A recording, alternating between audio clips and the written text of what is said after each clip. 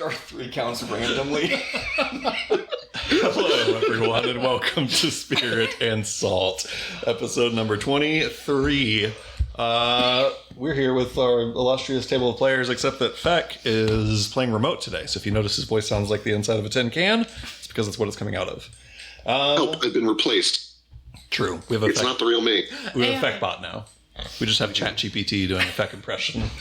Anyway, I don't say that. I hate that a lot. It's costing 1 Lake Superior to run this session of D&D today. Anyway, let's do a little recap before we jump in. Last time on Spirit and Salt, you guys were en route across the Ocasian countryside towards Cherry Falls, heading there for a couple of reasons. Most prominently, that Marble wants to go participate in an artificer fight there in the hopes of winning some parts to repair his race car and his power core apparatus. Cadence also has a reason to be there, looking for her missing colleague Vanera, though as we talked between sessions, I don't know how many people in the party even know that, besides Boss and Ghost. Anyway, we'll elucidate that during the session. Anyway, with those reasons, you guys were headed to Cherry Falls. It had encountered a bit of a roadblock, specifically that the train tracks were closed, the route from Sapaxi Creek in Ocasas to Cherry Falls. Closed because, specifically, there was what was described to you as a disabled train on the track that needed some maintenance attention. After you finished your business in Pacanosa, you guys made it to Sapaxi Creek, and essentially found out that what had been kind of described as a maintenance issue was maybe not a maintenance issue. All that the station had received was an SOS message with no details from the train in Liberty Valley, and had not been able to make contact with them. Had sent a section crew out to check on it, and they had also not come back or been contacted, and something like 3 or 4 days had passed. So this next section crew that had been called to go address this issue, specifically Octavius Boone and his apprentice Jacqueline, were like, hey, what the fuck? You're obviously sending us into an extremely dangerous situation, which was resolved by you guys, the party, being like, well, we'll escort you for money. So you guys made arrangements to receive pay in exchange for escorting the section crew out to the train to repair whatever issues are going on with it or investigate what has happened to it.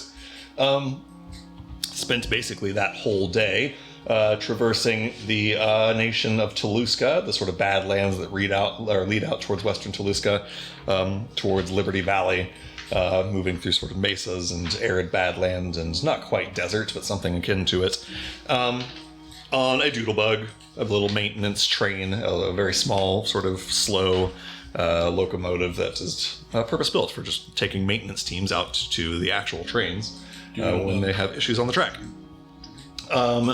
Arrived at the disabled train in Liberty Valley and found essentially a massacre here. There was the captain of the train and the section crew that had been sent out, and lots of passengers and travelers all dead.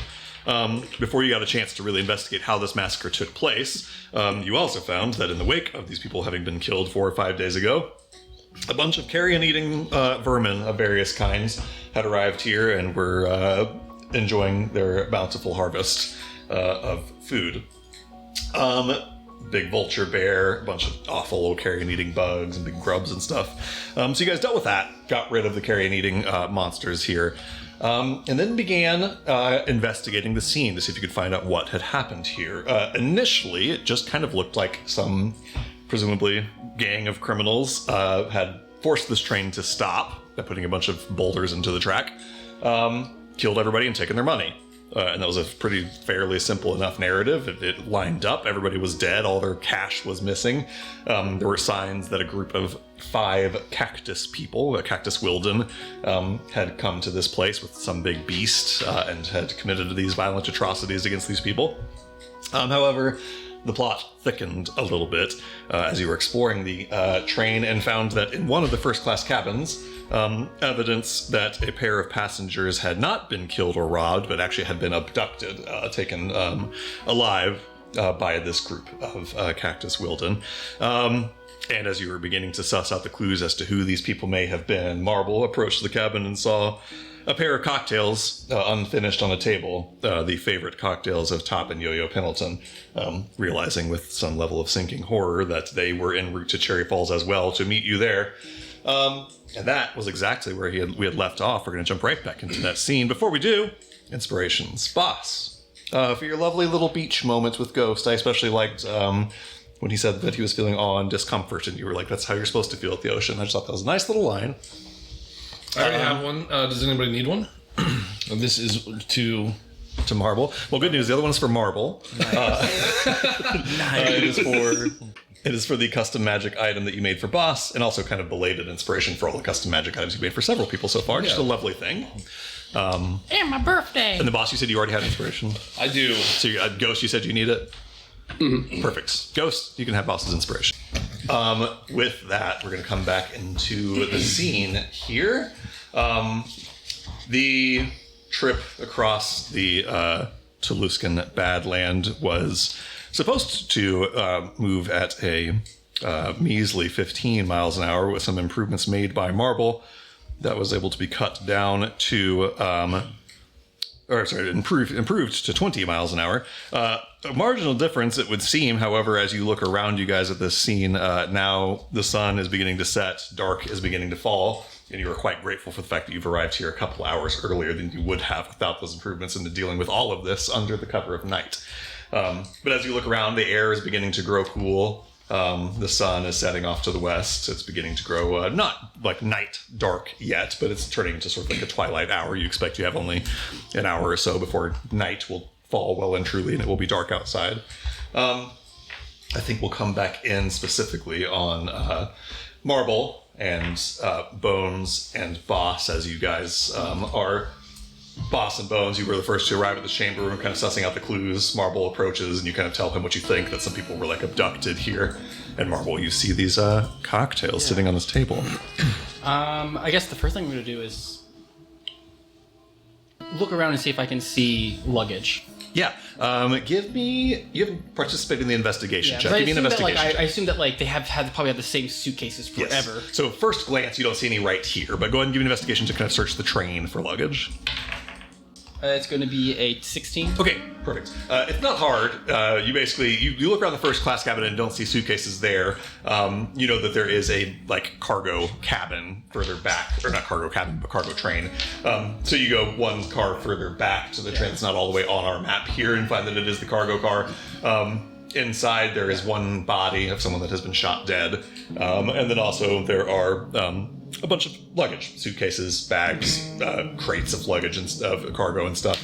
Looking through it on a 16, you do find the suitcases of Top and Yo-Yo Pendleton to sort of confirm your suspicions of having just the cocktails being only a hunch. I don't know how you imagine it, but I imagine they just have one giant suitcase. That does make sense. I think they would probably share one big suitcase. That does track for them. And you see... a lot of the luggage here has been like opened up, seemingly having been popped open and searched for valuables. You see some are missing, like, you know, cash or jewelry or other little valuable trinkets that are left inside of them. Top and Yo-Yo's suitcase has been left where it is intact and hasn't even been opened, but it was not taken, for whatever that's worth.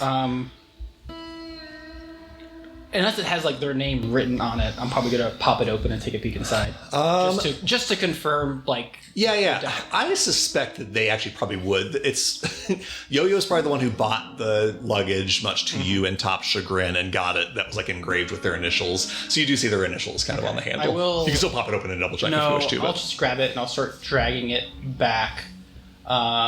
Past Bones and Boss, and I'm like, come on, and then I'm going to keep dragging it back to the front where everyone else is at. Perfect. And Bones, just one more quick thing. I glossed over last time because we wanted to end on a little cocktail reveal, but you had also done like a humanoid ranger tracking check.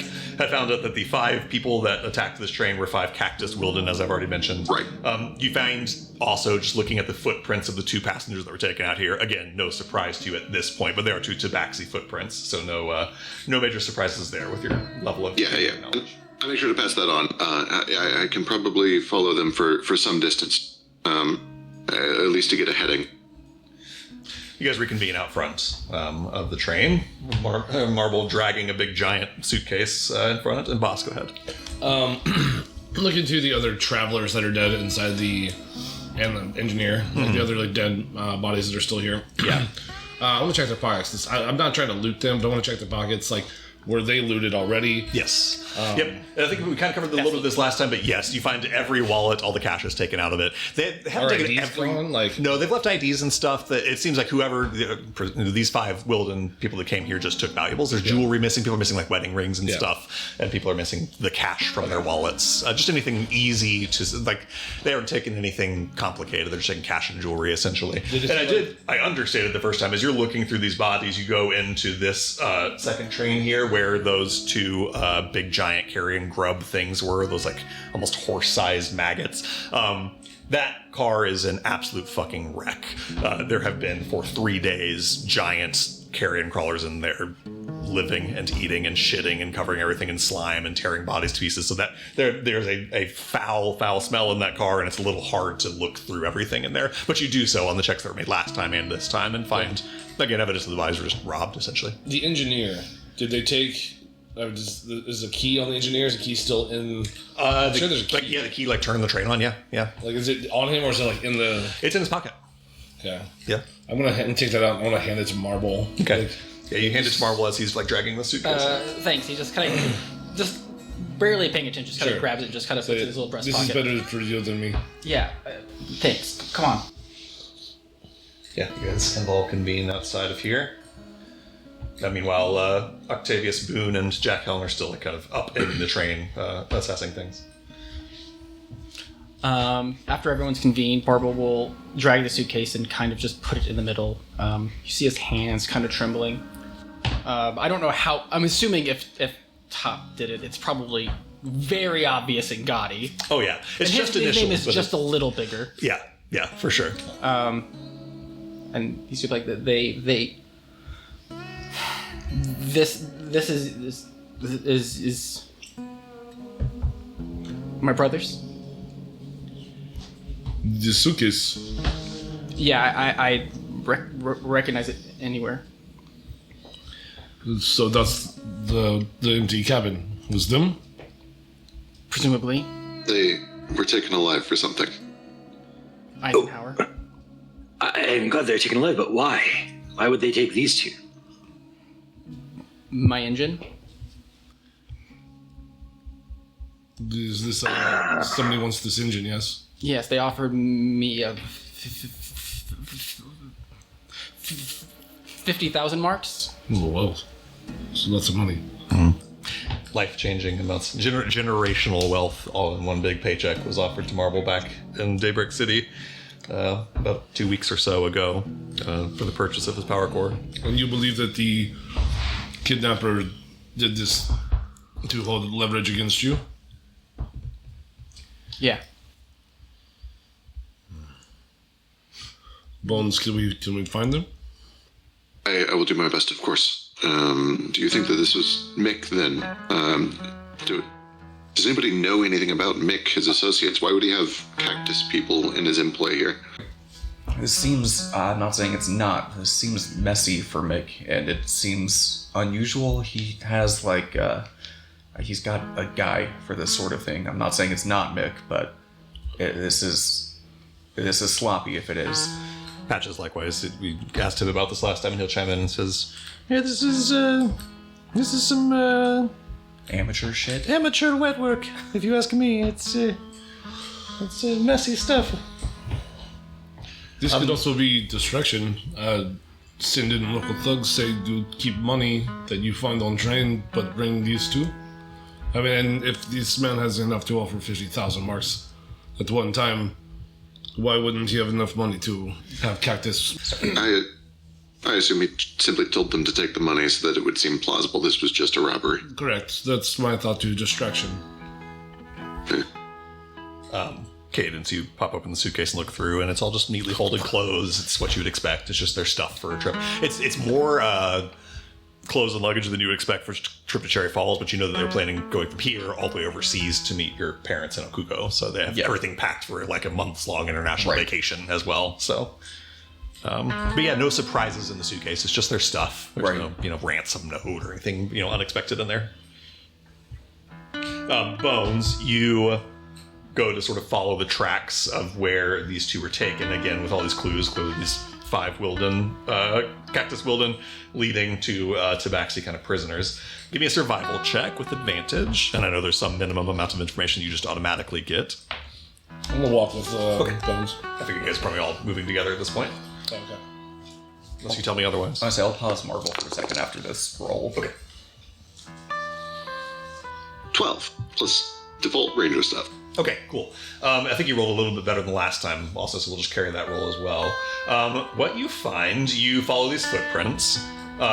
They head up to this hillside where last time Cadence and Ghost had found this camp, where evidently these Wilden were basically camped out up here waiting for this train to arrive, and then when it arrived, they jumped down and sprung this attack, accompanied by their big, feline pawed beast of whatever nature that is.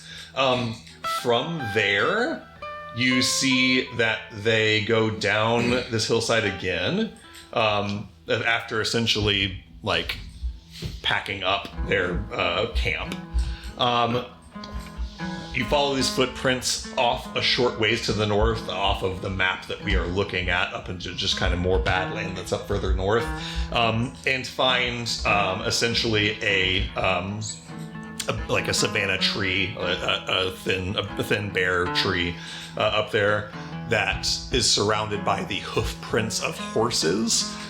Essentially, it looks like that they had horses tied out to a tree over here, awaiting all of this. Right.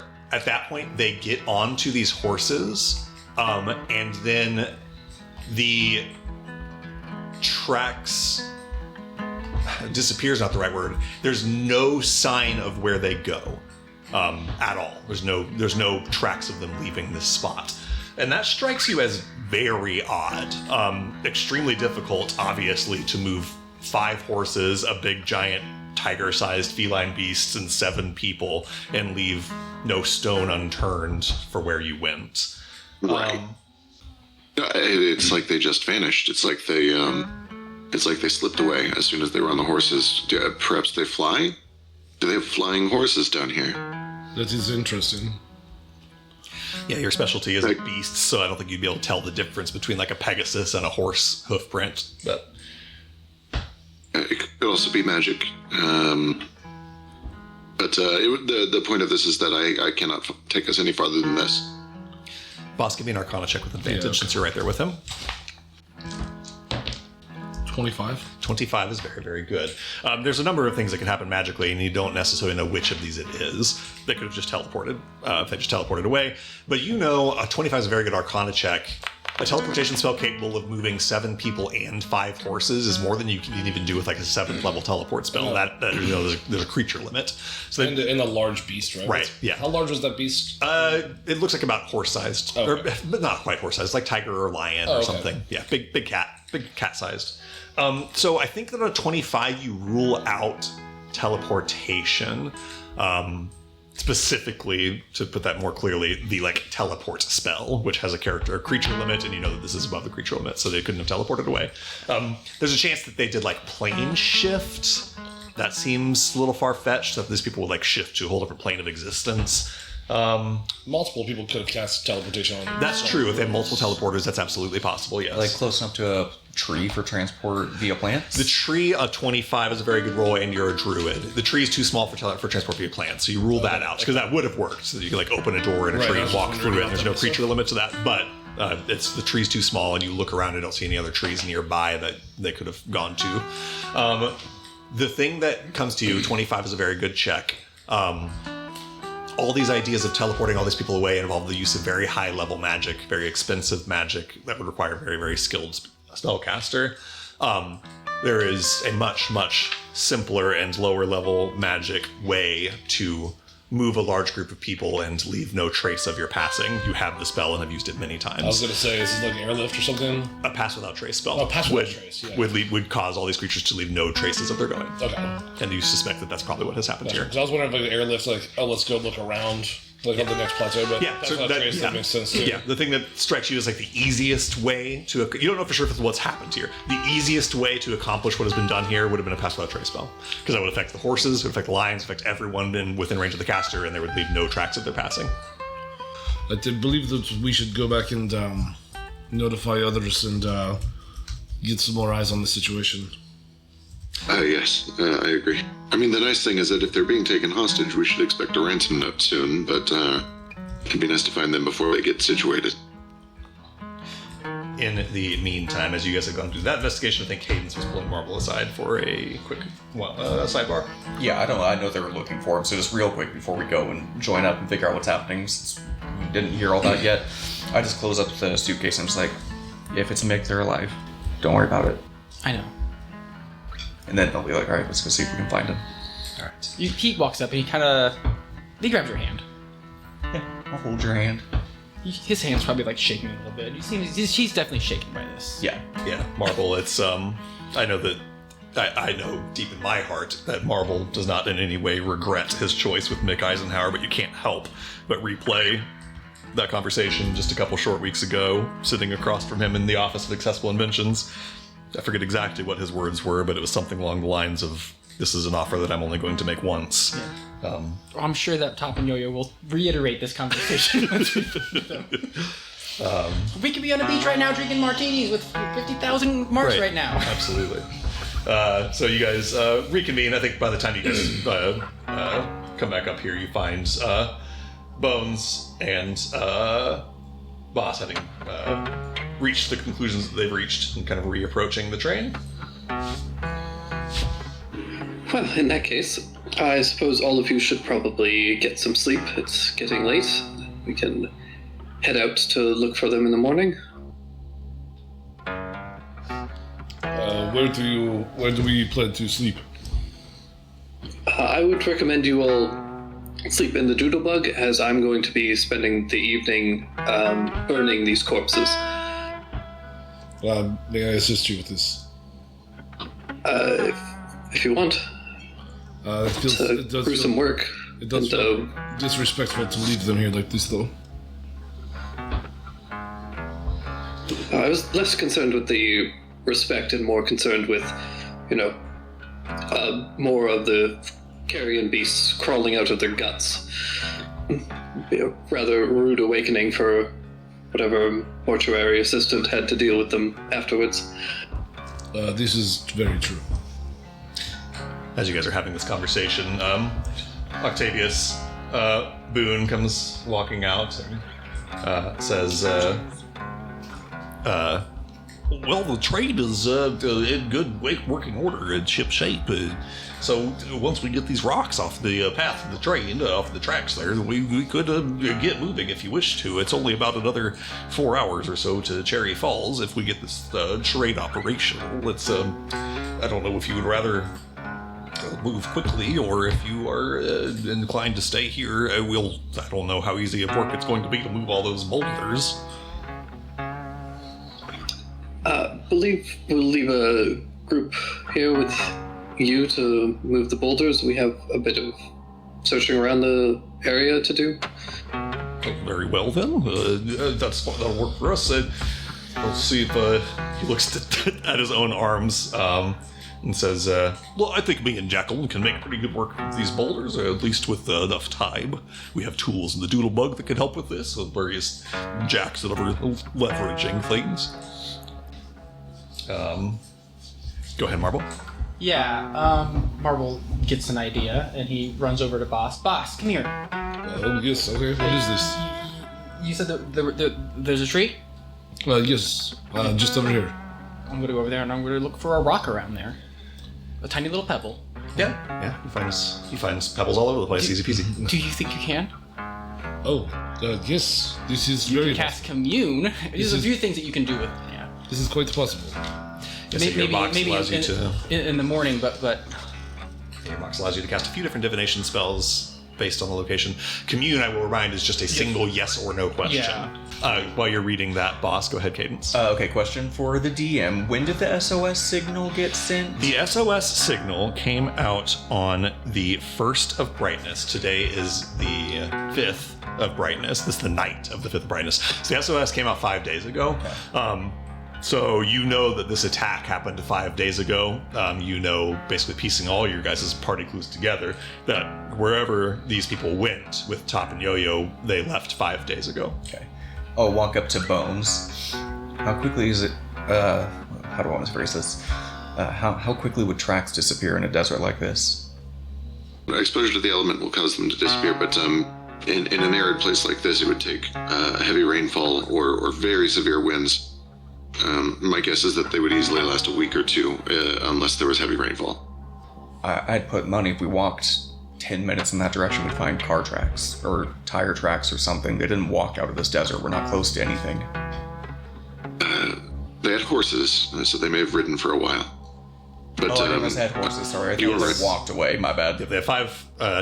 It's 5 horses that they have, which you can cover quite a bit of ground in Yes. 5 days on horseback. It strikes you as you're considering this question. Let me move this to this other map really But quick. how far can you travel? What is Pass Without Trace? 10 minutes or an hour? I think it's an hour. Hour, Yes. okay. Yeah, so like you guys are roughly. I didn't move this appropriately. 1 second. I'm just thinking if we walked roughly this way for an hour, we might come across the horse tracks or something. The problem is, you walk out to this tree where these horses were tied up and where the trail goes cold and look out in every direction, and there's, not infinitely many, 360 angles to take, and you have no clue which way they would have gone. Yeah. You could try to get lucky and happen to go the direction that they went. Go ahead, Marble. What does ZE retrocognition do? Retrocognition. Let me have a look. Is it exactly as Pathfinder 2 has? Not it? exactly, no, but it's probably very close. Retrocognition. Opening your mind to mental echoes, you gain psychic impressions from past events that occurred in your current location in the last 5 days. These impressions are cryptic and vague, taking the form of strong emotions and metaphors that provide clues and details about the past. The spell reveals impressions in reverse chronological order, starting with events that occurred over the course of the last day, throughout the first minute of the duration, followed by the impressions of the next day, back in time, a minute, and so on. How long ago was the 5 days, you said? So this, For each minute you concentrate, you get 1 day, the next day, the next day. So in the 5th minute of your concentration, you would reach the 5th day. Back in time. So we could, in essence, watch this. All right, so I'm gonna pitch this idea. Like, casting this spell, I'm sitting there for 4 minutes, basically just like feeling desert. You know what I mean? And then all of a sudden, I start feeling the presence of these other things, the emotions I start feeling. And then what can I follow that? I only have a minute, but like it says we're going back in time. Mm-hmm. It'll start further, like on the opposite end of that, Right. And then end with them arriving there. Yeah, I would let you kind of essentially try to like chase the emotions again, just for the duration of the spell. But yes, I would let you essentially try to like get a. I mean, a minute in a world could be a lot. Yeah. Space. Yeah. Depends on how much ground you can cover in a minute, I suppose. Okay. But once again, we're gonna get okay. I like this plan. So the plan is you go out to where these trees were tied up, or where these horses were tied up to this tree, find some pebble sitting on the ground. You crack this polished box open, and you place this pebble inside. The sand starts to kind of ripple around it, putting out like a cascade of Zen Garden ripples.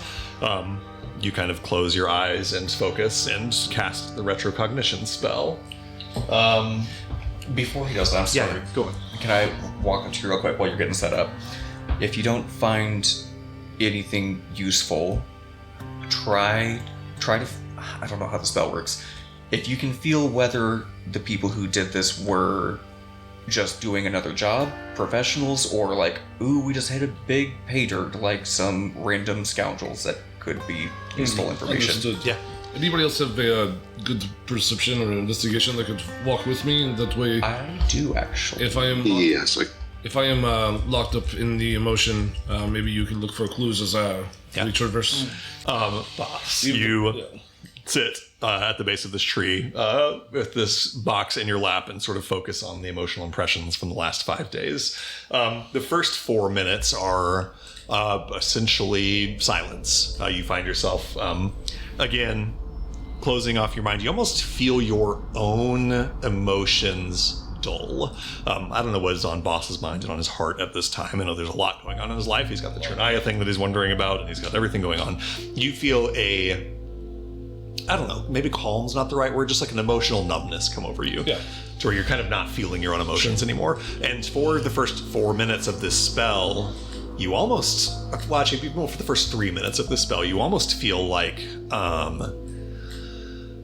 one with nature in a way that you haven't felt in quite some time. You feel it's almost like a short version of ego death for a moment, and you just are the desert. It doesn't have an emotion. It's just vultures. You feel faint hints of hunger. Hunger. There's, there's carrion beasts flying above, hunger and some animal greed of, the beasts that are not getting to feast on this feast because the bigger and stronger ones are doing so.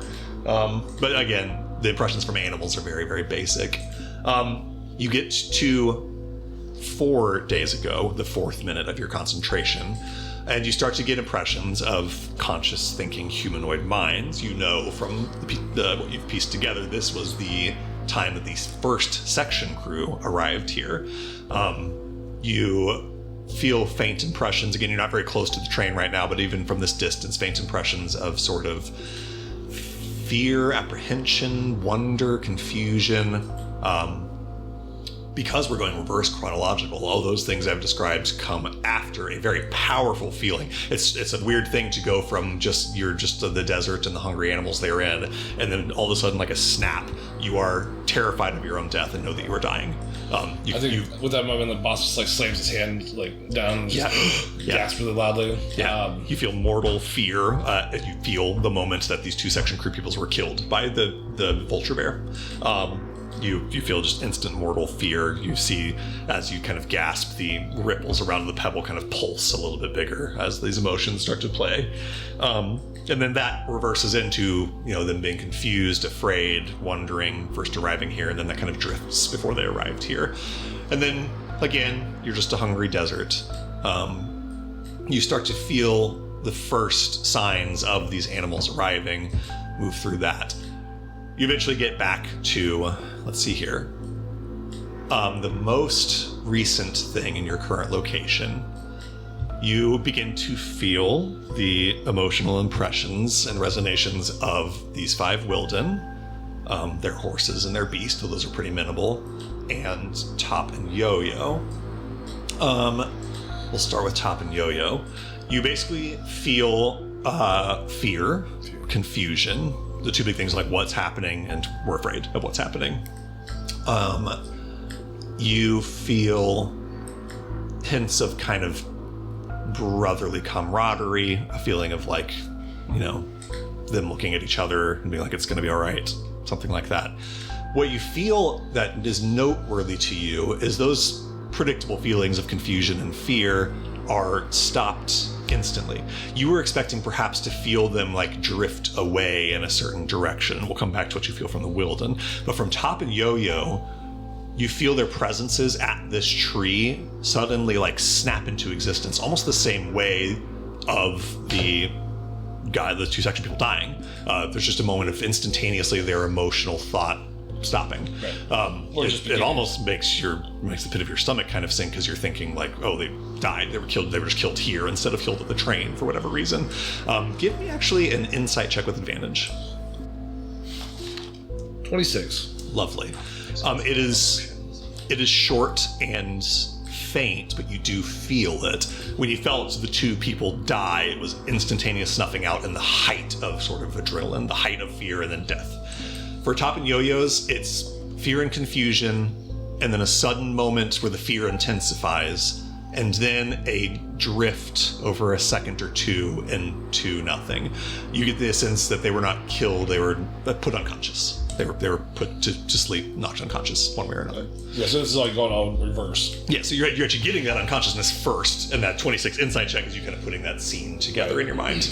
And then at the same time as that is happening, you're picking up the thoughts of these 5 Wilden, and you're thinking about Cadence asked you, what are they thinking about here? You basically get impressions of... Pride? Pride would be job well done in my mind, There's... If it was professional, they wouldn't be feeling that, though. They just feel like it's another job. You get a little bit of both of those things. There's 5 different thinking people here with thinking things, and I'd say 3 of the 5 of them are just thinking about the payday. They're thinking...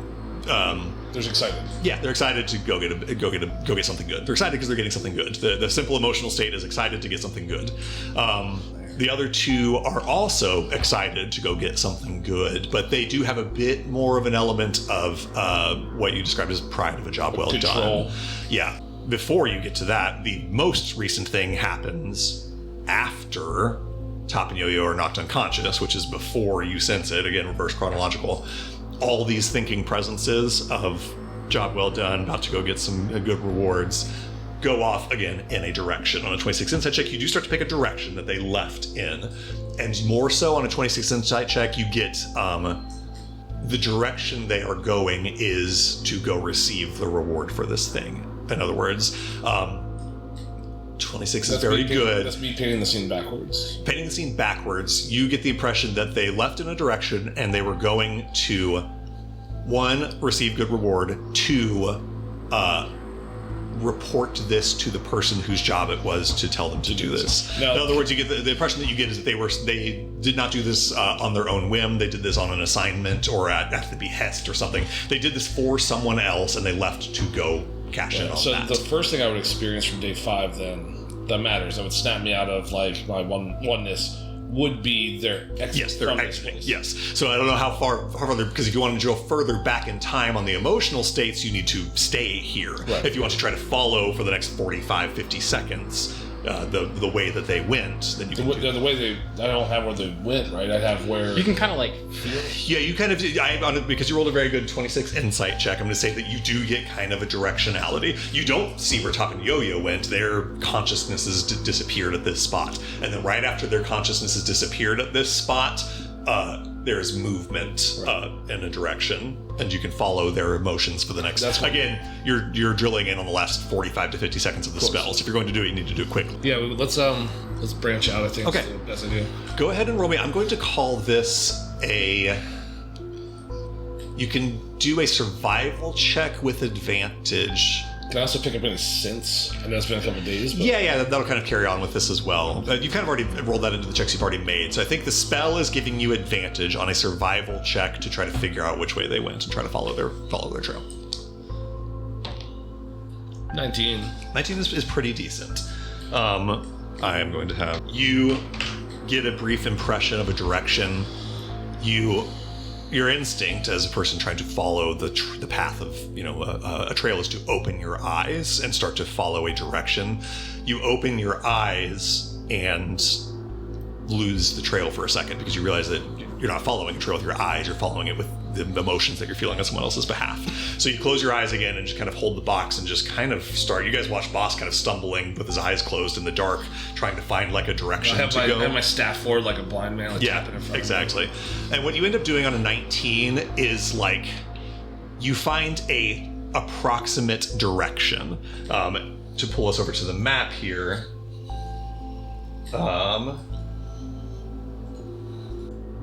If you draw a line straight west, just look directly due west from your arrow, and turn about either 15 degrees north or 15 degrees south, they went somewhere that way. Again, looking at our map here, it could be they could have gone to Cherry Falls, they could have gone to where you see Blackwood marked on the map there, they could have gone just somewhere in Liberty Valley. You get a vague sensation that they have gone like approximately westward, but you're not getting a like direct they went this way on this heading, if that makes sense. So with knowing that like my spell is running out, Yeah. I think I pick up my pace, just guessing like let's just head like west. On the roll that we're already done over the next 45, 50 seconds, you try to sort of follow these feelings, try to follow these emotions and follow their sort of resonance. And there's moments where you drift off and then kind of course correct and then drift off the other direction and course correct. And you end up, again, at the end of this spell, as the magic starts to fade, you start to feel your own emotions creeping up behind these strangers' emotions that are in your mind right now. As the spell ends, you sort of open your own eyes and find yourself back in your own feelings. And there's a brief moment. I don't think you've ever cast the spell before, so it's a strange out-of-body experience to be divorced from your own emotions for 5 minutes and then feel them come back to you. But you look around and you're in a cold, dark desert at night with a vague sense of direction. You see off in the western sky the last sort of hints of sunlight dipping below the horizon. That's approximately where you need to go, but you're not seeing a landmark or anything obvious that tells you where on that vast horizon you need to point yourself. I need to speak with Marble. I hurry back over. And, He's anxiously trying to be busy, but has nothing to do. they were taken. I will tell you from what I could gather. They were taken alive, unconscious. Let's say alive. I figured. They did seem to have some. Maybe this is me trying to feel good about the situation, but it did seem they felt some sort of confidence. They were definitely afraid and confused of the situation, but they did seem to have a confidence of their own that I could feel. Boss, on a 26 insight check, you are looking for the word, especially because Golden is not your native language, to describe what they were feeling aside from the fear and the confusion. And it's something like camaraderie, brothership, or brotherhood, but you arrive at the word hope. Okay. There's some hope there, and you get the sense that the camaraderie and brotherhood that they were feeling was not just for each other.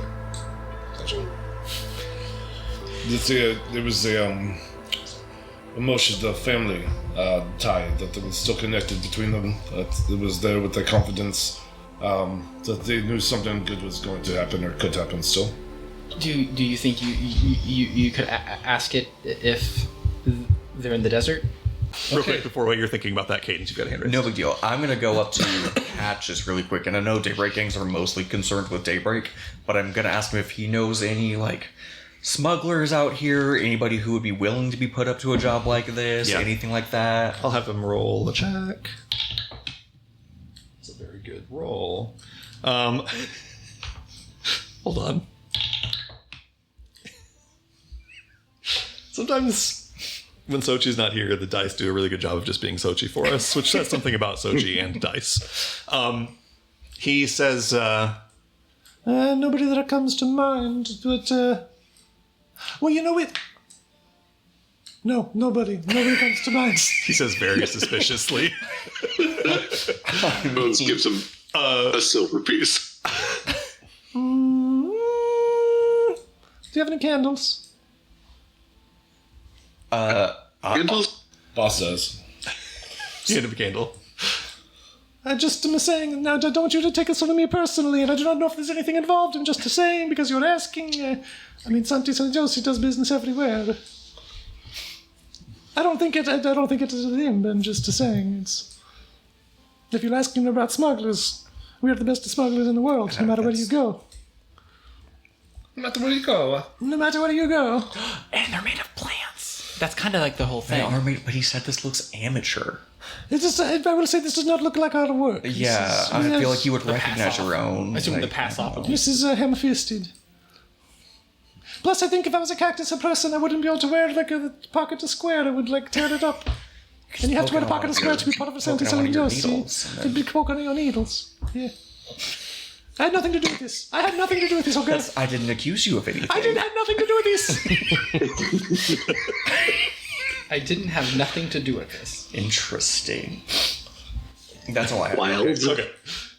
Question for Zeke here. Yeah. So obviously, commune spell. In this aspect, would it be like him asking the land itself? Yeah, so he's not contacting like a deity like the spell describes. He's learning something from the land itself, yes. My first thought is asking it, are they in the desert? Yeah.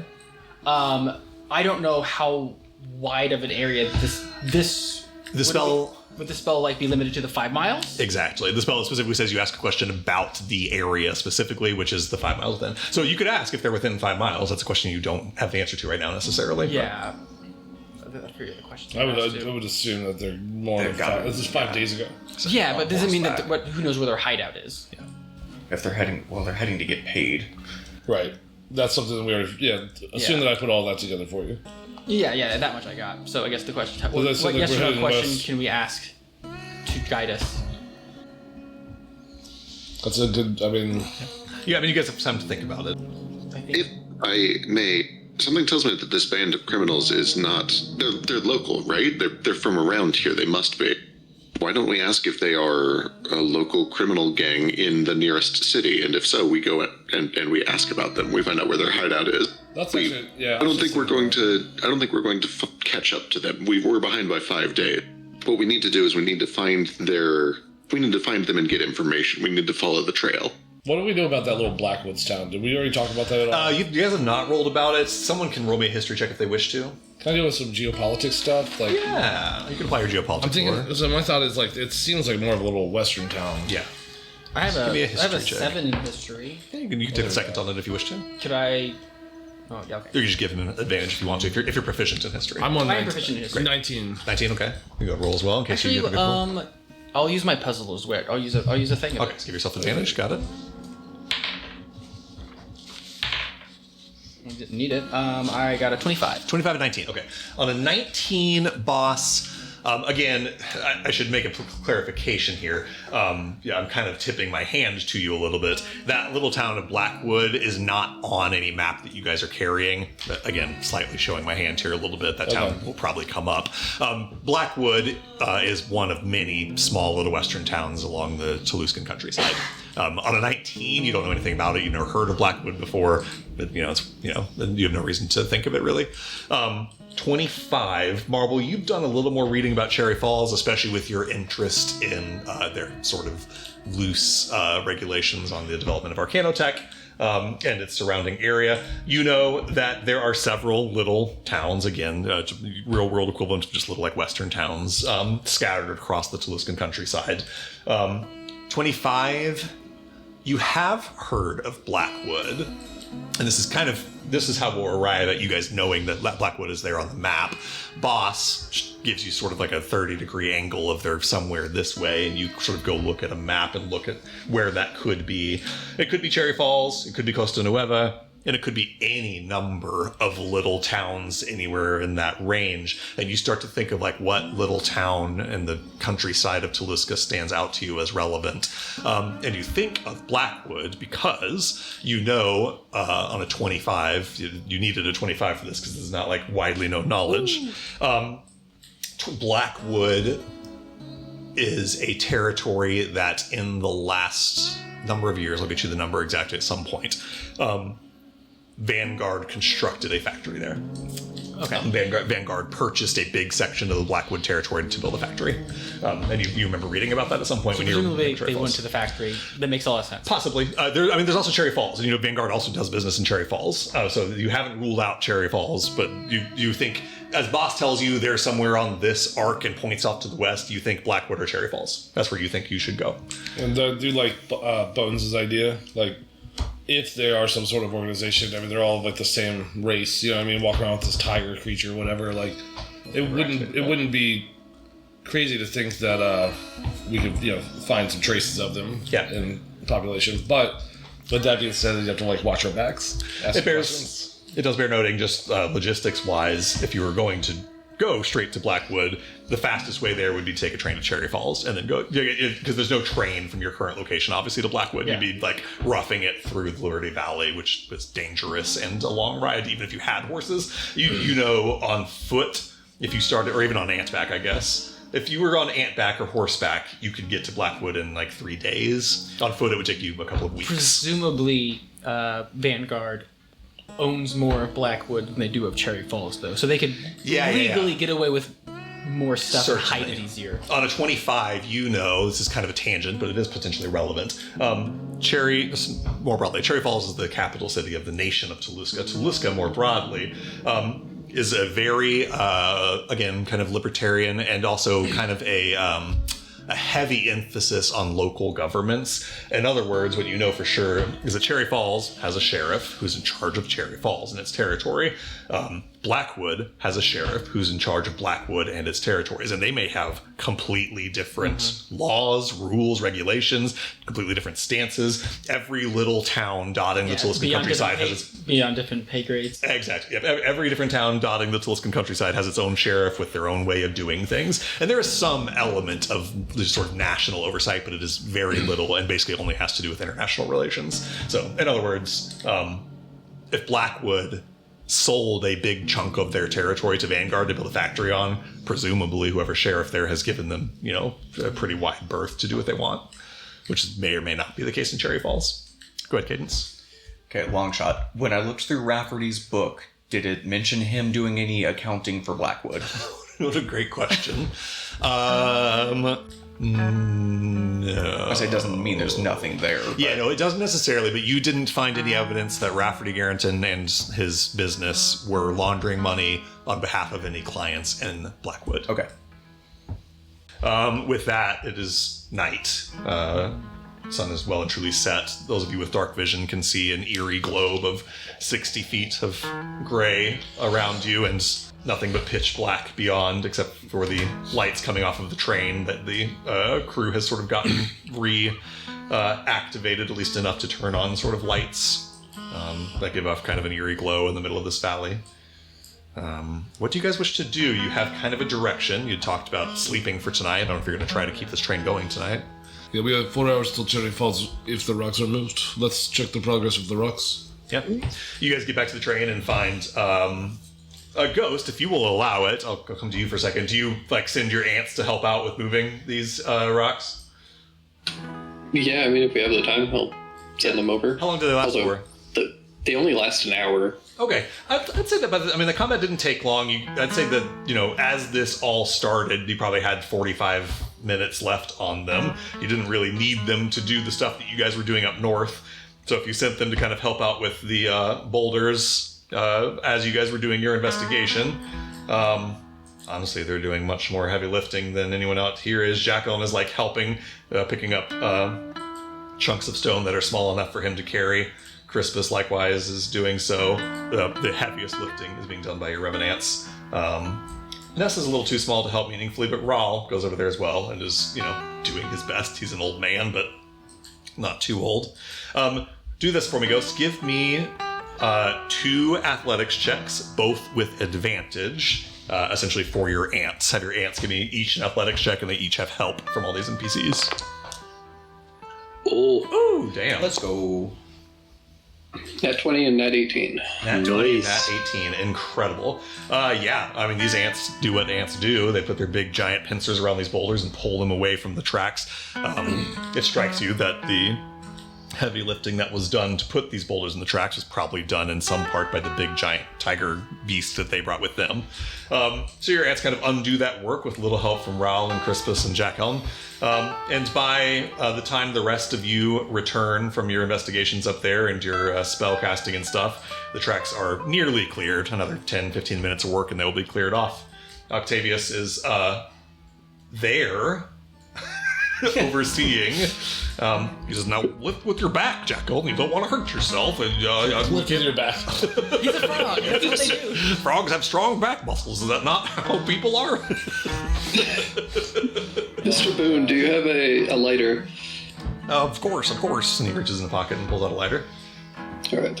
I'm going to go burn these corpses. Oh, well, very well. That's some grim business that I don't want to do or I might throw up. I'll leave it to you.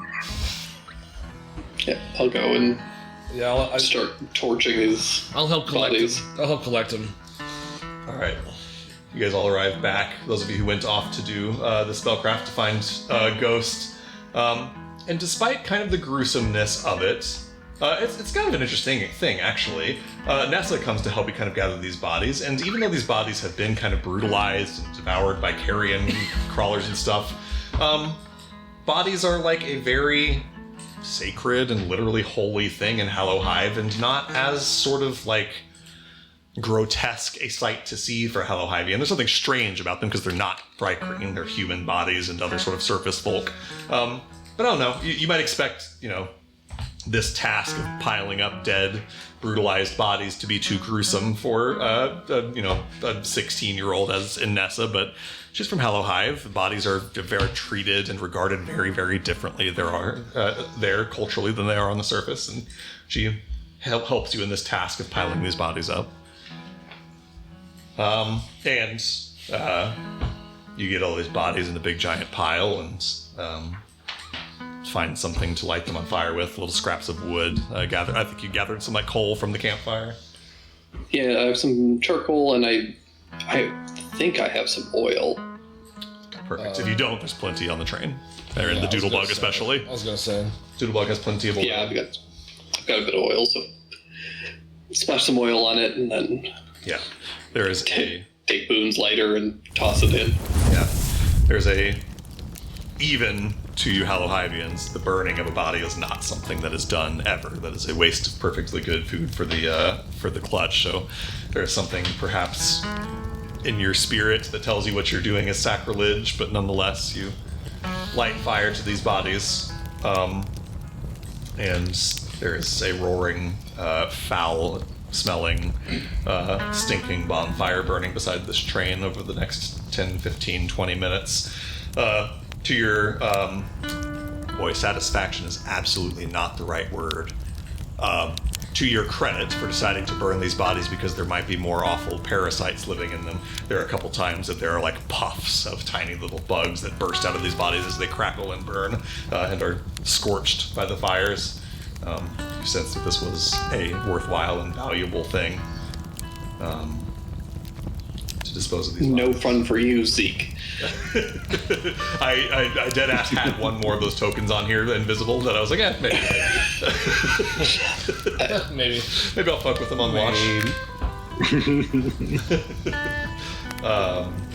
I will say a little prayer to the deceased. Yeah, I think rituals and customs are different on the surface, and it strikes you like there's we've as human beings playing the game Dungeons and Dragons encounter a lot of death on a regular basis and gloss over it very quickly, but like each of these travelers and each of these maintenance workers and captains were somebody else's brothers or fathers or friends, and there's a lot of death here, a lot of wanton, ugly death. Strikes you that at some point somebody's going to have to go tell a lot of families about what happened out here once the manifest is collected. Go ahead, Marble. Yeah, I'm gonna go to the Doodlebug and get all of our luggage, and I'm gonna put it on this train, and I'm gonna start getting this train ready to go. Yeah, absolutely. The train is ready to go, mechanically ready to go. The maintenance crew's done a great job getting it ready, and at this point, after these bodies are burned, the stones are out of the way. The front car here is like technically usable if you want to spend some time cleaning out the nasty bug slime and shit and guts. We're not getting paid for that. You sure aren't, and I wouldn't recommend it. But the cargo the cargo train at the end is relatively clean. You can put your luggage and stuff in there, and you go through the process of connecting your Doodlebug and the other Doodlebug to the back of this train. So you have two clean Doodlebugs you guys can ride in. So you guys take your seats wherever you wish to in this train. By this point, it's about 10 p.m. or so. Yeah. You guys get some rest. I'm gonna take us back to town. All right. It's like, what, 4 hours? Why don't you let Octavius do that? Right. You need rest too.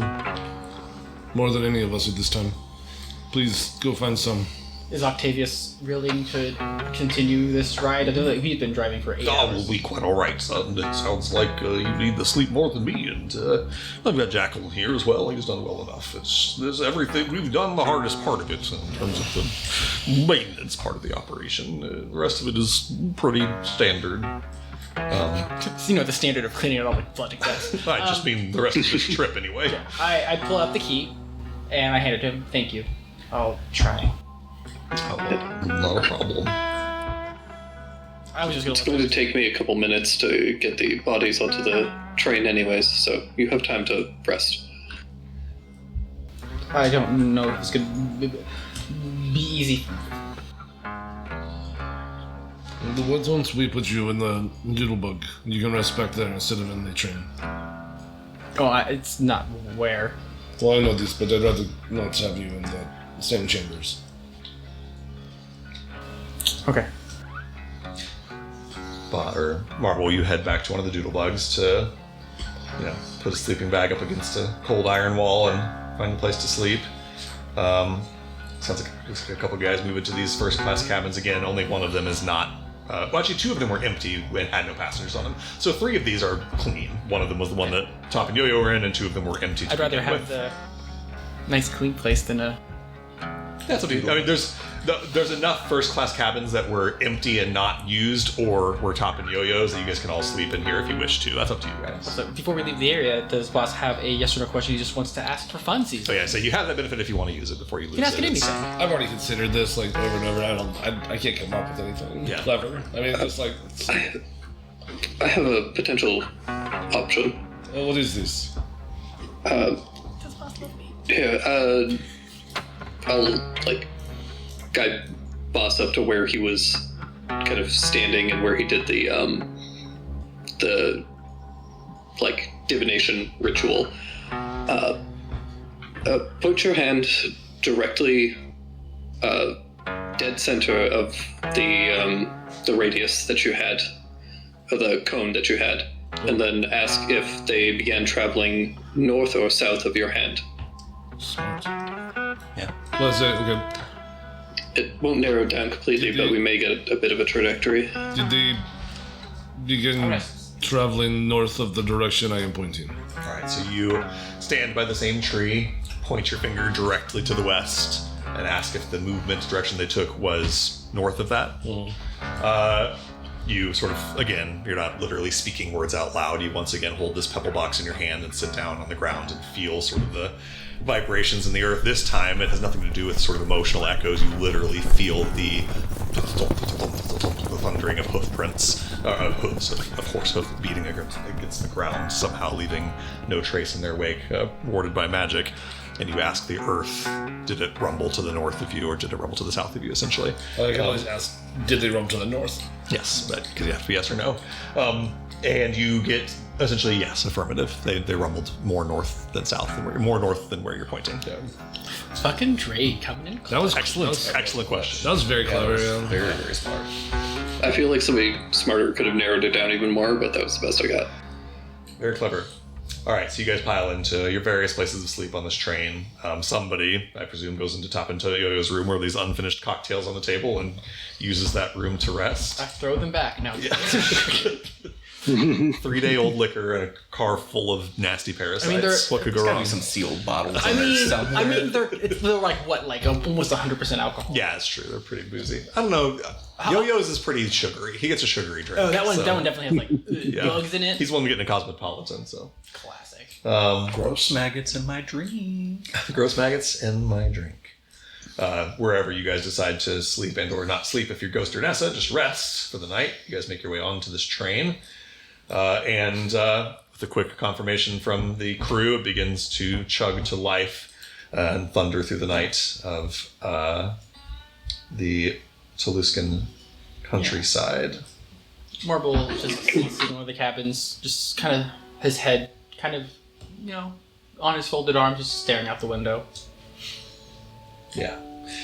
You watch the countryside whip past out the windows.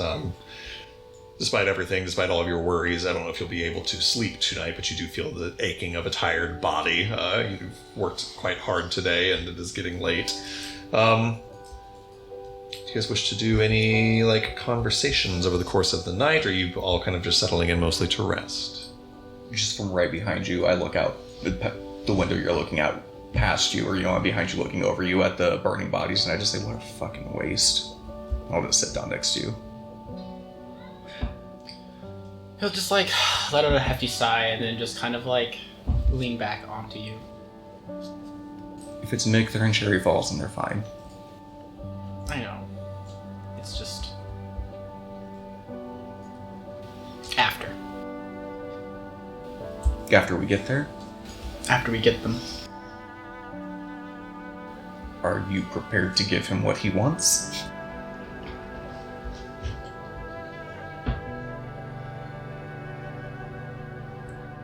He just kind of scrunches his nose a bit, so looks out the window, just doesn't say anything. Yeah, I was leaning back in the chair. Well, if we're very, very lucky, it's not Mick. Think we could get them without paying? Get them from Mick without paying? Do you want comfort right now, or do you want me to tell you the truth? Truth. There's no shot.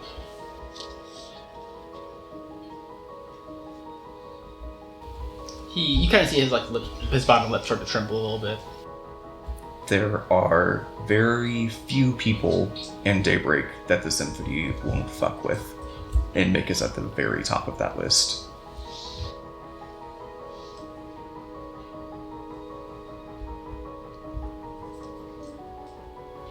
He's not unreasonable, and he's obviously quite smart, which is giving me some hope that this wasn't him, or at least not his idea, because this is a fucking mess. But yeah, if it's him, I don't know what to tell you.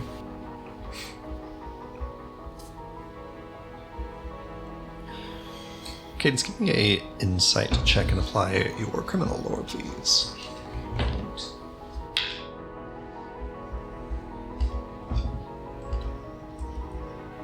can also do history if it's better than insight. I assume your insight's better. It is better. 24. 24 is very, very good. As you've said, Mick Eisenhower is among the people that the symphony has... You know that Solomon wouldn't characterize it as him being someone they wouldn't fuck with. Right. He would characterize it as he's a close ally and a good partner to have, and we should keep him on our good side because it's to both of our benefit. Right. You know that could be construed more as like we don't want to be on his bad side. Right. It depends on how you angle it. What I was going to say on a 24 though, you know that again this has already come up. You know that Mick Eisenhower has like a dirty work guy, Kakiori, that like does his dirty work for him. Right. You know that famously, Mick.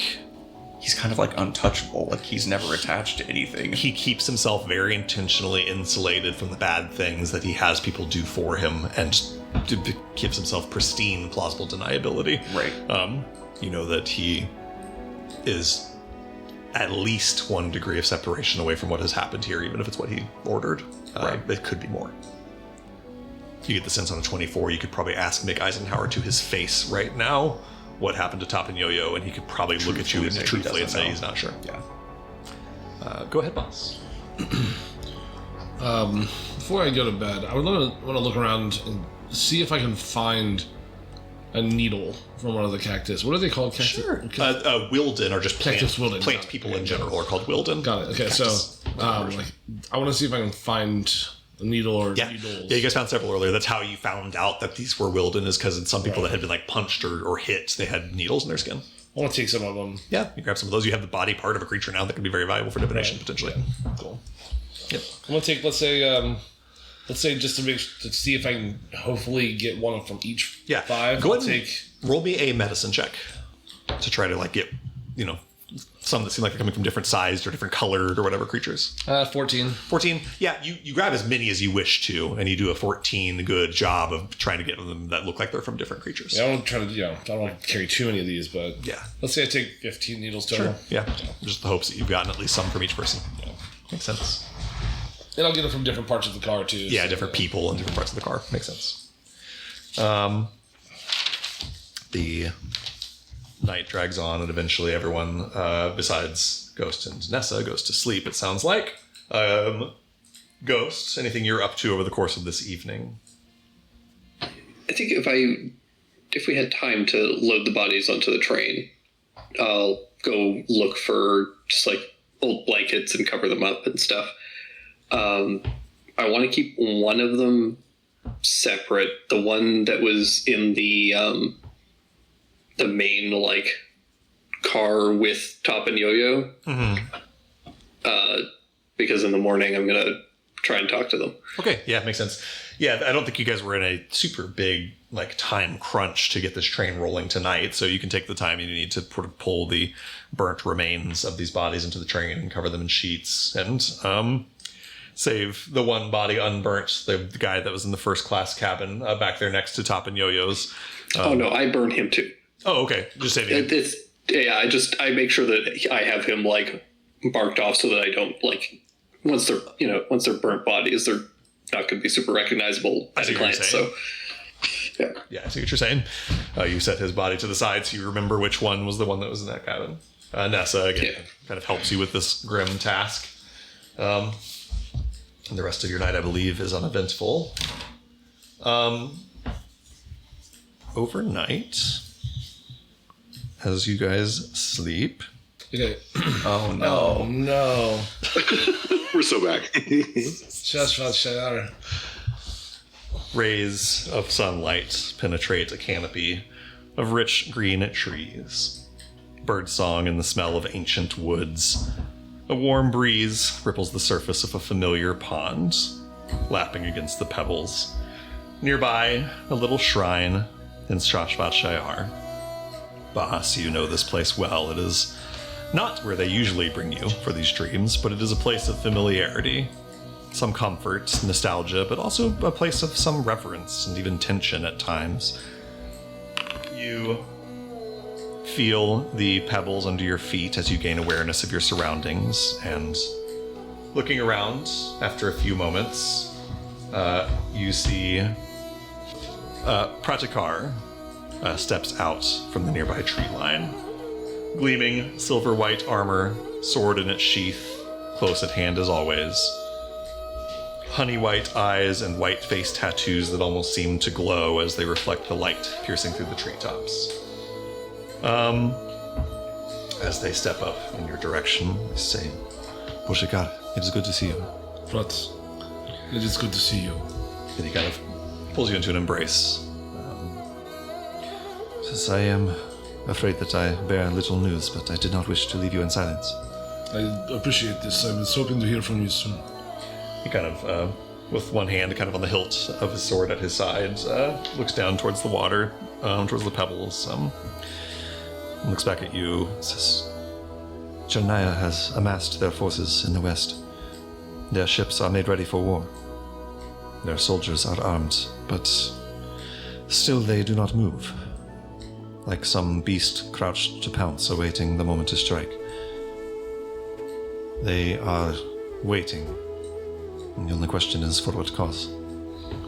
That is interesting. Do they have any other obligation with other nations at this time? This I do not know.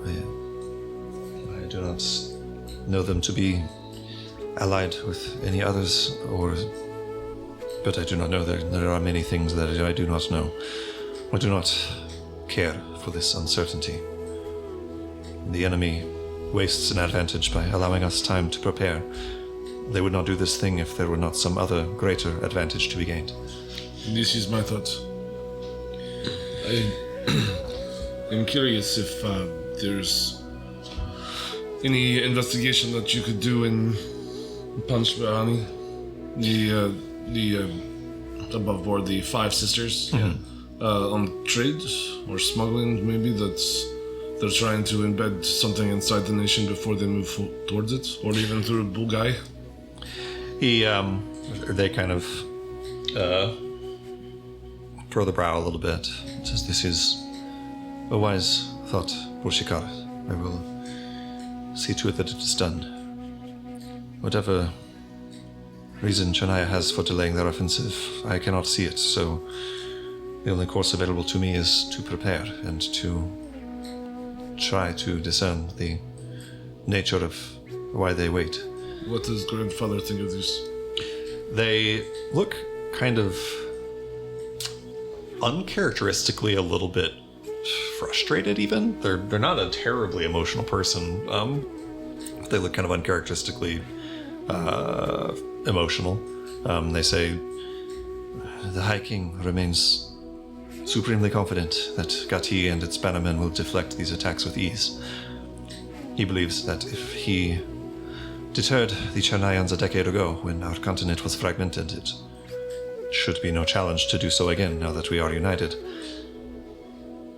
In truth, Porshikar, I fear that the threat is not being taken seriously enough. I have implored Lord of Agnes that we must not take the enemy lightly, that he should counsel caution to the High King, and in response, Lord of Agnes accuses me of cowardice. You see downright anger on his face as he says that. He says, I am Samant of Shashbat Shayar. You see his hand is almost like gripping the hilt of his sword. He says, I have served Har Saman since before his lordship was born. I do not fear war. I do not fear dying in the defense of our homeland. What I fear is our lands falling to enemy rule because we did not make ourselves ready. If your father were still king. And here he trails off for a long moment. I thought I'd just look down and just kind of like look over towards the shrine again and tap the water. Yeah. They hang their head a little bit and actually very formally kind of take a knee towards you. I stop them as they start to go down. They look up at you and say, I apologize, Porshikar, I dishonor myself. You did not dishonor you or the family. You have been an incredible servant, incredible friend, instructor, mentor. You do not apologize to me. They stand up, a hand on your shoulder, but say, you honor me, but nonetheless, Lord Vagnus is rightful ruler until the High King deems that you are prepared. And real quick, we have heard this name a few times. They're talking about Rajan Vagnus. The tiger. Saw them in your brief opening scene.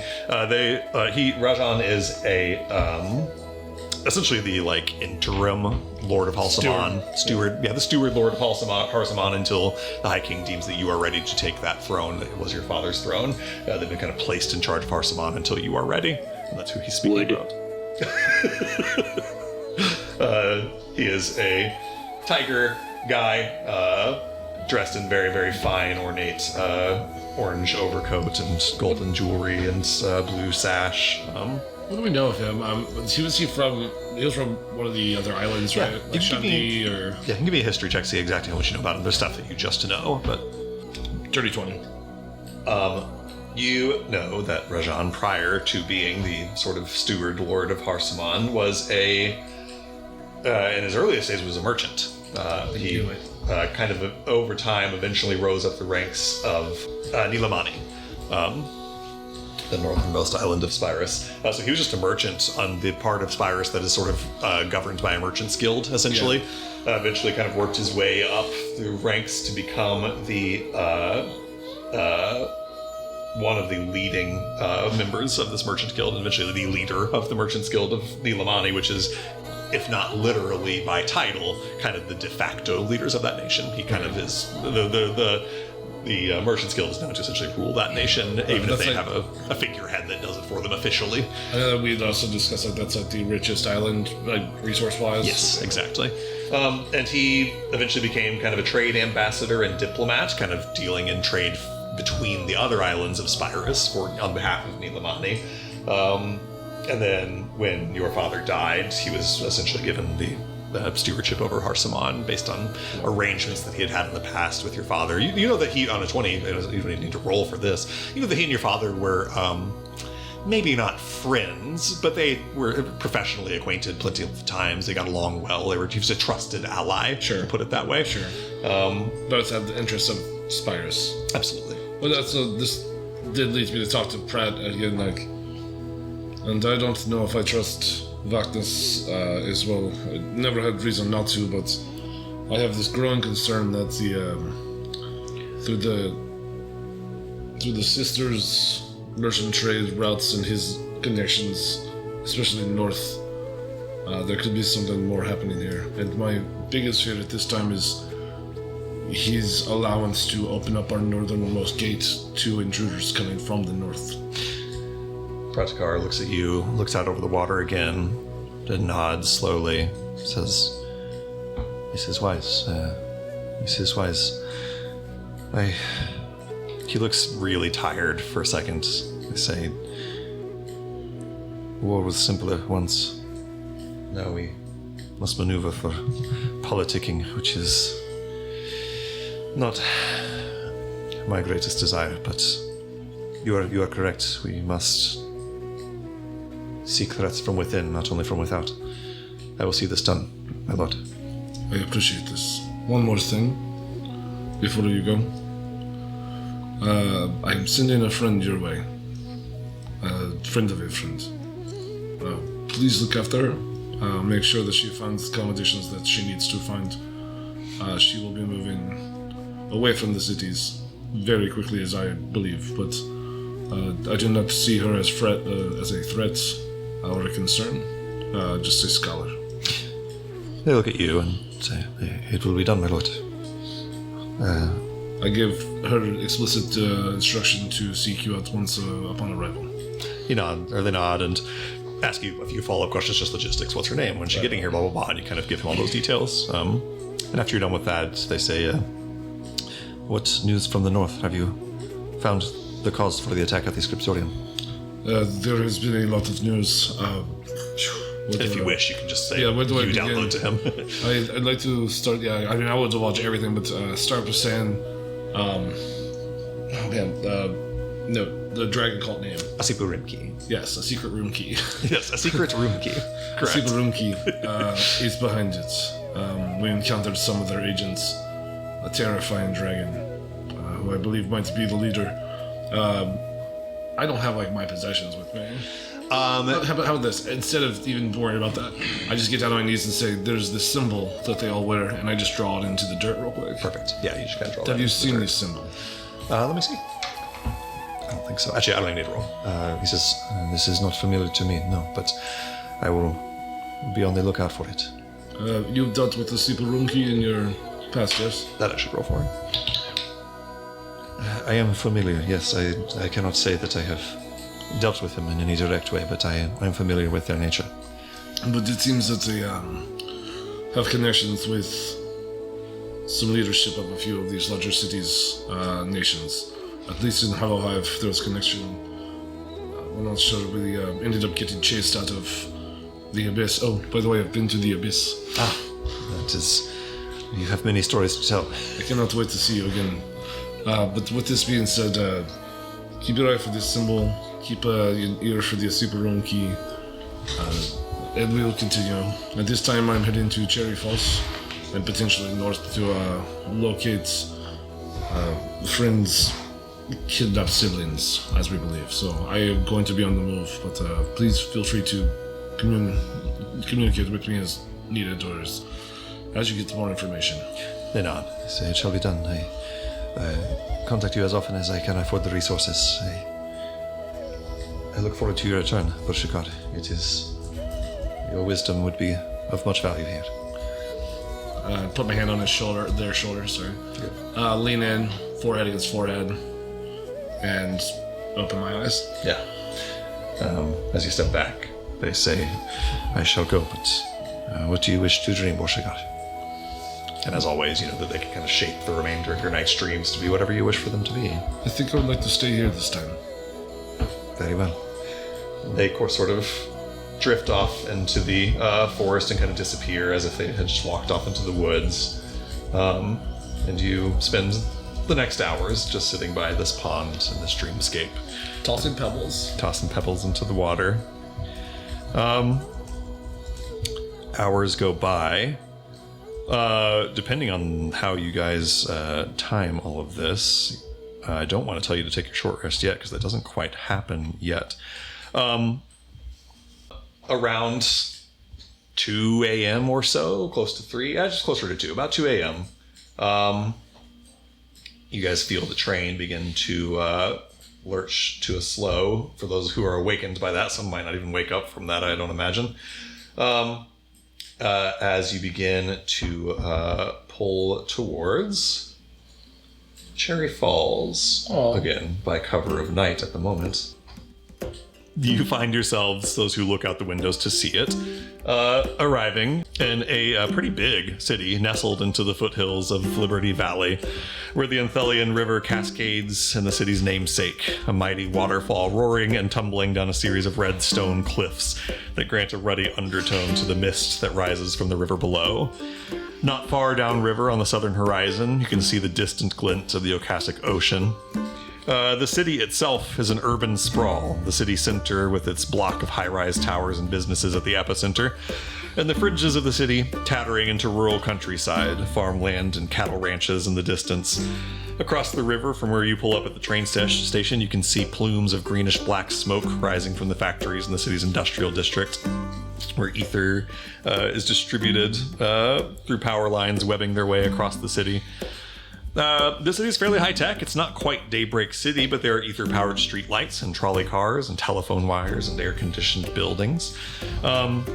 Again, you have arrived here at like 2 a.m. The city kind of sleeps at the moment. You don't see any pedestrians out. The streetlights even, probably some of them have gone out, like to every other one or whatever. I don't know if you guys want to just like sleep on the train until morning, or if you guys want to get up now in the middle of the night. You've not received a rest yet. The rest happens at about 6 a.m. Is there another train leaving right now at 2 What's a.m.? that? There's another train leaving at 2 a.m. If someone does the math problem of when you guys hit each other. I'm just kidding. So, real quick, how big is this, like, percentage-wise, the city versus, like, Daybreak? Like, is it 50% the size? Much smaller. Let me find the exact number for you. 2. Just trying to, like, scale it in my head. Yeah, I feel you.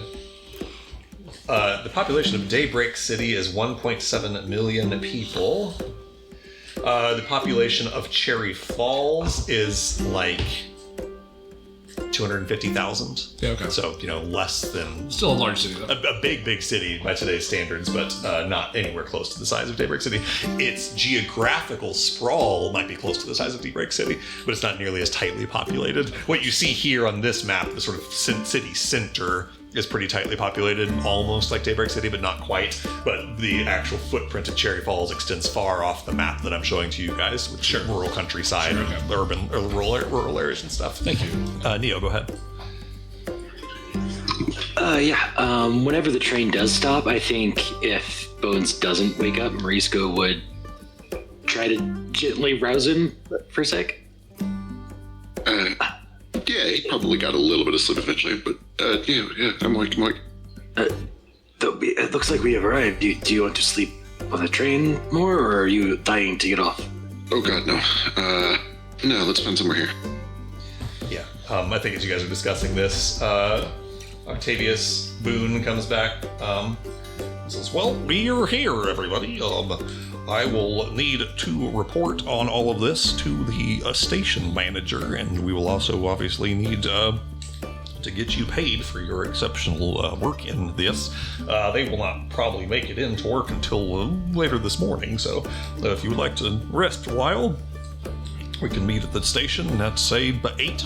You know the area well enough to know of a tavern or an inn nearby? Oh, plenty.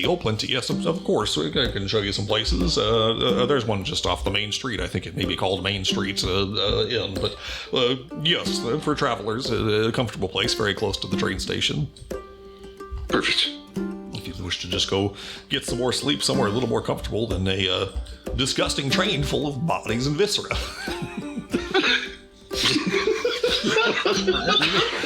Yes, that does sound much better. We'll meet back at the station in the morning, you said? Yes, just meet me at the station. We'll say 8, and we'll sort everything out from there. All right.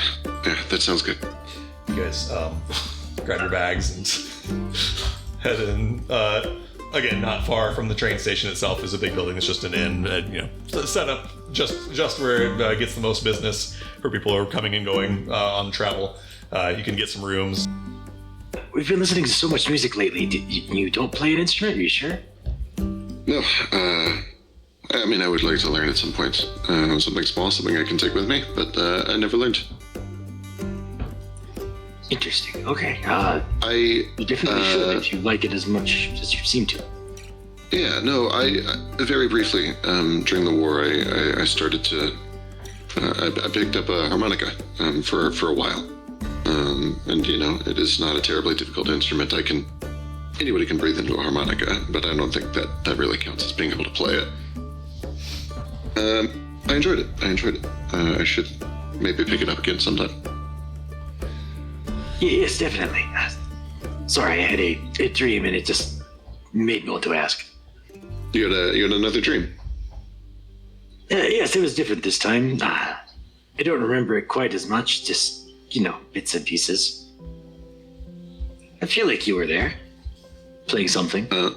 Hopefully I did not touch a sea slug and die a bloody, drowning death. No, it was a much better dream this time, thankfully. None of that. Was I playing music? Yes, but then I think my brain realized it couldn't figure out what to put you with. There was a point where you had a horn, and that felt entirely wrong. No, can't see me with a horn. No, the plenty in the music. The bones, keys, piano, that felt a little on the nose. A little. Yeah. Hard to travel with that. Although it is a good instrument. I don't know, I may have to experiment. I liked the harmonica, but I think I should leave it in the past. Maybe. You're different now. Try something new. Yeah. I'll keep an eye out. You guys eventually grab your bags and make it into town, and ordinarily a night at an inn is 2 marks. Because you're arriving at 2 o'clock in the morning and just want somewhere to sleep for a few hours, they'll give it to you for 1 mark. So if anyone wants a room, it's a mark. You guys can easily put 2 to a room and pay 5 copper each instead. Sounds fantastic. I mean, it's a mark. What's that? What's a nicer room cost? If you're looking to get like a nice suite, then it would probably be 2 marks instead. Okay. Actually, they're probably not going to give you the discount on that if you're looking for the nice suite, so probably 4 marks. I'll pay 4 marks and get us a suite. 4 marks for Cadence and Marvel to sleep in a nice, cush room, with a nice view of the city, bigger bed. Peasant sheets. No peasant sheets. Good thread count. I'll get a room. Perfect. And eventually, you guys, just lay back down in bed and get a couple more hours of kind of weird, restless sleep from having woken up in the middle of the night and walked through a brisk city street and then got back into a bed. As we're walking through the streets, is this like... I know it's the middle of the night. Is it like dead? Everyone's inside? There's no nightlife? There's like nothing going on? Or... For you, a resident of Daybreak City, this seems like a ghost town. There's not nobody. There's a few people out in the streets, drunk people in the street that have stayed up too late, and the occasional worker that's coming home very, very, very late from work. But there's very little in the way of nightlife. The bars are all quiet. What's left are just taverns where people are largely sleeping. It is almost weirdly, eerily quiet for you.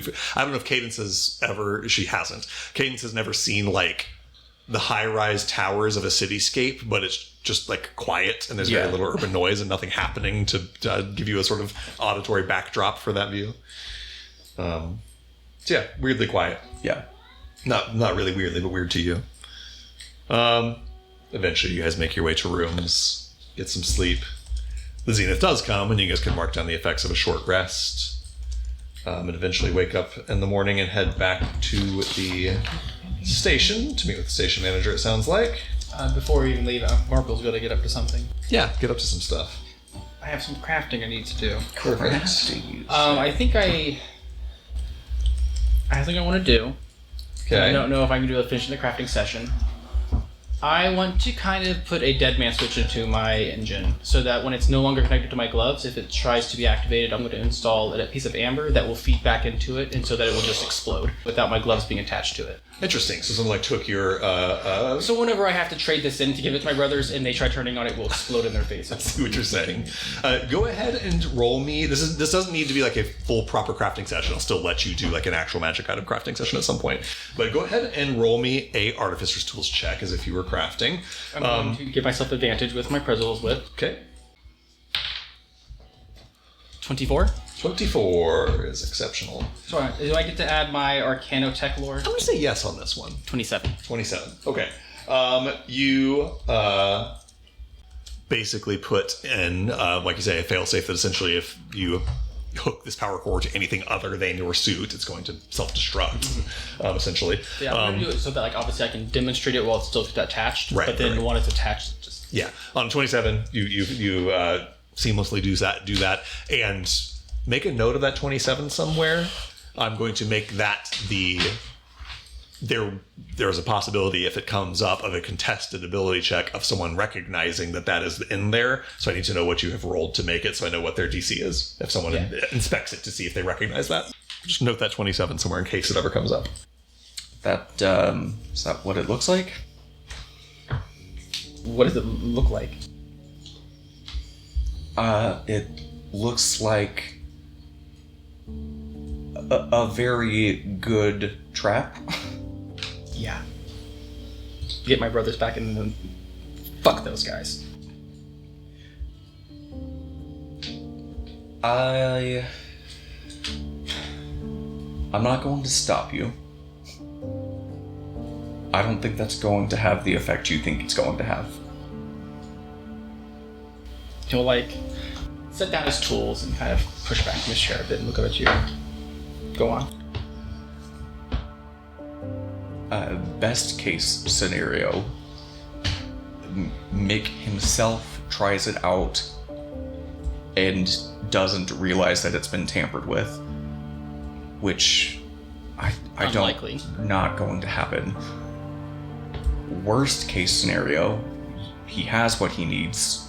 He knows you booby-trapped it after you've already given it to him, and he's going to come after you again. I have a second plan, but I don't know how well it'll work. What is it? you sell me out. But there's more to it. Continue. I don't like the idea of taking work from the layman, but I want to take everything from him. If you could sell me out for some majority shareholds, maybe you could take it. I like your spirit here. He is not dumb enough to hand the Symphony the majority shareholder of his company. I didn't say Symphony. I don't know if I could be the one to sell you out then. Why not? I'm not famous isn't the right word, but I think you could probably pick me out of the lineup. We've been in the same room several times. Cadence, you rolled a 24 insight check for what you know about Mick earlier. There's no universe where Mick is giving away a majority shareholding company to the bank. Right. It's just not I'm not going saying to happen. majority, just shares, I guess. Maybe some. He'd sell you shares, sure. But I mean, at that point, just given the original deal, well, I would assume he... Did you tell me that he said he's only going to offer it once, or do I not know that? He probably would have convinced. assume Yeah. that He's not going to offer it again, but... I want his fucking company. Okay.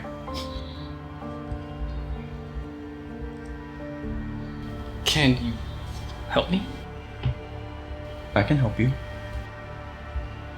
It's not gonna... You're not getting that company today. No. And I want to be clear, I'm not promising you anything. I don't know that you'll ever get it.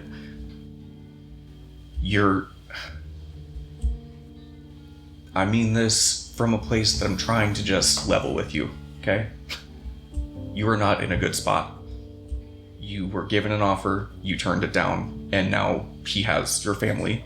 You're in a very weak position. I don't see a world where he gives you anything other than Top and Yo-Yo.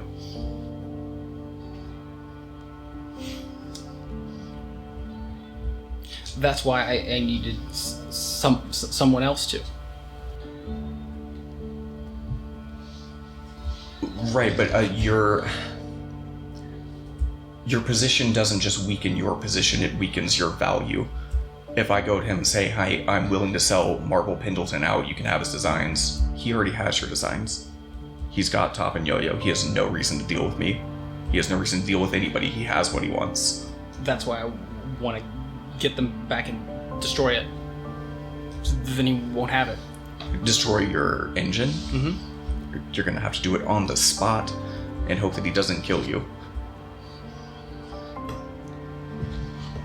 I'm not saying you can't try. I'm saying you're dealing with somebody who came to you with a deal that got turned down and now has what he wanted from it originally. He has nothing else to lose, and he is probably sitting somewhere in Daybreak or wherever the fuck he is, and he has 5 cactus people who have your brothers. He will never be tied to this, ever. Marvel's kind of Bazinyar stare, trying to think of something he can do. Yeah, it is. He's not an opponent you can brute force your way through a fight with. I'm not brute force. You're trying to blow him up. No. The point isn't to kill anyone, it's to destroy it. I see what you're saying. You can give it a shot. I'll do what I can, but I can't... I'm having a hard time imagining a world where he just takes your word for it that the machine hasn't been tampered with. It's the same guy who found Bones' towers and went out and almost certainly reverse engineered them. Like, he's not just gonna turn it on. He's kind of nods and just... Yeah. As you sort of stew on those thoughts, you guys look at the clock and see that it's about time to meet up with your gang and head to the station, and you can kind of continue that conversation as you guys walk all together towards the train station, the sun sort of rising over the eastern horizon. Yeah, it's a helpless feeling to be confronted with such a ubiquitous power that doesn't seem to. It strikes you, Marble, how easy it is to be powerful if you don't have any qualms with crushing everyone underneath you along your path. It strikes you, and you've probably thought about this before, it strikes you how easily you could have everything you wanted if you were willing to, crush the people beneath you. And how hard it is to fight someone who is willing to do that when you are not. But it's what Marble does. For 23 sessions, we've seen Marble unwilling to take a life, even of people that are willing to take his. You ruminate on those thoughts as you guys approach the train station.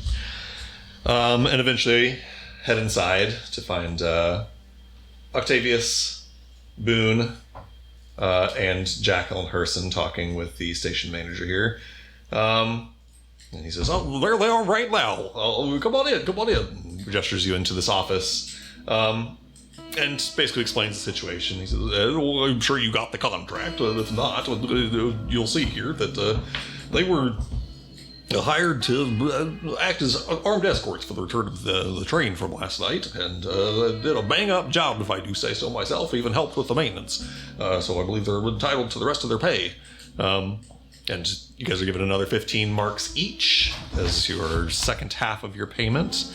As you're being handed all that out, the station manager says, okay, next order of business, Octavius, I need you to head to the sheriff's office and report all of this. I've got the report written up, if you can just drop it off for me.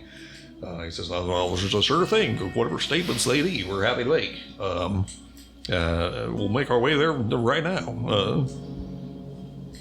Octavius looks at you guys and says, would you all be willing to join for a little trip to the sheriff's office to report what we've seen here? Yes, yeah, of course. Boss doesn't want to, but needs to find a way to kind of slip off. Yeah. I say it's a city away, so you can just not walk with everybody to the sheriff's office if you wish to. Totally fine. Says, you don't need to. I have the report all written up here. I just figured she might have some questions for us, and you might be able to answer some of them. Go ahead, Cadence.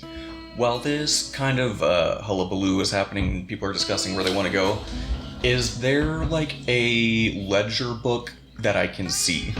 Yeah, you're in the office of the station manager. I Yes. think it just be the time for it. I want to try to swipe it. Outstanding. I need to know if any are here. Boy, give me a luck check. This is where it is in the room relative to the station manager. It's a 1. Okay. If it's The ledger literally is in her- in front. It's not, on a 1. It's Yeah. not in her hands, but it is in front of her on her desk. You'd be pulling a book that is in front of her on a desk.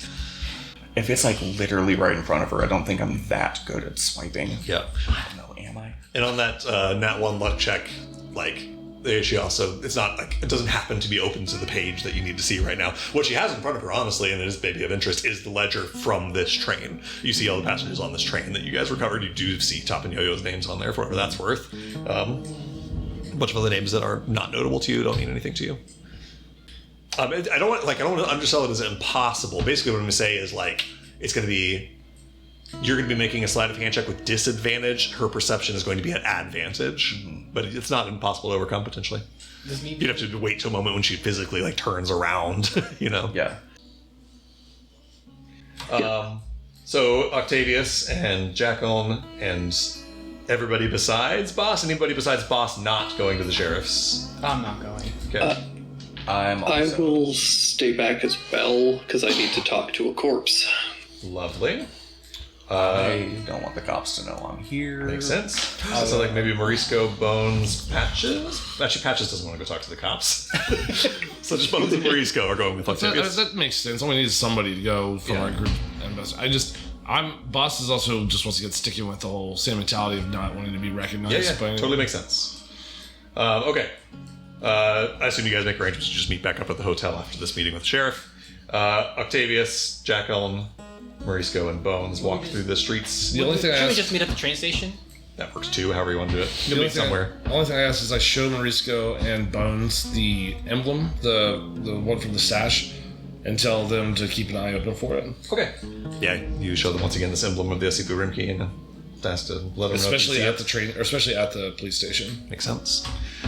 You guys walk through streets that are starting to come alive for the morning. Again, it's mostly people that are getting up to head to various jobs around the city. Most of the traffic here is on horseback and carriages. The very main streets do have trolleys that run through the middle on tracks, but most of the traffic is pedestrian or on horseback or in cabin or that's what I'm looking for. Carriages. Occasional automobiles, but they're quite rare here. Making your way through town, Octavius leads the way. You eventually make your way over towards the sheriff's office. Again, maybe not what you're thinking of when you think of a sheriff's office. The quote-unquote sheriff is the governor of Toluca, essentially. Not all of Toluca, but of Cherry Falls. The essentially governor of the capital of Cherry Falls. A very powerful position here, politically speaking. After some conversations, you're eventually led up to meet with the sheriff, Scarlett Hutchins.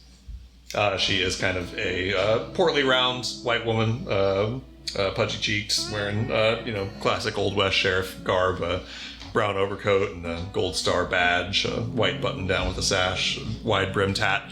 As you walk through the streets, you see that every single person is wearing one of these wide brimmed hats, almost without exception, shielding them from the beating sun that is already beginning to heat the morning.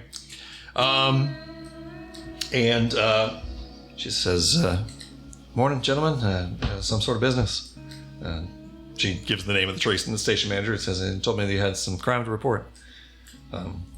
Octavius says, well, yes, we were in the business of going to a disabled train for what was supposed to be a maintenance issue, you all have, but it turned out to be, something much worse. And he passes over the sort of report that was written by the station manager. She starts to sort of read through it slowly. Brow kind of furrows a little bit. She says, did you find anything about who did this? Any clues in terms of the perpetrators? Oh boy. Decision time. Before I answer that question, do I see the insignia anywhere? No, you don't need to make a perception check. You don't see it anywhere. Okay. We have reason to believe it was a number of Wilden resembling cacti.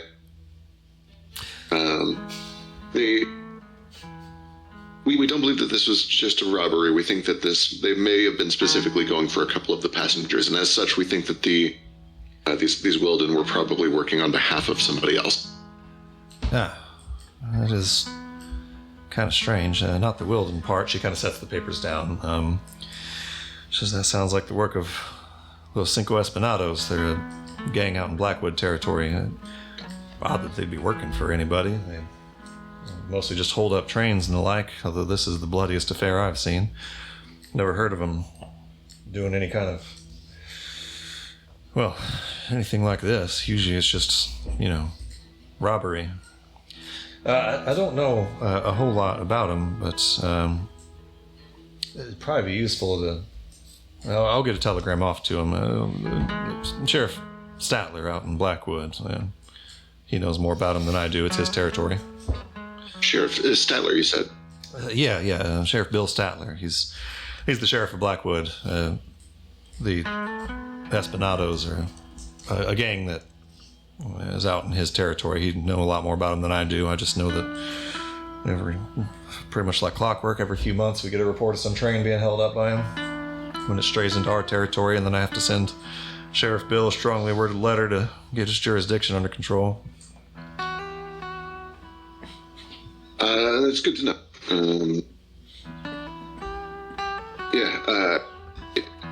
It definitely didn't seem like it was their... I don't think they were financially motivated.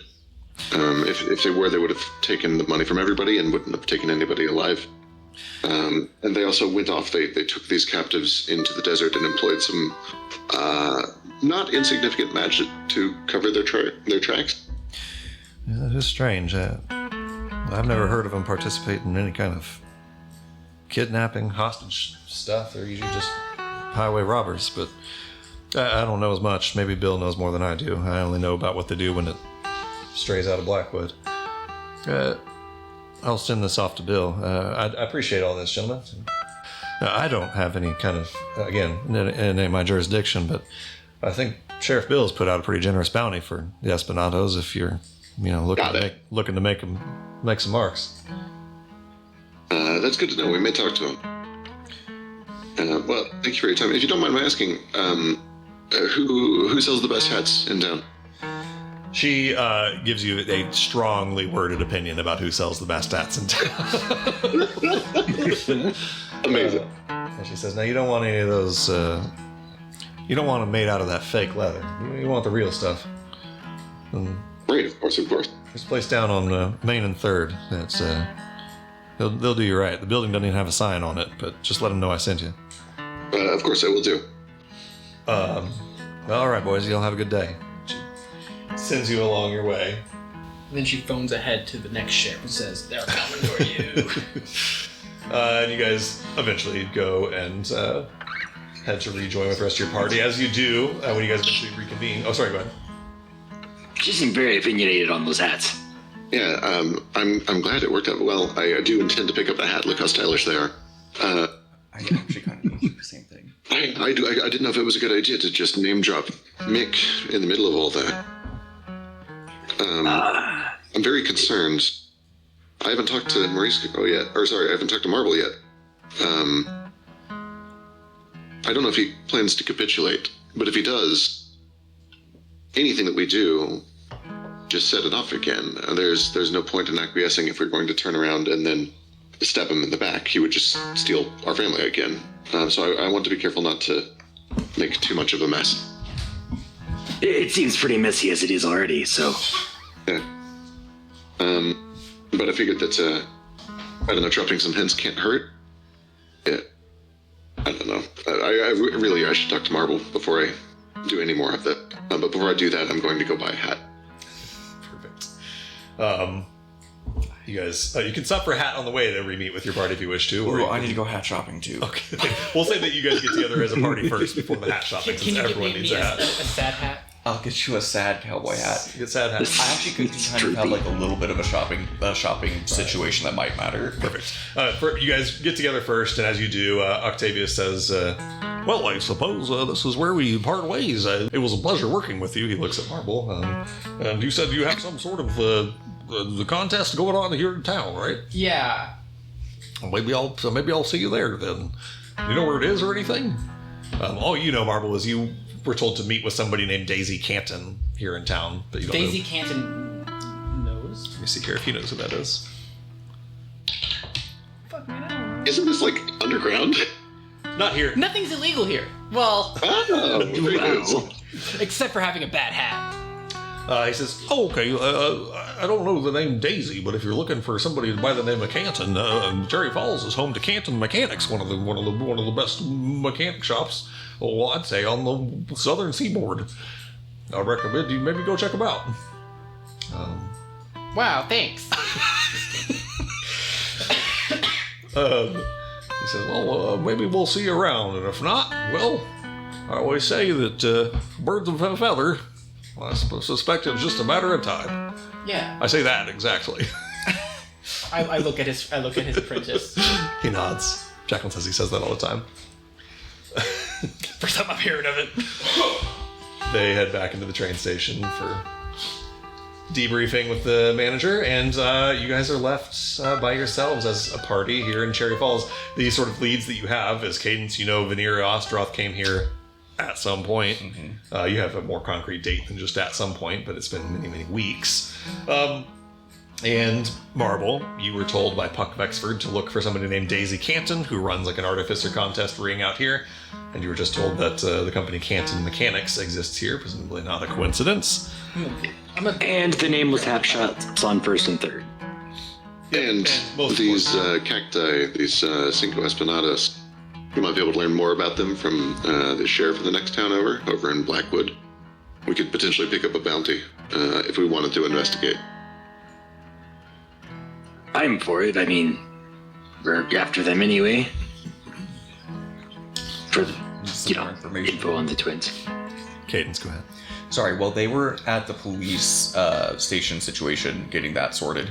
Can I say that I was trying to deliberately walk to, like a park, and then just, like, a little market, and then just, like, listen to people talk in the streets, and especially try to find, like, if I can hear anybody speaking Thieves' Cant, and spend a minute listening to people for my Master of Intrigue to pass myself off as a local later, if I need to? Absolutely. Okay. Go ahead and roll me a perception check, just to see if you overhear anybody talking about anything untoward, or get any, Does Thieves' Cadence, Cant. like, mutter and practice under her breath as she's walking around? She probably actually does a little bit, like, unconscious. The same way that she was with when she, like, met your family, where she, like, was unintentionally switching between common and, Kooky. Yeah. Like your mom did. Like, she was, like, unintentionally imitating the way your mom spoke. She probably does. Probably. Cadence picks up a Texan accent so fast walking through the streets. Yeah. Boy, I tell you what. Walker that he just stepped off. This is probably actually a nice little distraction from all, because it's just like Perfect. probably a little entertaining, but also just like, what is happening? 22 perception. 22 perception is brilliant. You don't hear anyone like speaking Thieves' Cant. You spot some people that you're like, yeah, that guy could probably sell me drugs. He looks like a drug dealer, and Right. You find some people that look like they're of the criminal element. You just automatically begin sort of picking up the dialect and the language. You start to like hear the undertones of that Rush accent. You find the Thieves' Cant that you do end up seeing. You walk past a tavern or a saloon, Softail Saloon, and it has like Thieves' Cant's markings cleverly hidden in sort of the painted sort of signage. Basically, it's a sign that shows like a fox with a really soft bushy tail and then a second soft bushy tail floating out the back. And the way that they're like curved into each other is essentially a Thieves' Cant symbol for lack of a better word, like safe place to do business. Yeah, like kind of like fence. Yeah, kind of a safe haven. Safe haven for untoward things. Okay. And that is not the accounting firm that Rafferty It is works not. for. That is somewhere else. You do know where that is. You have an address for Rafferty Garrison's accounting firm. Okay, perfect. So, you guys walk to a hat shop on Main and 3rd. You truly, Sheriff Hutchins wasn't kidding. There's just like a building on a side corner that has no signage or no indication that it is a store of any kind. It kind of just looks like somebody's house. But you're sure it's the right place. And when you like take a closer look, you do see that like a very small placard literally on the door that looks like it's just like for mail is inscribed with Irene's hats. Just like looks like it's the mail slot. It's just fine engraving on the door. Strictly hats in here. Someone knocks on the door, I presume, and there's a voice from inside that says, "Come on in."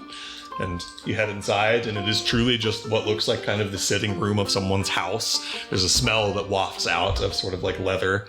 And an old lady walks out on a cane and says, "Welcome, welcome. How can I help you?" "Oh boy, this is a big group." And she sees this giant group of you walking into her sort of sitting room. She says, "My, oh my, I never seen as many strange folk as this."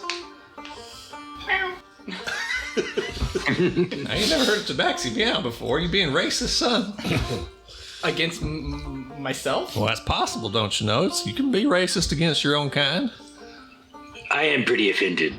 See? He's offended. Boz steps out.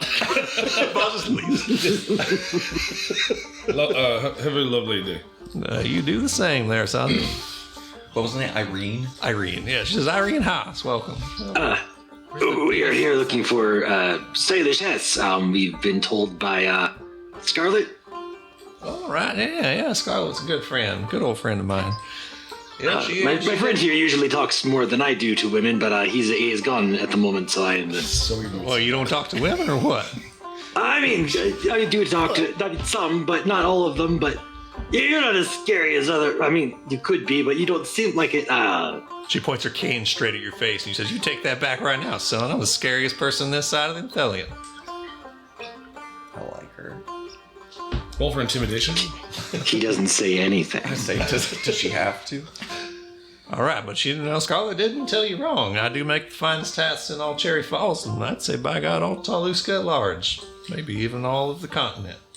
Which hat? Ain't cheap, though. Cost you a mark for one of my hats.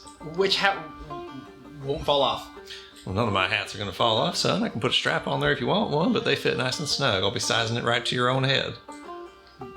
How long does it take for hat production? You can't rush a beautiful thing. I wasn't saying to rush, just asking a question.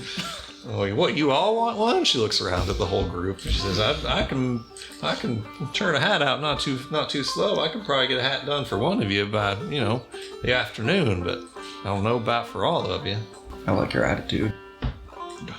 Hey, Drake, how long is it going to take you to redraw all of our tokens with cowboy hats? Hey, Drake, can you get on I that? was just thinking that. It's going to be a bit. A boss is not. How much- Who's willing to pay me to do it? In mind. It's an edit of a previous sprite, so. Right. But then you have to animate it again.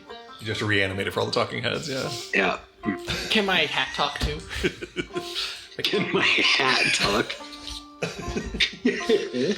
The sorting hat. Well, I'd say if I'm making, she kind of finger counts each of you guys.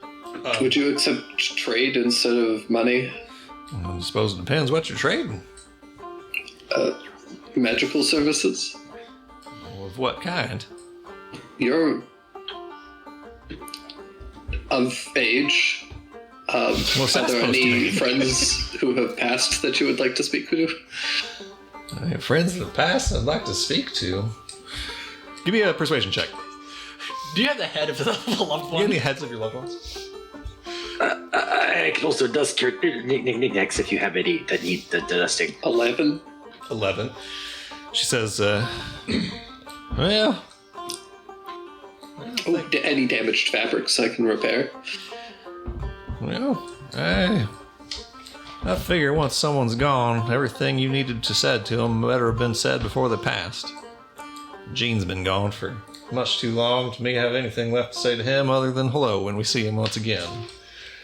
And as for fabrics, I could do to have some fabric mended up, but that can come by that fairly cheap, but I'd take a little bit off your price.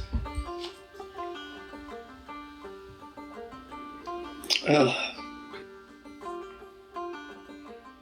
there go my dreams of looking like Indiana Jones. I will put two more down, one for Ghost and one for Nessa. Perfect. For everybody who wants a hat, they are one mark. It would clash with my outfit. True, it would really clash. Patches says, I think I would look cute, so. I have to have one, obviously. I'm not. it has to be- I think you should have one too. It has to be crimson red or white. It's black to match my belt, of course. Ooh, and also because then So the belt's kind of also black will be like, oh, she's bad. oh yeah. But Patches goes, what's the biggest hat you ever made? Irene says, well, that was a strange question. I mean, I make them all just sized for the person that's going to wear them. He says, that's not what I asked. I asked, what's the biggest hat you ever made? She thinks, says, well, I suppose one time I made a hat for a fellow that was, I think, part giant or something. That was a big old hat. Patches says, maybe one just slightly bigger. Where's he gonna put it? Like, On his head. The She brim. says, well, son, that's not going to fit you. He says, that's not what I asked. I said, make me a hat slightly bigger than the biggest hat you ever made. You hear me? possibly. She says, now I do hear you, and that'll be the last time I am talked to like that today, young man. He says, sorry, very sorry, but yes, I'll pay. And he will get out 2 marks to buy a double extra large hat, big enough for a giant. I thought you were gonna have him give like the measurements for Honda Odyssey. This will probably fit a Honda Odyssey. Where's he going to store it? That's what I was. Yeah. Not the point. You're all asking the wrong questions. I'll pull out my suit whenever she makes the hat. Perfect. She says, God damn. Oh, also, it does.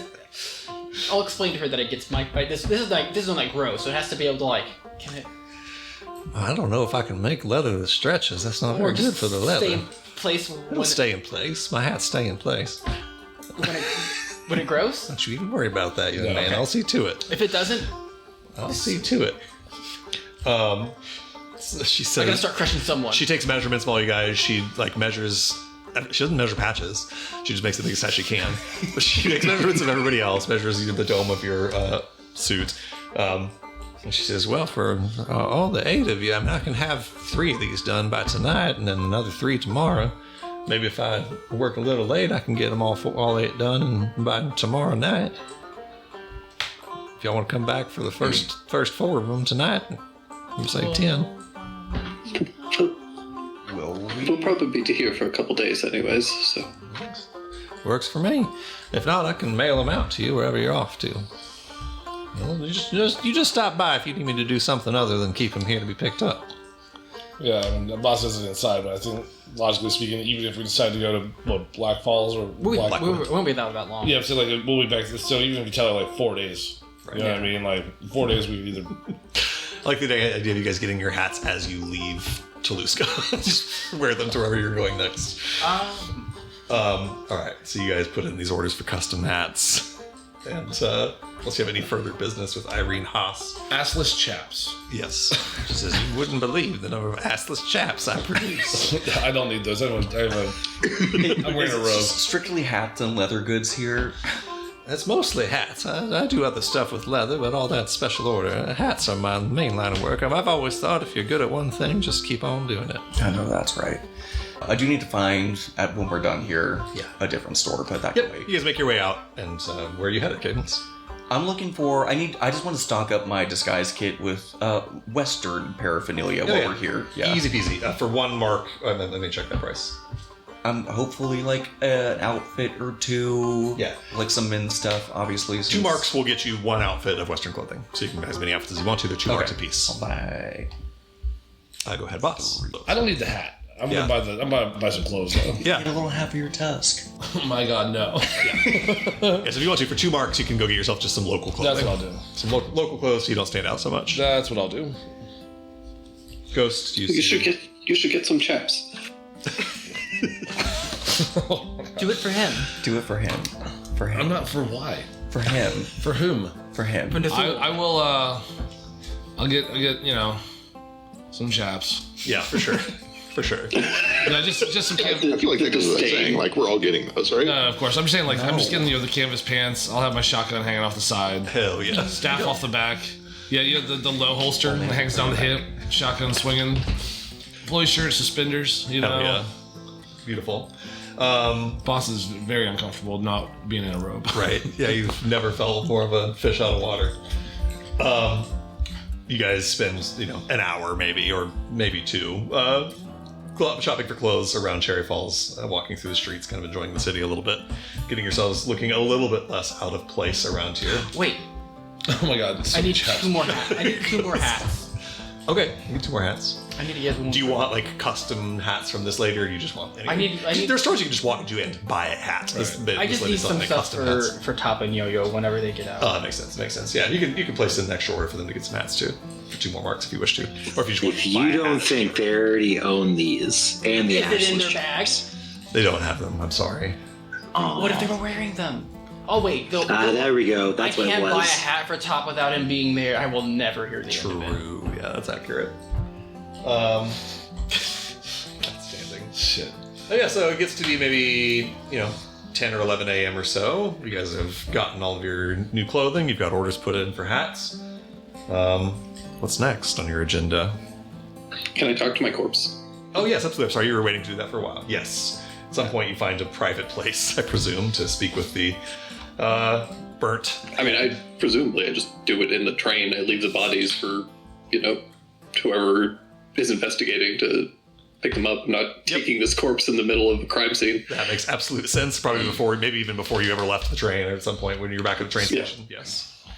Yeah, go ahead. You tell me about this magic. What is this? This is like the first time Ghost has cast this. What does it look like as Ghost casts this spell? Yeah, I guess he probably kind of follows a lot of the steps that he would have picked up from Grimm. So whatever his spell casting is like. Yeah.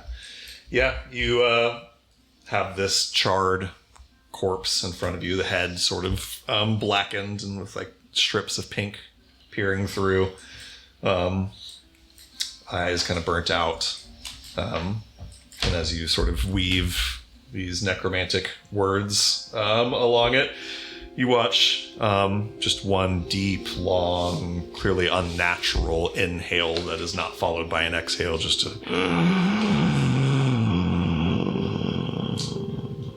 as the chest fills with enough air to speak answers to 5 questions.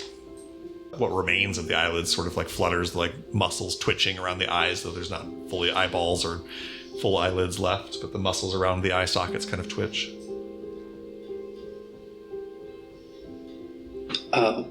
What did you hear before you died? Gunshots and screaming.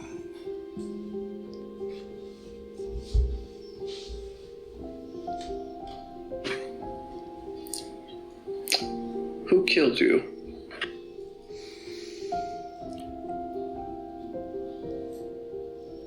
I do not know their name. A cactus man. He pointed a pistol at me. The last thing I saw was it flash.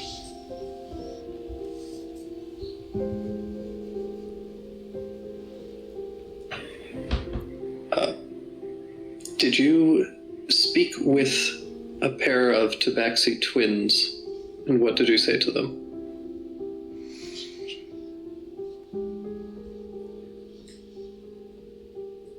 Yes. I did not know them, but they were kind. They told me they were traveling to meet with their family. They were loud. One of them had more drinks than perhaps they should have. But they were kind.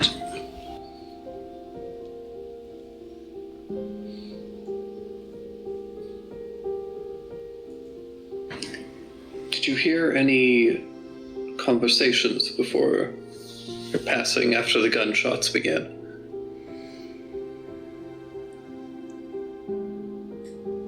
Nothing other than confusion and fear, shouting. I heard the Tabaxi say, "What was that?" Things of that nature, but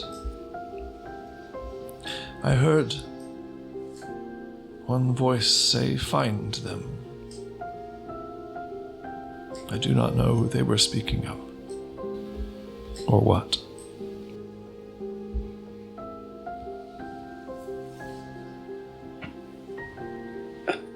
What was your name? My name is Levi. Levi Bartholomew. I don't know if anyone will remember it.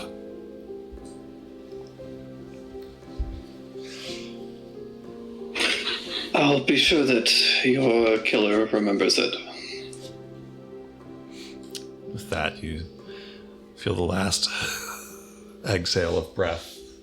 The eyes, or the muscle around the eye socket stops twitching, the jaw falls agape once again.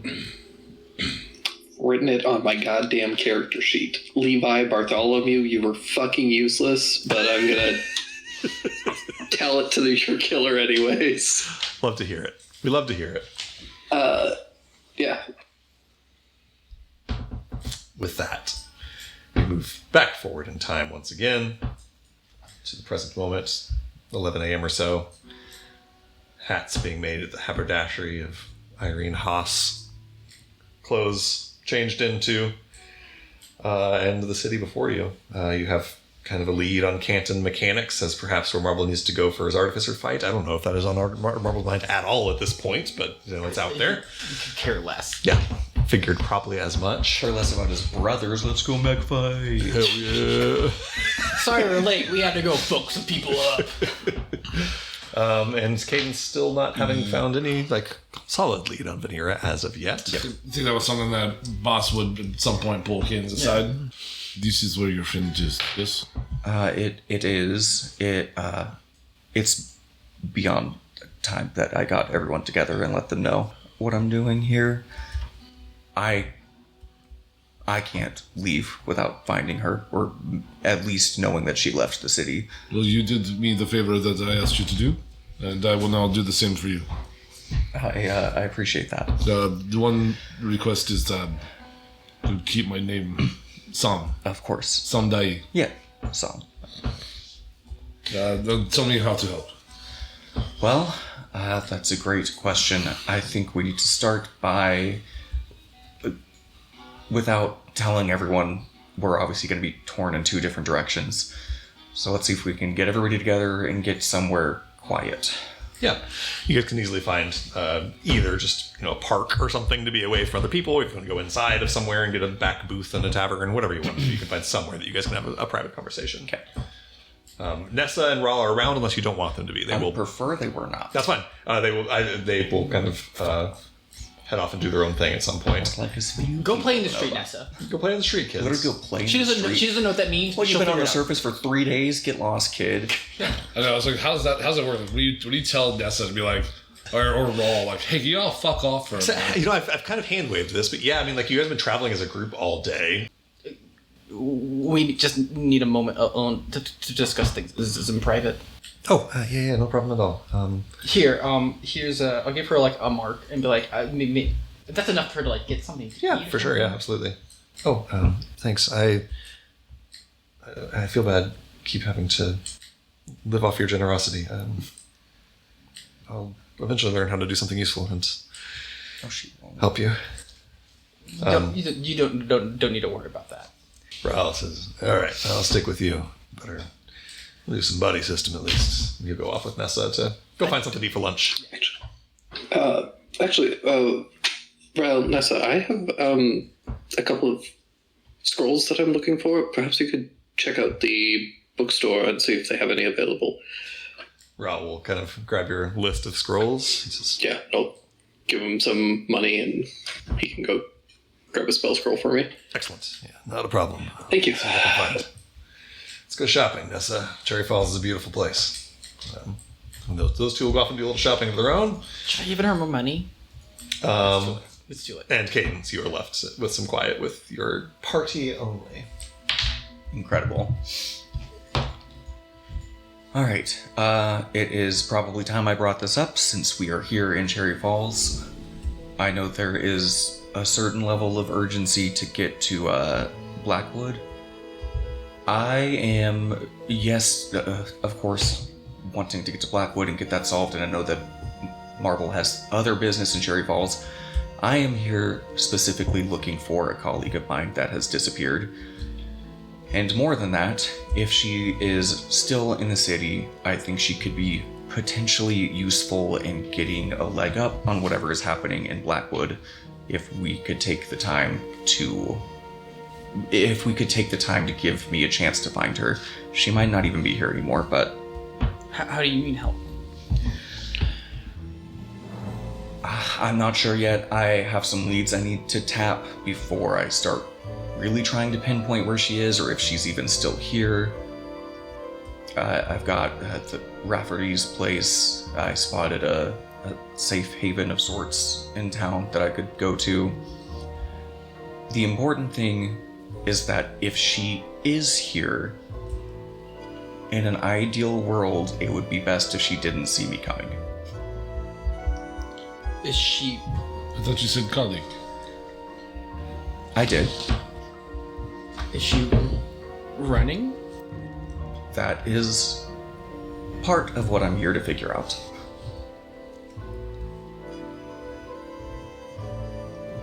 Her name is Vanira.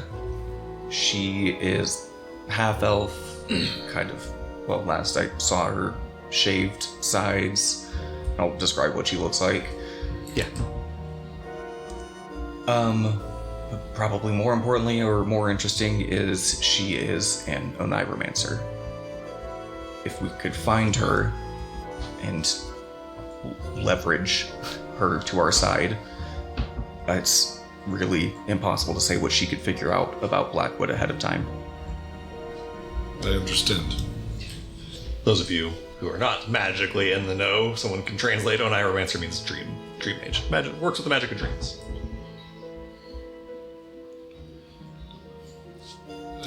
Any other leads on this one? Last I heard, this is where she was heading. That's basically all I have to work with, but I'm not gonna wrap anybody up into this. This is my job. This is symphony business. If you could give me time to find her, I think she could be useful. No, it sounds like it could be useful for what we're doing. And also, many of us have had strange occurrences in our dreams of late. It could be useful for all of us, or at least for many of us. Are you, True. is there a chance you could have to kill her? She doesn't say anything. Is that this job? To find your friend is to kill this lady? My job is to bring her back if I can. So this could potentially be kidnapping. Abduction. She won't be abducted. Explain this. She will either come back with me willingly, or I will tie up a loose end. I will help you find her as promised. Depending on how this goes from there, I might not be able to assist further. I wouldn't ask you to. Like I said, you guys have done more than enough just getting me here. I can take it from here. I'm with you till we find her as promised. I appreciate it. I have something important to say. Okay? Thank you for talking some sense into me earlier. I think I'm gonna have to give the engine for my brothers. And if that's the case, then he pulls it up and just opens it up. Might as well show you guys. And just opens it up. And he also does reach in, he does actually detach the amber crystal he put in there. Was. And probably more so to Bones, just shows what's inside this. Yeah. Yep. This is a thing that I think most of you knew that Marble had, but none of you have really seen closely, as he keeps it pretty close to the vest. It's a device that refined ether salt goes into and produces a tremendous amount of arcane power. It's what powers his mech suit. All of its fine movements and its weaponry and its ability to grow and enlarge, and all that has been done on, some trivial number of gallons of ether salt over the last several weeks. Very efficient machinery. Well past the state of the art, especially well past the state of the art in terms of what is done with ether salt. But yeah, you guys get for the first time a good close look at it. It's it has lots of faults, and he kind of points doesn't it handle heat very well that's generated, and it can break or blow up. So I'll just have to make something better. Yeah, your Mark II will be incredible. I already have some ideas about making a crystal matrix based off of what Amber does. I don't know if I'll be able to figure it out, but it'll be completely different. Maybe better. It would If anyone could figure it out, it'd be you. Thanks. I might need help. I will need help. The question I have is, if you believe that Vanguard has already taken your brothers and has schematics and understanding of this device. No schematics. No? Okay. Yeah, so you've never even, to my knowledge, made schematics. Oh. I think you've written them and shredded them, thrown them away several times. Yeah. So I think we've talked before. You've committed your schematics to the safety of your subconscious and your memory. I guess, He pulled out the book. He's like, I have decoys, but nothing written. could you not, instead of handing him this particular device, draw the proper schematic and hand that to him instead? You won't have to give up your device at this point, and he still has the information. In fact, he has easier information not having to. I don't know, I guess, the rulings of obviously if he then patented what the legal ramifications would be owning this device. I mean, it's funny. It's a funny thing to talk about legal ramifications for a guy who's just abducted your family illegally, obviously. But what he came to you originally with what would have been a straight legal offer. He wanted to purchase your power core itself, the schematics for it, and the rights to be the sole producer of it, essentially the patent rights to be the only person who can legally make this device. That's what he wanted originally. What he wants now, and presumably the same thing, or if that's changed or what, but that's what he wanted. He wanted the device itself, he wanted the schematics, and he wanted the patent rights. So maybe the only leverage that you could have at this time is to keep your device, but give up the others, the patents and the schematics. There's no leverage. Yeah, but the man wants what he wants. He'll get it.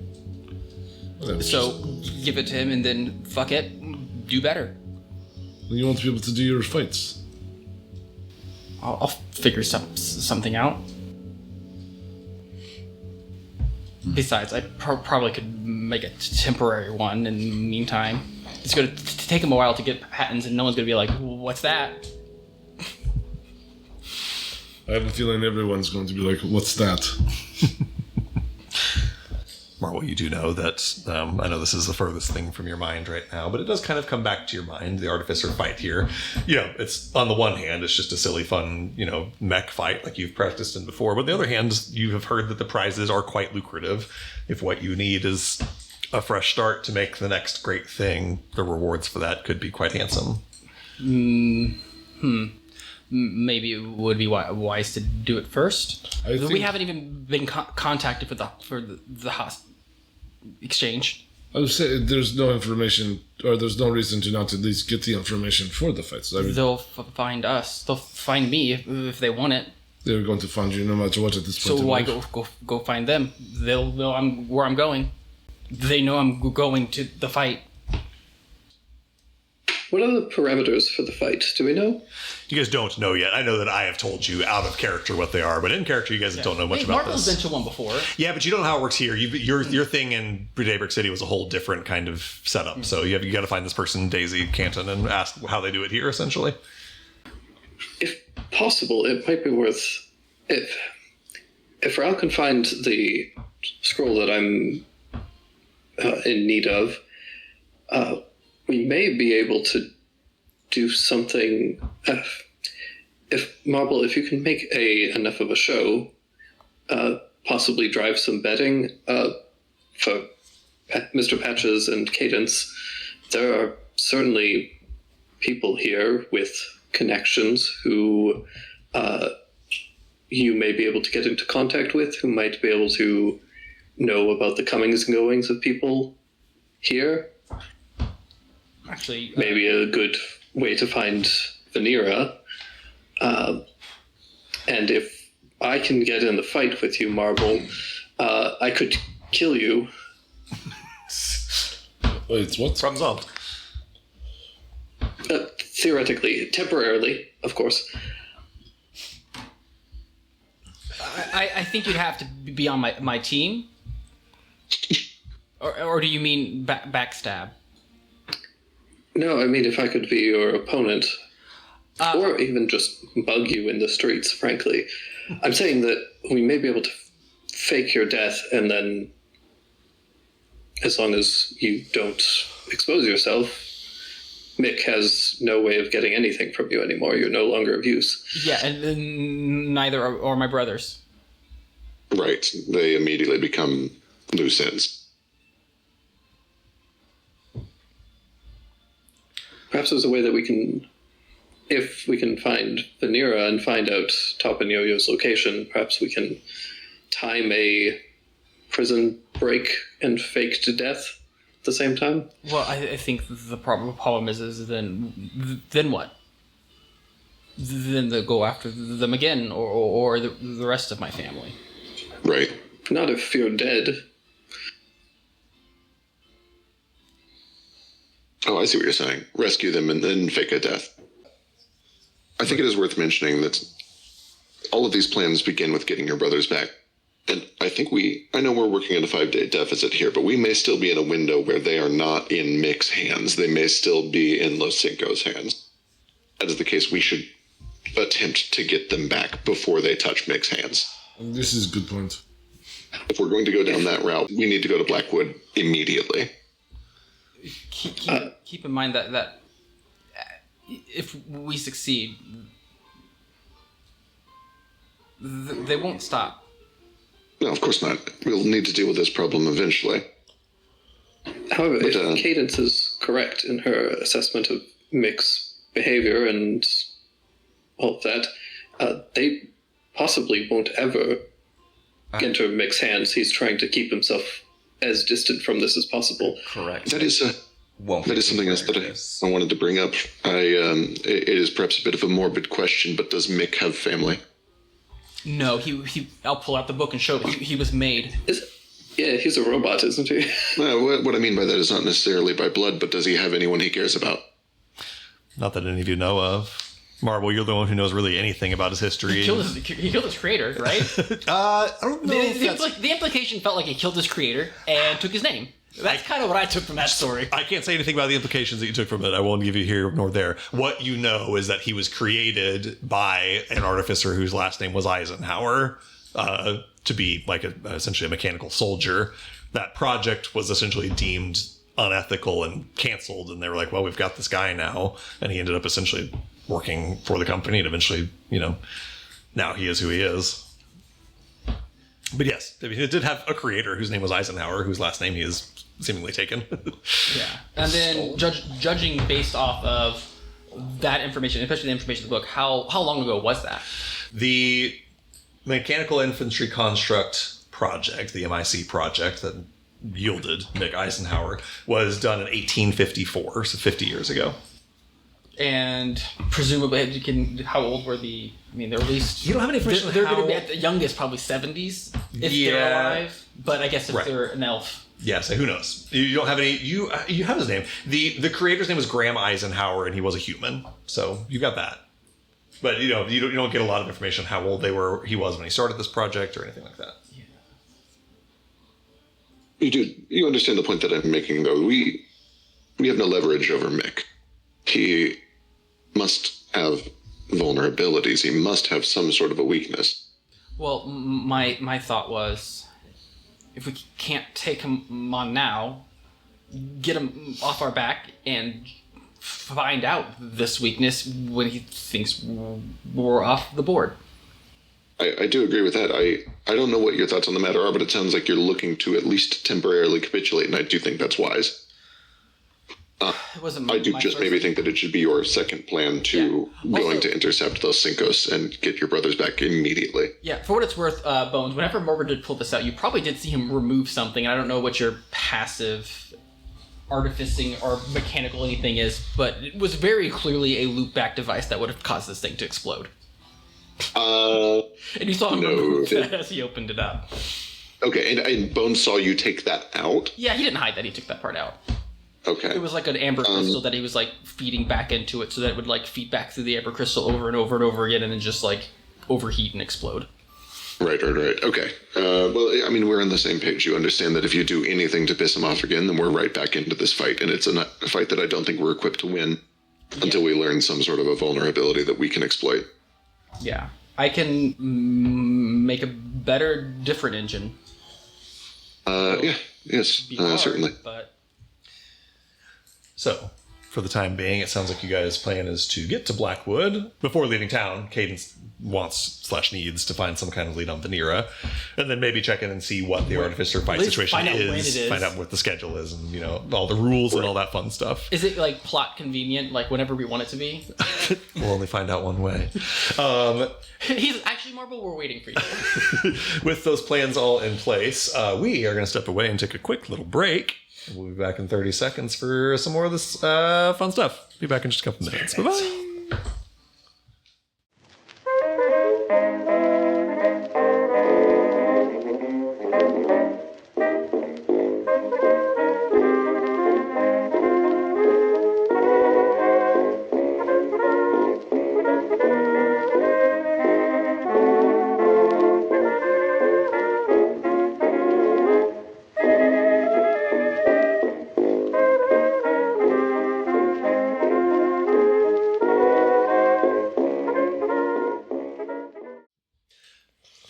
Welcome back, everybody.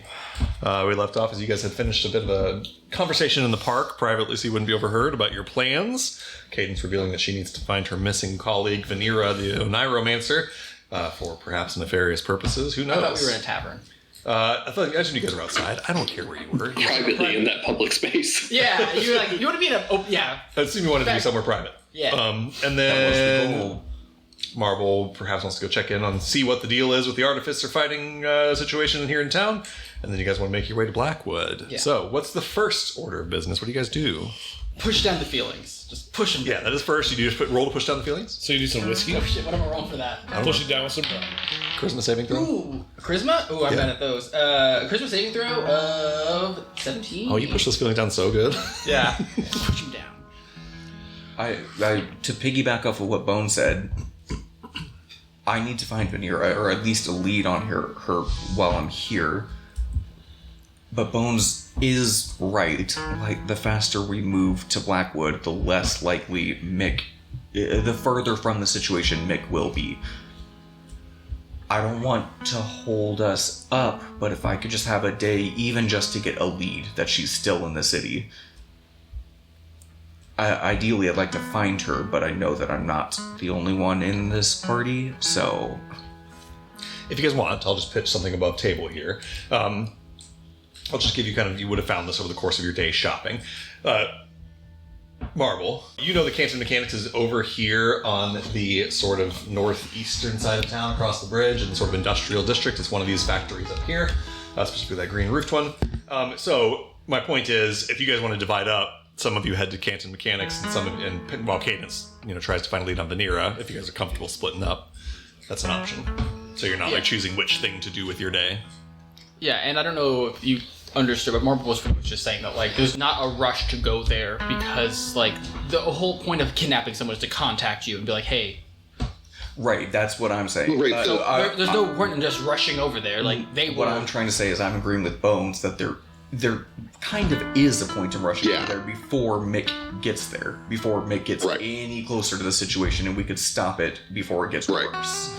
Okay. Yeah, because if all we have to do is take out the 5 cactus folk, and maybe some of their cronies or whatever, instead of Vanguard. You know what I mean? Do we even, we don't even know, how far off is Blackwood? If you got on a train to Blackwood right now, it is about 4 hours. I think that's about right. Let me just find it to make sure. Well, you've already answered my question, which is that it's not walking distance, it's train distance. Do we even know if there's a train headed out there today? Yeah, because if not, that answers this question immediately. Yeah. It's only about an hour out. No, it's about 2 hours out there. And there is a train going out there. We'll say that it goes out there. There's probably one there's plenty that go out that way because they go all the way up to Sugarwell and back all day long. So essentially, you could get on a train to Blackwood. Every 2 hours one leaves. So there's plenty of options. At least till nightfall. So it sounds like in the short term, some of you, Marvel specifically, and whoever else wants to, are going over to Canton Mechanics to look into the Artificer fight thing. Cadence is looking for leads on Vanera. How do you guys want to split up in terms of all this? I'm with Cadence. Okay, Boss will go with Cadence. I'll go with Marble. Okay. I'll go with Marble. Okay. Patches is... Cats gotta stick together. I'll do the crime. goes with Cadence. You guys want to stick with the cats? I just want to go see if my hat is done, and you're going to the wrong side of town for that. It's been 20 minutes. I'll go with Cadence and Boss. Okay. All right. Cadence and Marvel roll initiative. Oh, shit. Oh no! She's gonna win. I don't know. I was rolling really bad initiative. 11. More than 11. Okay. Yeah, I have a -1 to my initiative. Congratulations, Cadence. Your group goes first.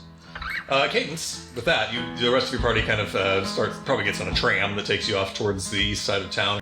While the rest of you do what? Cadence, how do you go about this beginning the search? I am looking for Rafferty's accounting firm. Outstanding. You have an address, it is no problem to find it. You head to one of the high-rise buildings in the central block of town, and on the sort of signage out front on the marquee, it has a bunch of different businesses that are inside of this place, and one of them is Abracosa and Associates, which you know to be the name of their business. So you guys head in, I presume, take an elevator up to one of the middle floors of this building. Step into an office that is kind of bare bones. It's not all that well decorated or anything. It's not, ugly, but it's just kind of plain. It's quiet in here. You're kind of in like a little waiting room with just a single door that goes to some back room. A little bell rings as you walk in the door, and a few minutes later, there's a voice from behind the door that goes, "Coming, coming." The door opens, and Milo Abracosa steps out. You know this to be Rafferty Garrington's business partner. He is a Badger guy. He's a Badger man, kind of average height, maybe 5'9" or so. Black and white striped, as Badgers are wont to do. He's wearing kind of a nice silky white button-down shirt and a striped tie, suspenders. He looks like quite well dressed, tucked into like black pants. You step in and he says, hello, how can I help you? Hi, you must be Milo. Yes, I suppose my name has gotten around. He shakes your hand. Milo Abracosa. Nice to meet you. I met with Rafferty on a train recently on my way here. Very good. I was expecting him back already. I suppose he'll be here soon if you are. Oh, I would hope so. We had a lot of po' boys while we were on the train. We'll see if he makes it. Yeah, he's always inclined to spend all the business expenses on, per diem. Yeah, I'm sure he is. That's all right. He's good at the things that I am not good at. What can I help you with today? Look, Milo, I suppose there's no reason to beat around the bush. Let's just cut to the chase, and then I'll switch to Thieves' Cant. Is now a good time to talk? Oh, it's always a good time to talk. You're not a cop, are you? Do I look like a cop? Yeah, no, but I'd be remiss not to ask. Kinda. Not unlike a cop. Boss looks like a cop for sure in his Western outfit. He says, what did you wish to speak about? Rafferty promised you some business. You've got a sweet gig going on here. I'm impressed. You should tell Rafferty to keep a tighter lid on it, but... Well, he usually keeps the lid pretty tight. I suspect if the lid came off, it was more your doing than his. I don't leave my briefcases sitting around. Anyway. In my room next to me while I sleep with the door locked. I'm sorry, I was able to get to it, so... In my room while I was asleep with my door locked. Anyway. Look, I have some professional questions, maybe down the line, but for now I'm looking for someone. This seems like a good spot to start. I'm guessing you're not in the business of actually finding people, but you might know who is. I could potentially be of service. I suppose it would depend what that service is worth to you. I don't blow your fucking cover. Give me an intimidation check. 21. He kind of smiles a little bit. Says, so you are a little bit a cop. I prefer opportunist. I understand this. Opportunist, yeah. Well, I suppose it depends on the question, but I'm willing to entertain a conversation. I'm looking for somebody who rolled into town roughly 5 weeks ago. Eesh, it's been a long time. It has been a long time. Like I said, I'm not expecting you to, find her, but do you know who might be able to help me out? I mean, that's a big question. Someone comes to town 25 days ago. You have more detail than that? Half-elf. Her name's Vanira Osteroth. She probably cut a weird cut here. Big city girl. Yeah. You know what she came to town for? Is this, you cannot tell me this? I can't tell you that. Fair enough. You can't let me blow your cover if you're going to blow mine, eh? Well, your friend comes to town. I trust she is some kind of not cop like you. Or a business. The people who are in the kind of business that I am in, we go to a place called Softail Saloon. I bring people right to my office, but if I need to find new clients, this is where I go. I don't know, as I say, I've seen many half-elves in, the last 5 weeks. I've never met somebody named Vanira, but... If you were on the run, where would you get lost in the city?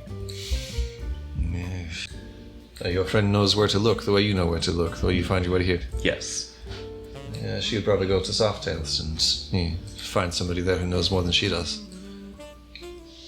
That's what I would do. can I insight check him? Yeah, Lie to me? I'm checking him Give me too. an insight check. Sorry, I got insight on this one. I got 22. Yeah, way better than me. 22 insight check. You get the sense he might know a little bit more than what he's saying. You don't feel like you're being lied to. You feel like information is being withheld. Yeah. You get the sense he's making an effort to seem more confident and like he has a better hand than he does. He's kind of playing it up like, oh yeah, this will happen. Someone's gone to us, and now I gotta. But you don't think that something like this happens to him very often. He's playing cooler than he is. So I guess I'd speak up and say, I believe that you have a better name than just an N. You are so connected with this thing, right? I thought you were good at your job. It's important to me not to say too much. I don't want to. Look, you are some cop and some maybe not cop, maybe cop from some other city. I want to make you happy today, but I also have to not step on the tails of other people in the city that I deal with day to day. I tell you more than this, it gets me in trouble with people that I am more worried about than I am worried about you.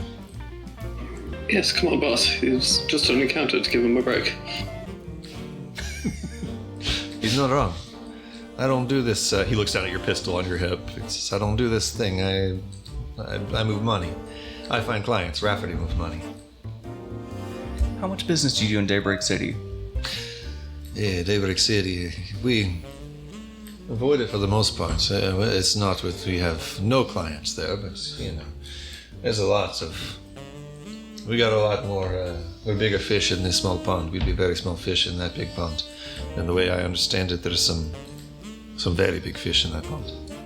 You're looking at a very big fish. So I'm going to ask you again. What do you know about Vanera? Or you're going to be a very dead fish in this very small pond?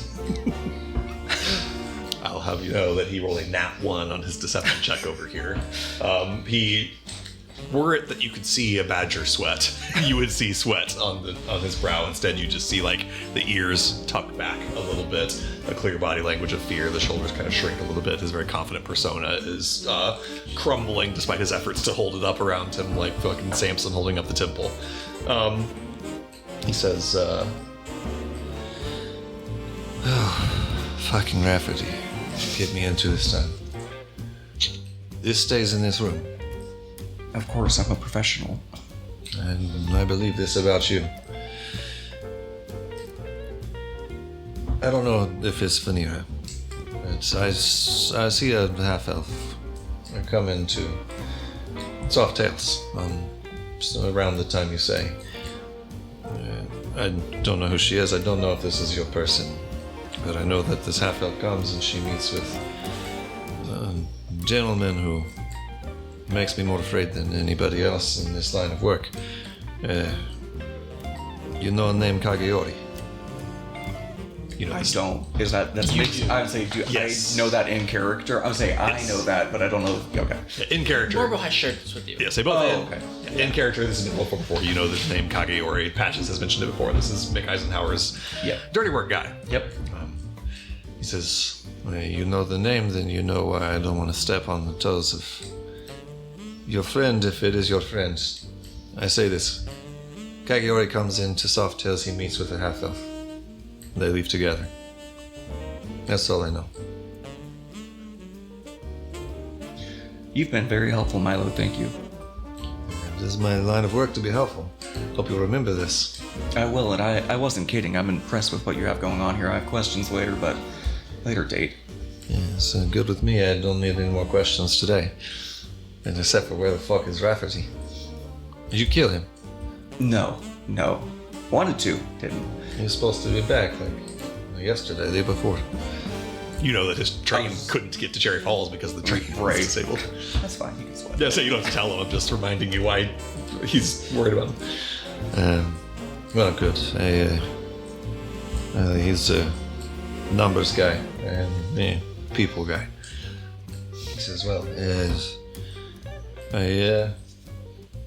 for now you have more questions later. For now I keep your name out of my mouth, you keep mine out of yours, yes? Yeah, you never got mine, so that makes that easy. I'll turn around and leave. All right. As you guys take the elevator down to the base floor of this building, we'll cut over to the other group. Marisco, Bones, and Marble. You guys. They're shaking down a different accountant. Shaking down a different accountant. Oops, all accountants. Oops, all accountants. You guys take the bridge across to the sort of more a bit rural-ish. There's the roads here are dirt streets instead of the paved streets of the city center. Past a bunch of like farmland and up towards the waterfall where there's a bunch of ether plants. There's factories pluming black ether smoke, and you eventually find one such facility. Go ahead. On the way there, Marble's probably walking with his head just hung a little bit, and at one point he just finally speaks up. It's like,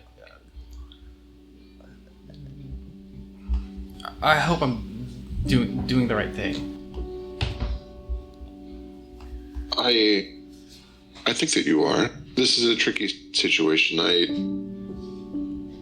If you're not doing the right thing, then you're only not doing the right thing because somebody else did not the right thing ahead of you. Does that make sense? Yeah. You do the best that you can with what you're given. I think you are looking out for your family. Just hate being under someone's boot. Yeah. No, it's not a good feeling. You just need to come back with a bigger boot. Yeah, well, we'll have to commission one. Kind of like Patches. Oh, do you think she would do boots, too? What do you think he's going to do with that hat? Wear it? Is it just a pride thing? Maybe. Maybe he gives it to his boss or something? I don't know. How have you been, Bones? I've been okay. I've been as okay as I think I can be. I don't know. I am very nervous all of a sudden. I feel like I need to send a letter back home, but I know that it would not get there in time. I can't communicate via radio because the towers are offline. I am wishing very much that I had already invented this technology that I want to. I'm feeling even stronger now than before, the importance of rapid communication over a long distance. What's the rush? What's so important? Well, Mick just abducted your brothers, and I happen to have one of those as well. Yeah, but he already got your invention. Yeah, he did, but I also put out a warning through the radio towers that his company was responsible for it. I'm sure he does not think very kindly of that. Oh, right. I forgot. So you're also still, at least ostensibly, in like a legal battle with him about the patent. You at least. Oh yeah, I mean it's my company. Right. Yeah, there are a number of reasons that he would benefit from having me compliant. Yeah.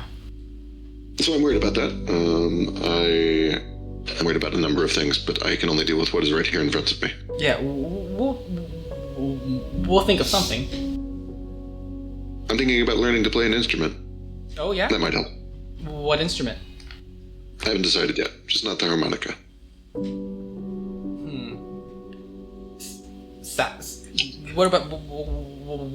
What about the saxophone? I could see that. Could you see that? You look pretty cool. Would I? Yeah. I'll keep it in mind. Perhaps, maybe. There's so many options. It's hard to narrow it down.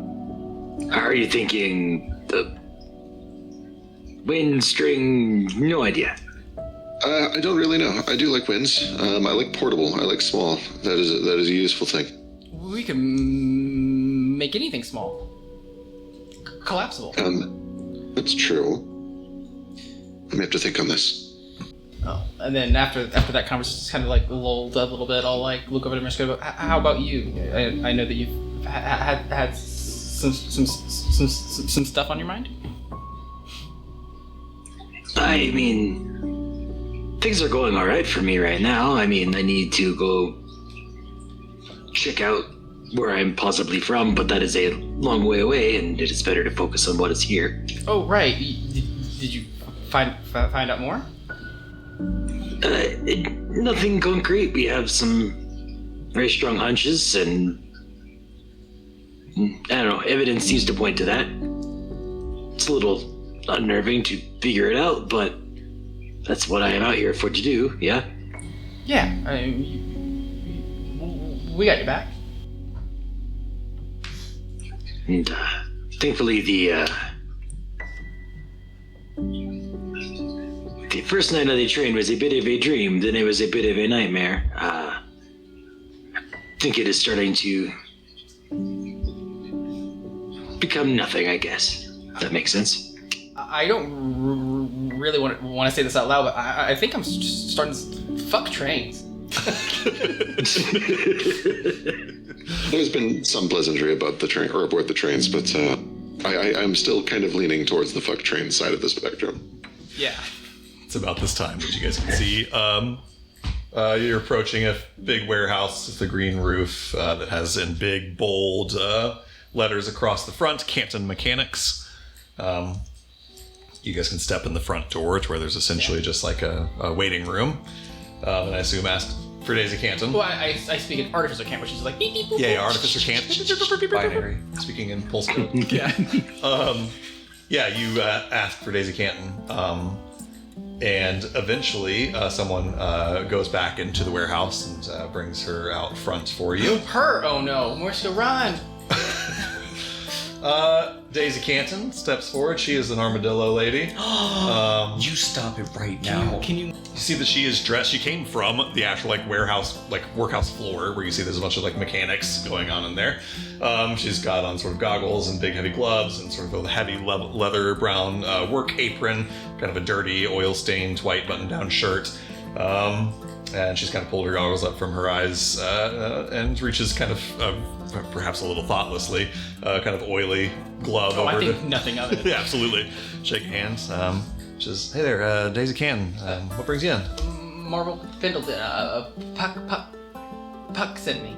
Ah, okay, Puck. How's he doing? So and so. Well, you know, since the new ordinance. Yeah. No, I'm hearing a lot of that. We've been getting all kinds of people from Daybreak coming out this way with the APSA out there. Well, how about you? You come out here seeking the promised land too? I'm here to compete. Ah, okay. All right. What's your line of business? You racing, artificery? Both?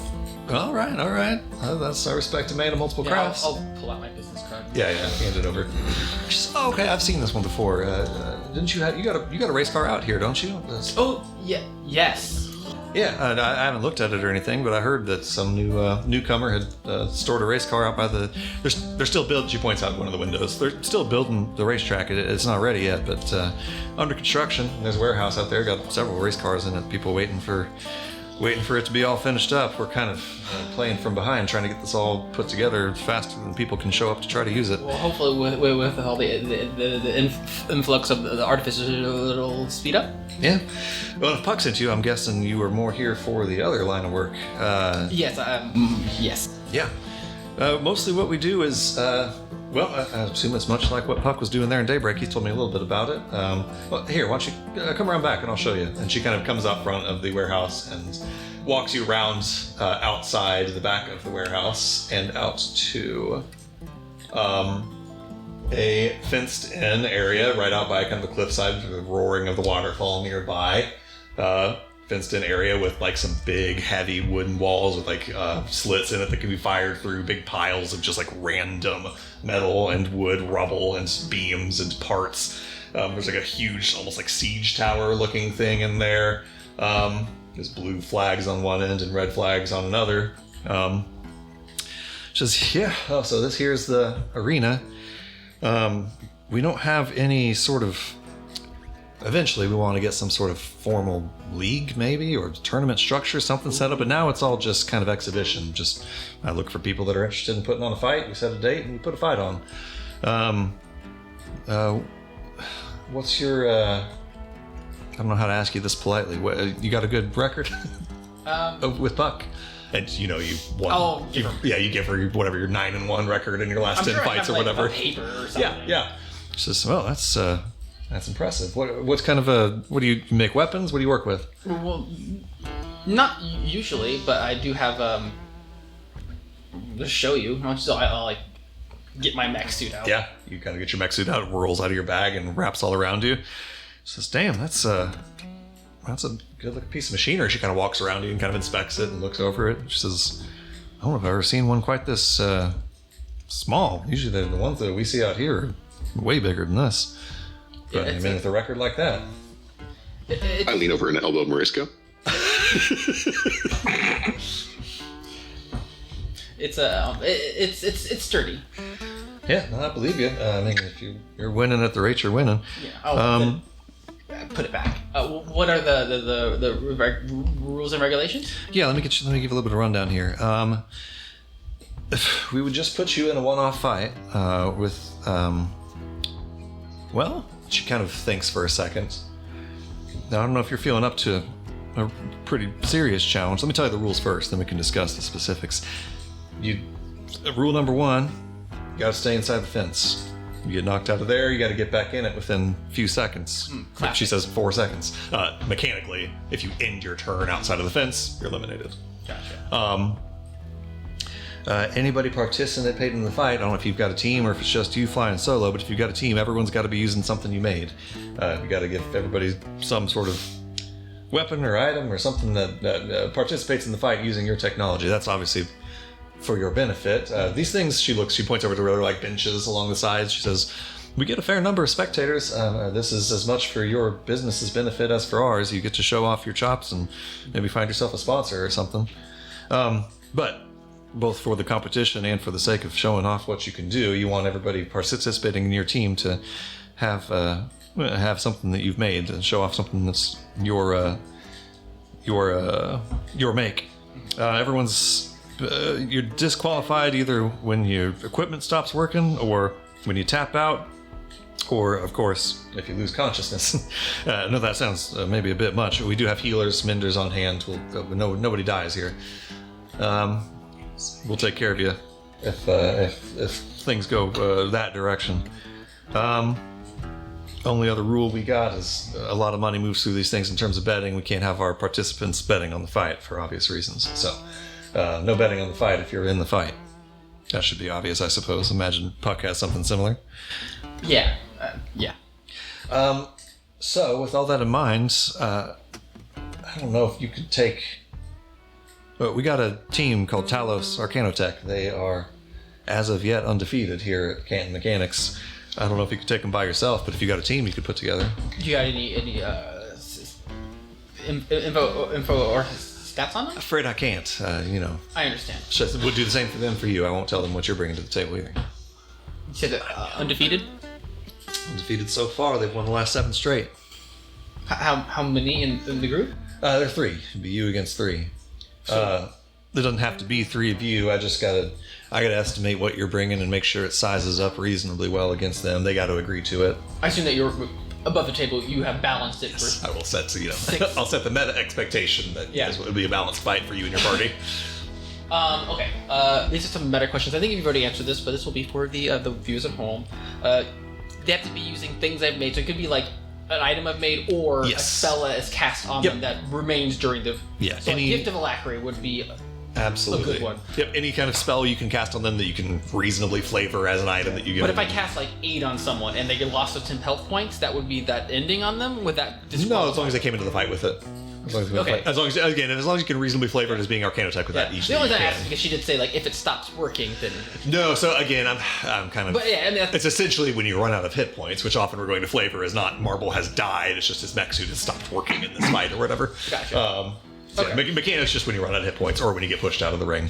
Okay. She does say, no, I can't believe I forgot the most important part. For a fight like this, if you can pull up a team that's equal to the task of taking on Talos, based on how much money we get moving through in terms of bets, you'd be able to pick either a prize of 1,500 marks, or if you'd rather, you could take 2,000 worth of materials from the warehouse. She kind of turns her head back towards the warehouse. Crafting materials, that is, stuff for making items.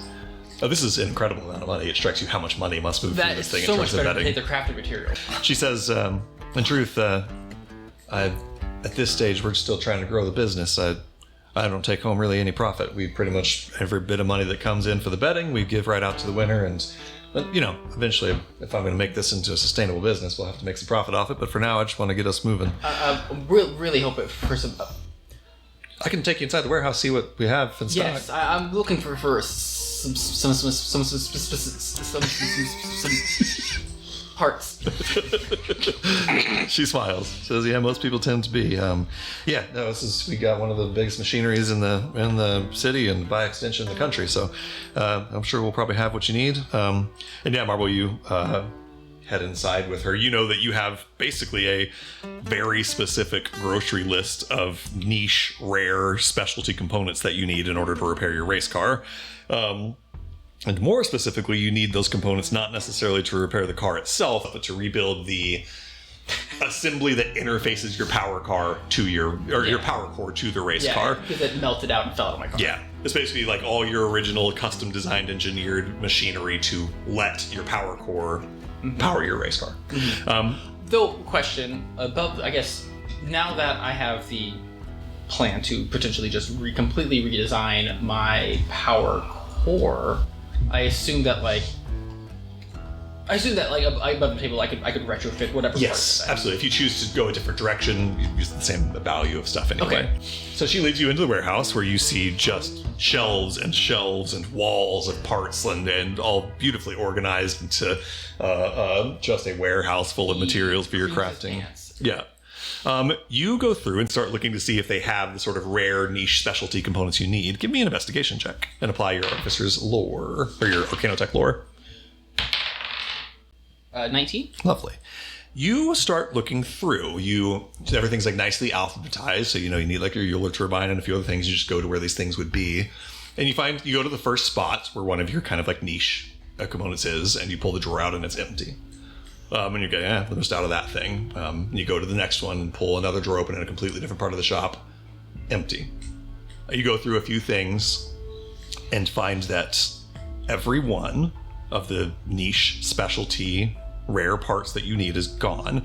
This would be like, imagine if you went to the grocery store and you were going to buy ingredients to make tacos, and you're walking through the store and found that the store is well stocked, it has lots of stuff, but all the tortillas are gone, all the lettuce is gone, all the ground beef is gone, completely out of all the things that you need specifically. And now imagine that instead you're not shopping to make tacos, you're shopping to make a secret family recipe that only you know. A conspicuous lack specifically of all of the things that you need to work on your power core apparatus. As you go through and you come to like the fourth one of these things that you've checked on, Daisy says, that's strange that you're looking for these things specifically. I promise we're well stocked. It's just a couple weeks ago, somebody came through and bought all the things that you've looked for so far, bought us out. We just haven't had a chance to restock yet. Who? Oh boy, I don't know if it's a real good idea for me to be telling people about clientele. Give me a persuasion check if you wish to. Try to convince her to tell you who bought all this stuff. Can I try to help with that? Can I mention that we're investigating a crime? A train got held up, and we think it could be related to that. Oh wait, this is legal here. This is all legal. Yeah, can I tell her that we're trying to investigate a crime? We think this could be linked to what happened to cause that train to get delayed on the way coming in. Sure. I'll either let you give Marble advantage, or you can roll your own persuasion check if you wish to. Yeah, I'll take it. All right, so Bones, you can roll with advantage. Sorry, I'm useless 50% of the time. Aren't you charisma based? Yes, but it's a woman. Oh, right. Oh, nat 20. Hell yes. She says, no, I get that. I don't want to... Truth is, I ordinarily don't like to give out too much information about my clientele, protect people's privacy and all that, but frankly, the people that bought all this, no, fuck them. The client was Vanguard EtherTech International. Specifically, the man who came through and bought it all was a fellow named Eisenhower. A metal man. Yeah, that's the one. Couldn't miss him. Vanguard has a factory out in Blackwood. I assumed that they needed it for something out there. Truth, I was was about to refuse his business, but, I'm not in charge of this company yet. My father still is, so until then, I gotta just balance the checkbook. I think you made the right decision. He's a very big fish. If he is involved in anything, it is probably best to simply let him have what he wants. Yeah, I didn't really feel that way, but my dad said. Oh, I don't feel that way either. That is my head talking and not my heart. No, I'm with you in spirit. Either way, I get to offload my responsibility because I overstepped on my dad. He says his money's as good as anybody else's. So, but anyway, that's who bought all this stuff. I am curious what he was making that you also were trying to make, but that's not my business. I'm just curious. Oh, he's trying to steal my technology and repurpose it for his own. Well, that sounds like Vanguard's MO. Marble, it strikes you. No check required. How does he know what you need? How does he know what you need? My car. They just have to look at my car. Those parts are destroyed in your car. True. You know that you've never recorded this information anywhere. You've made a very deliberate point of protecting it by keeping it safely just in your own mind and memorizing it. Yeah. Even Sergey, who helped you make your suit, he doesn't know how your power core is made. You've even kept a secret from him. You're like partner in business or in like tech. Yeah. So these aren't the parts for my power core. They're just for the correct. They're just for the thing that makes it work with other things. Correct. It's like the apparatus. Don't you also normally source all your stuff from a junkyard? So like he can't even go like receipt digging. Like, yeah. How's he getting this? Weird. Well, there's only one other option, huh? I mean, I can think about mind reading, neuromancy, I suppose, divination. Can they mess with you in your dreams like that? Just go digging around for stuff. Oh, I don't know if I know that, but I think I know who will. Hey, Daisy. Thank you, Daisy. We'll be in touch. How much of a time ahead do you need? We'd like to at least give a couple days to drum up business. If you can, if you're committed to doing this thing, we can schedule it for whenever you're going to be available, so we can start putting out flyers and driving up business. I'm not sure when that will be exactly yet. Understandable. Yeah. Just shoot us a telegram, or I don't know if wherever you're staying has a phone, but you could have him give us a call. Just let us know, or you can, obviously stop by. If you'd like to stop by, we'll get it on the books as soon as you're ready to get it on the books. Thanks for coming in. Sorry we didn't have everything you needed here, but it's a pleasure. You seem like a bright mind, and frankly, the business of the APSA is stupid, but the fact that it's driving a bunch of smart people like you out here to our parts is a boon for us. So I'm happy to have you here. Thanks. She sends you. Marble leaves a little bit more defeated. Right, just one blow after another for Marble on this trip so far. He's just a boy. As you guys step out of Canton Mechanics, we will cut back to the other group once again. You guys exit the office building, and I presume head your way towards Softails? Once we're out of the office, yes, but once we're out of the office building, she's holding it together, like it's passing off pretty well, but you guys have been with Cadence for a while. You can tell that she's looking down like every alley you pass by, trying to find an empty one. And if we find an empty alley, I'm going to pull everybody into it. Yeah, easy enough to find an empty alley and pull everybody into. I can't remember his name. Vix guy. Vix guy. Kagiori. That name he mentioned, Kagiori. That is Mix, that's Mix Fixer. That is big leagues. Yeah, I knew that already. Patches says. I know you know that. I'm sorry, I have to. No, of course. He's a dangerous customer. He's serious shit. I wouldn't like to cross him. I would. I'd fuck him up. I think it is probably best.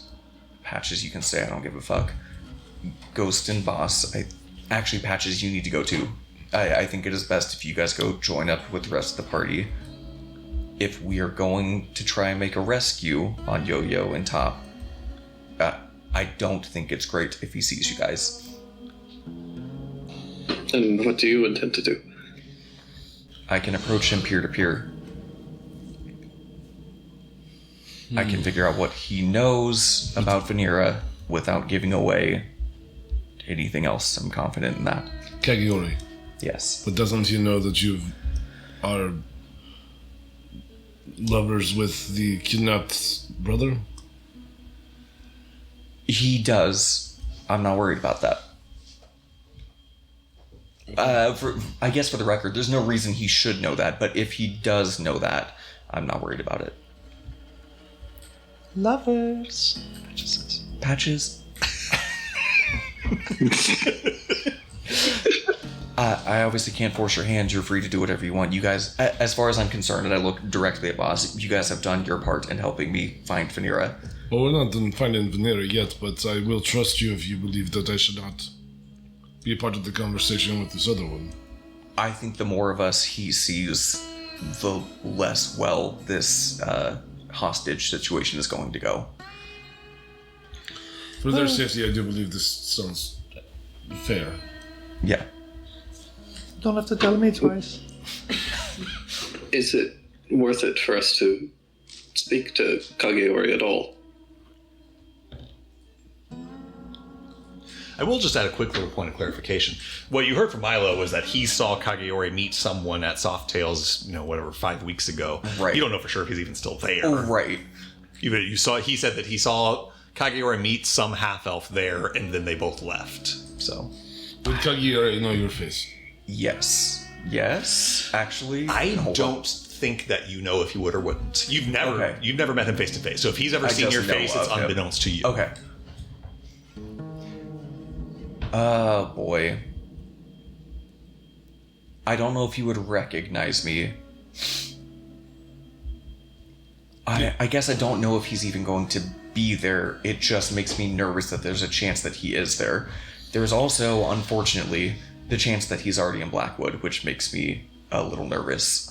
Well, I will say this. I will stay beside you until, and if the time should come that you have to have a meeting with him, and then I will trust your judgment on who should be present. But at this point, if we're all here in this city and they are looking for us, it doesn't matter if we see him at the same time or not. So I will continue searching with you for Vanera, and if we should come across him again, I will leave you to that. Okay. Yeah, I guess we can play it by ear, but if he's in there, I just think it'd be wise for you guys to meet up with everyone else. Understood. All right. You guys. What do you think that they would gain from Vanera? Who would gain from Vanera? Mick? Kageori and Mick. Nothing. I genuinely don't think it's related. I think it maybe is just weird. I don't know. Just a coincidence? Yes, I guess. I don't know. This is a complicated question. I'm pretty sure Hastings got into her somehow. I don't know what Hastings' deal is, but that's a problem for a different day. I will remind Cadence and Boss specifically, way back in episode 3 at the casino, were the two that are able to read lips in conversation and saw Mick Eisenhower talking with Father Linus Dreamwalker, Hastings yeah. and saying Dreamwalker, Tide Harvester, Finch Apparatus were 3 things that were said. So anyway, point being, they said something about Dreamwalker, 3 weeks ago in Derrick City talking to each other. I guess, okay, let me put it this way. My gut feeling is that if we were working with Mick and Vanera was working for them and that's why she's out here, why was I sent out here? I don't think that's the case. I could be wrong, but I don't think that's what's happening. There's no reason to send me to tie up a loose end if there isn't a loose end. It's going to be an interesting conversation once we find her. It certainly is. So let's go to the inn. All right. You guys make your way towards the Softail Saloon. Again, the painted sign outside is a two-tailed fox. The tails kind of curling around each other. You step inside. there is a quiet little saloon. There are very few people in here, just like 2 or 3 patrons. There's a downstairs and an upstairs. Behind the bar is a little... They honestly don't look like a kitsune. They look kind of like a coyote, but they have 2 tails, leading you to believe, kitsune presumably, or just some sort of weird 2-tailed coyote person. Standing behind the bar. And people just kind of quietly sipping on ales, and everyone kind of looks at you as you walk in. Every head in the room turns towards you. First glance, you don't see, Kageori sitting at a table or something. You don't see anybody. You don't see Veneera or Kageori or anybody else that you recognize here. Just a quiet little dark, seedy saloon.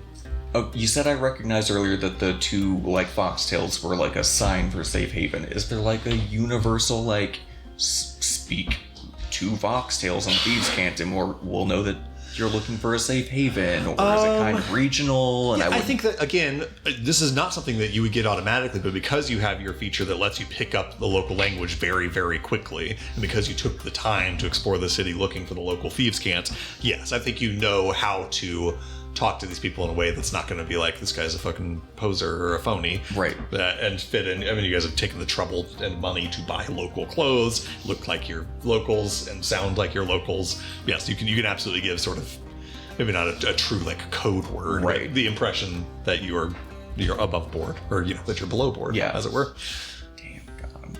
Yeah, I will walk up to, I guess, the bartender. Yeah. He's a kind of short, coyote-looking kitsune guy.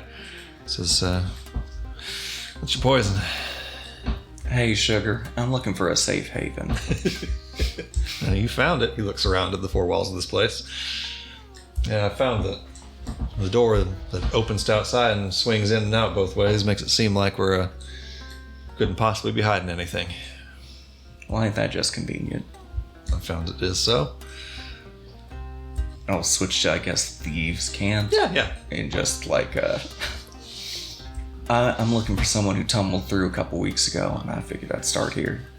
Lots of people come tumbling on through. Don't fuck with me. I've had a long fucking day. I ain't fucking with you. I'm just saying, you're gonna have to be a little more specific. People tumble through. Half-elf woman. Daybreak City. That would be hard to forget if there was only something that would jog my memory. I'll put my pistol on the counter. Give me an intimidation check. 27. He looks down at it. You see across the room, Boss probably sees with his great passive perception that a person off to the side is drawn, is reaching for a pistol at their side as well. But the Kitsune guy smiles and puts 2 fingers up, and the guy kind of stows his gun. Sorry, I must have given you the impression that I'm fucking around. Not at all. This is, I was just looking for a couple marks or something. This is, evidently this is serious. Yeah, no, I saw someone like that. I don't want to get myself in any additional trouble, but I suspect the trouble's come walking in the door. What do you need to know? Who'd she meet with? Yeah, she met with a particularly tough customer. I don't know if you know the name. Skeleton Man. Long Duster. Doesn't ring a bell. Well, let's just suffice it to say that I don't know as I can name who she met with, but she met someone, they had a conversation, and off they went together. Let's just put it this way, Anne. I think if you're looking for this friend of yours, you're looking around the wrong town. The way I heard it, they went out to Blackwood. Motherfucker. Blackwood. Okay, then. I appreciate your help. Sorry for the trouble. And if you're sorry for it, just make sure no more of it comes back to me over this, you heard? I had no reason for you to get caught in the crosshairs. Very good. Hey, you never told me what's your poison. Not interested, thank you. Alright. Suit yourself. He kind of goes back to cleaning the bar top, and you guys, I presume, make your way out. Unless anyone has anything else to do in this little scene. Yeah, we'll walk out and I'll just drop 2 marks on the counter and give him a wink. So with that, you guys have made your way. You have a lead. You know that Vanira went with Kageori to Blackwood. While the rest of you and the other group are making your way back to town as well. I know, but Cadence doesn't want to believe that. I'll say that for the sake of convenience here, you guys have spent a couple hours on these 2 things. It's probably about 1 p.m. or so as you guys reconvene back in the city center of Cherry Falls. So 1 hat is done. Yes, 1 hat is done if you guys want to go pick up a hat. While we're walking, I will use my sending stone to Solomon. Okay. I need to type it out first, but just before we get it all back together. I assume you guys kind of share with each other your findings on your respective little journeys. We can kind of gloss over that unless anyone wants to frame any of those conversations in any specific way.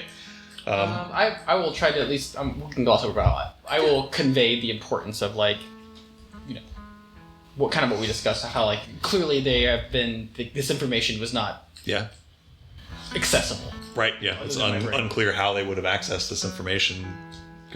Marvel comes back and tells you that they essentially seemingly have at least some part of his designs, at least for the, like, configuration to let the power core power his race car. So they could use this to power war machines. Which means that it's very likely that Vanira is the one who's accessed this information for them for some reason. Marble, can I ask you something? Yeah. Has Sergei seen your power core? he's you tell me. That's totally up to you. He hasn't. I know for The sure only you. time he's ever like seen it was when I plugged it into the suit. But he's never like he's never. He doesn't know. He doesn't know what's inside. He's never seen the inside of this machine. That was my understanding as well. Is that if Sergei has seen it at all, it's been brief, and you have not let him like study it or work on it. Exactly. Or just, if you've been very careful to not let anyone else, even Sergei, see your power core or study it or work on it. You think it would? Okay, you've not left it unattended around him? No, I never leave it off of me. All right. And you can even see it, like it's always on the back of his belt, like strapped to him. Real quick, I want to rewind just very, very briefly, and this probably is not a big thing, but just a little maybe character moment. Before Marisco and Bones and Marble, you make your way back across the bridge. You make a quick stop over towards way out east, past even all these farmlands and stuff depicted on the northeastern side, to where there is a under construction racetrack. It's still kind of in the early stages. They're laying the bricks of the actual track and sort of constructing the bleachers and everything.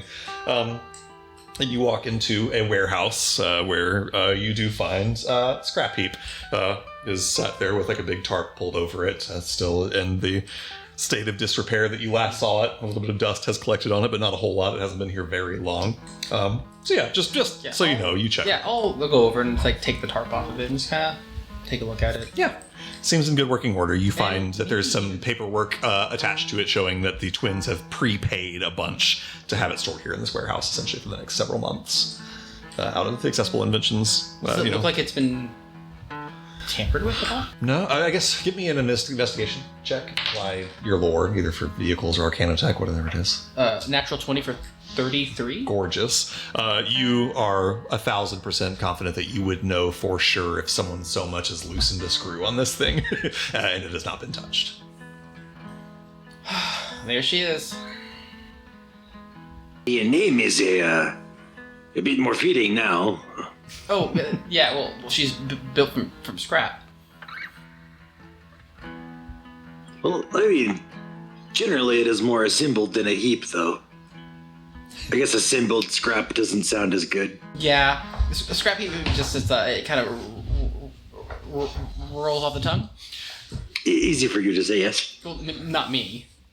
Marvel, this conversation takes you back to you. You are in the workshop in Daybreak City and have finished the construction of Scrap Heap and are seated around the table in sort of the business area of your workshop with the twins both sipping on drinks, debating in the way that brothers do what to name this car.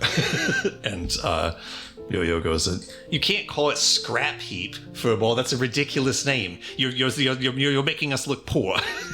It's made from scrap. Our sponsor is the scrapyard. It's not about what it's made from. It's about how it looks. You got to make it sexy, Furball. You can't call it Scrap Heap. It is sexy. Gosh. If you don't have a sexy name, you're not sexy. Just ask Top. Top says, what the fuck? My name actually is like maybe a little sexy. His name is sexier than Yo-Yo's, for sure. Maybe we stick with the, like, I like the theme. I think we stick, we do have to appreciate our sponsor, and, maybe we, I like the theme. I just feel like we can do better than Scrap Heap. Maybe, like, Trash Hero. Top, back me up here. I don't love Trash Hero. I don't love Trash Hero. I don't know if I disagree, but I don't love Trash Hero. It's actually garbage. You're right. It's better than Scrap Heap. I still put Trash Hero over Scrap Heap every time. Well, maybe when we build one that's not scrap, she'll have a better name. Well, yeah, but if it's not scrap, then you can't call it Trash Hero. And the more I say it, I'm kind of getting attached to the name Trash Hero. So let's just keep it in mind, all right? Let's not discard that one out of hand just yet. We can call your car Trash Hero. Oh, I'm not driving. My car is not trash. Did you see that beautiful thing? It's got gold handles, Football. We cut back to the present day as you sort of throw the tarp back over your race car. Too bad they're both dead now. You guys remember Top and Yo-Yo? No. No, actually. Who? Oh, imagine. Don't miss him. You guys reconvene once again, back where we were a second ago, sharing what has happened. With that, it's 1 p.m. or so. You guys have a couple reasons to go to Blackwood. That's where Vanira went with Kageyori some, almost 5 weeks ago. You know that the Los Cinco Espinados, this gang of Cactus Wilden, are based somewhere in Blackwood territory, and that Sheriff Bill Statler might know a little bit more about them. The Vanguard has a factory out there. All signs point to Blackwood. I have a feeling that it's not gonna be good for us to trust the sheriff, though. No. I think Got the sheriff on the payroll of Vanguard. I don't know if you guys have anything else to do, but boss turns and says, I believe it is time to find a train or some horses. Horses? To be perfectly honest, I'm not feeling a train. I feel very railroaded, and every train we've gotten it on has been terrible. Maybe we should just go in the opposite direction. Yeah, just go. The train will be the fastest, and time is of the essence. Yeah. Agreed. I can make us my ants. How long? Much longer. Don't say that. You don't know. I do know. The train. How fast is this train? The train moves 60 miles an hour and doesn't have to stop to rest the way horses do. My horses are spectral magical constructs. They don't have to rest for shit. Good for them. For 1 We're still hour. not 60 miles an hour. I know we're being a little facetious. If you tried to ride on horseback from Cherry Falls to Blackwood, it would take you somewhere between 1 and 2 days. It'll take you about 2 hours on a train. My thighs can't take it. I think one of these trains eventually has to be okay. We just have to keep trying. Drake, you're not going to escape. I'm throwing this out there. This is a very short train trip. If we all very proactively make it a good trip, then it'll be a good train trip, right? This is going to be the easy one. In fact, So if just we flood the zone. Don't let the DM say if we buy a anything about what cake happens. and we drink some alcohol. Yep, we all just black out drunk and go to sleep, right? Perfect. Yeah. How much is it going to cost I was us? about to say, good news. The DM railroad that you're being forced onto also costs you money. The train ride from Cherry Falls to Blackwood is 5 marks. How much is it for a Oh my round trip? god. It's 5 Fine. ways. You're marking and diming us to death. I'm not doing anything. Oh my god, Nessa and... The world needs verse. So speaking of Nessa and Raul, as you guys are making these plans, They can just stay here. It's I was about to safer. say, Raul will say, I don't know, Nessa won't say anything for now, but Raul will say, I came here to spend a little time in Cherry Falls and kick my feet up and drink some bourbon. If I'm being honest, I don't know if I have it in me to do a whole, hunting down of hostages and fighting gangs. Maybe I'll just stay here, save myself a couple marks on the train, and meet you guys here for the big fight. He looks at Marble. Yeah. Gangs are going to make very good meals. I'm not cooking them though as a joke. so won't be missing much anyway. Nessa says, yeah, she looks at Marble. I guess I'll stay here too. Do you need any money? Raul puts a hand up and says, no, I'll take care of it. You guys have done more for me than I could ever thank you for. So let me take a load off of your shoulders. Is he gonna murder her when we leave? Yes. No inside check required. And eat her. Okay, well, honestly, she's gotta learn.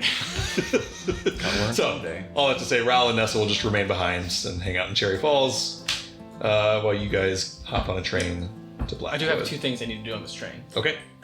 You guys get on the train and begin your travel about 2 hours, maybe a little less than 2. What do you got on the way? The first one is I got that spell ring infusion, and I'm going to give it to Nathul so that he can attune to it and use it to get 5 mana back. Lovely. Ghost at some point over this journey, you're hooked up briefly to Marble's power core. While and he's doing that, I'm going to craft. Perfect. Well, go ahead and roll your check. What are you crafting? Okay. I'm finishing Nathul's replacement item. Lovely. Nathul, it's as right around the time that you're finishing, like getting your recharge from Marble's power core, he comes with an item for you. I don't know if you want to describe this item. Yeah, I come up with these 2. I have taken 2 pieces of the amber pebble and I have shaped them each into a shape of a little butterfly and a little pendant, and I give it to you. Thank you, Marble. So yeah, you were handed this pair of little amber butterflies, and it in part works a lot like the enchantment that Marble did for you before, where you can create an area of light that only you can see. However, it has some extra juice to it. It now can dispel magical darkness up to a certain level, and it creatures of your choice within the light have advantage against becoming frightened, and they can't be blinded. And you get a single use of upcasted guiding bolts that you can cast, sending sort of cascading butterflies towards your target. So a little amped up version of the item he made for you last time, and this time without using your lantern. Hell yeah. Meanwhile, that's what Marble and Ghost work on over the trip. Does anyone do anything else on this trip, or are you guys just waiting it out? I've got a sending stone. Oh, right. Yes, I'm sorry. No, you're fine. Sorry, you were working on that. Go ahead. It's all good. Okay, sending to Solomon. Okay. She talked with Kageori, then hopped town, in pursuit now. If it comes to it, are we picking a fight with Mick? Fascinating. There's a bit of a pause. You can tell that he takes the time to think about this before responding. Then eventually says, if it comes to it, I trust that you will make the right decision. There's too many variables for me to predict what will be necessary. But I trust you. You can tell. You can hear the the desire for a much longer conversation in his voice. But a couple of hours later, about 3 p.m. or so, you guys roll in to the town of Blackwood, Toluska. Golly. I put my book away begrudgingly. As I live and breathe. This What on town here ain't is got white, a not pot to black? piss in. For what it's worth, as you guys are on the train, you travel north, leaving Cherry Falls behind, leaving behind the Anthelian River, and travel into Badland that is drier and more arid still than the land that you've traveled through so far. There are vast stretches of rocky earth interspersed with only the occasional body of water or river, massive mesas and buttes, scattered cacti and shrubs that somehow subsist in defiance of the harsh environment. Occasionally you pass by little towns on the way to Blackwood that are built around wells, or where there's natural surface water. You pass agricultural centers of cattle and horse ranches and vast fields of farmland. Occasional water towers constructed in mining towns built decades ago to collect ether salt during the salt rush of the 1840s. Many of them long since abandoned and left as ghost towns. And as your train begins to chug to a halt, you approach one such little town called Blackwood. None of you have visited this part of the world before, so for all of you, this town looks like something straight out of a storybook.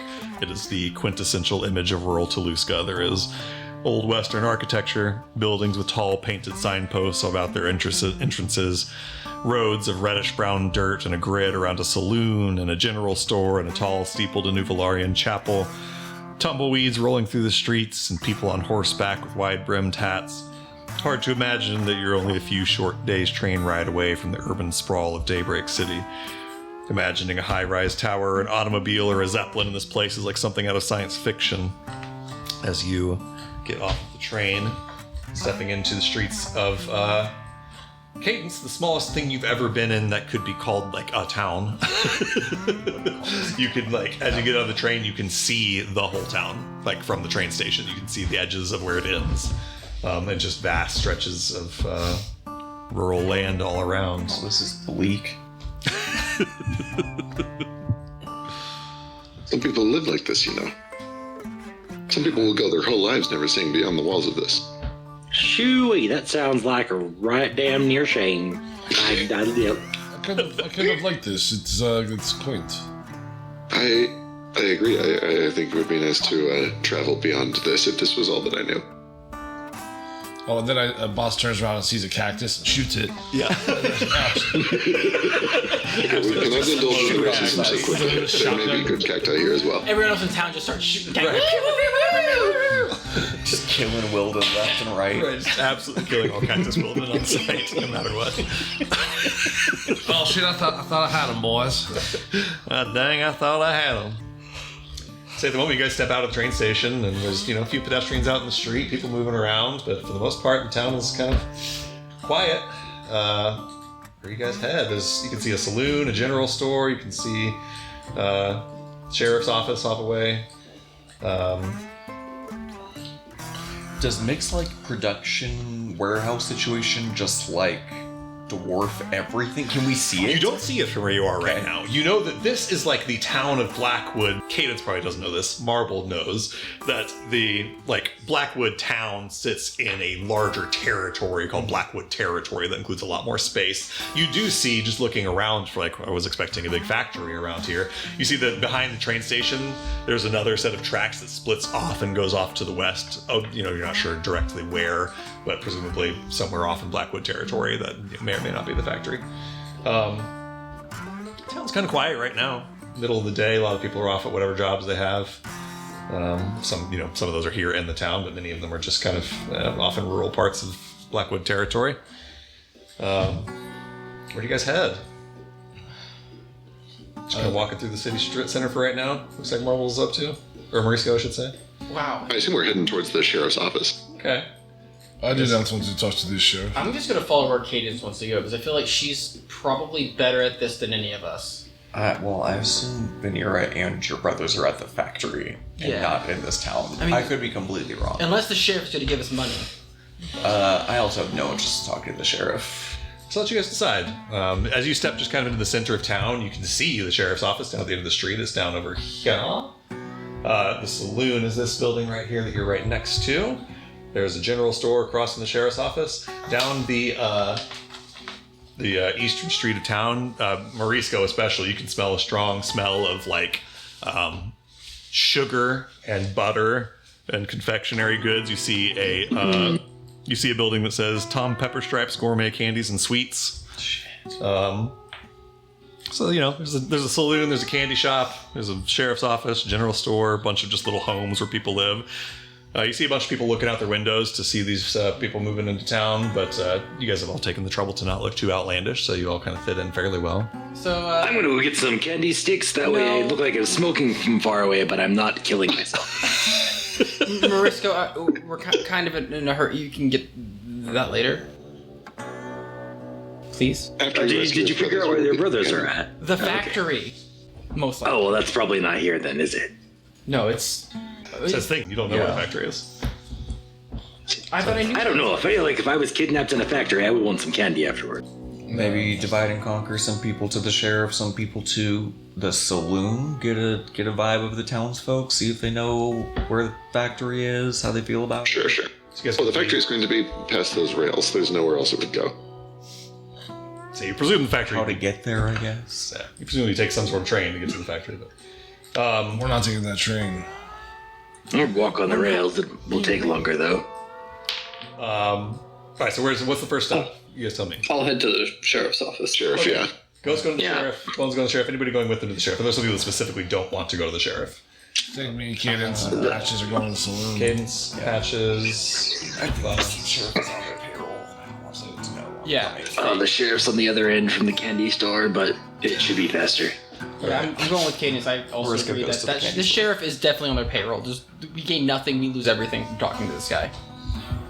So if you want to tell your friends don't go to the sheriff, you can. I'm not trying to say someone has to go there. So Well, I'm not saying it's a terrible idea, because I don't know how else we're gonna get there. We kind of have to have somebody in this town help us. I mean, everyone mean- probably works in that factory. If we know that the sheriff is bought out, they're gonna take him to the factory, and we know how to get to the factory. Yeah, I can't prove that the sheriff is bought out. It seems in a town this small, he has to know these cactus people are up to no good, and is either letting it slide or. let me add a quick sort of complication to this. Then I'll come to your hand raise, Neo. As you're walking into the city center, as you guys are sort of discussing what to do, you do walk past. There is the signpost, and there is a posted wanted poster, on one of with central lampposts in town, that says Los Cinco Espinados, wanted dead or alive, 150 marks per head, and then it says for interested parties, speak with Sheriff Bill Statler. Easy. Sounds like he's not paid off. That uses a lot. Let's do it. You guys do it. I'm not talking to the sheriff. Yeah, I'll do it. Okay. So Boss, Cadence, Marble, Patches are heading into the saloon, while Bones, Ghost heading towards the sheriff, and then Neo, you got a hand raise. What you got? I'd like to lie to my friends and tell them I'm finding an outhouse and go buy candy. Love that for you. I really love that for you. Give me a deception check. Okay. He's gonna come back with candy. There's that to consider. No, he's not going to come back. He's going to get kidnapped. Not Marmar in this tiny town. Marmar. So you guys, you can decide for yourselves on a 12 deception check. Morisco says he's going to go find an outhouse and then walks up towards Yeah, Tom give me Pepper's. something with cinnamon. And I say, get me one too. Anybody else I don't know going? what you guys think they have in the outhouse, but okay. Anybody going to the candy store with Morisco? Since he's going. I want to desperately, but I have to go to the sheriff because everyone else is a bitch. Okay. You can go Sorry, my with brother's your, been kidnapped. I'm a criminal. And there's also some You people can go with Morisco if you want. I can handle the sheriff on my own. I don't. No, I'll go with you. We could go fast and then go to the store if that makes you feel better. We'll go to the sheriff and then we'll see what happens. The amount of time you guys have talked about going to the candy store is longer than it would take to go to the candy store. That's what I'm saying. For Let's sure. go, guys. You guys, I'm going to start with Bones, Ghost, and Morisco. Morisco, you are staying with them now? Yeah, I feel guilty. Okay.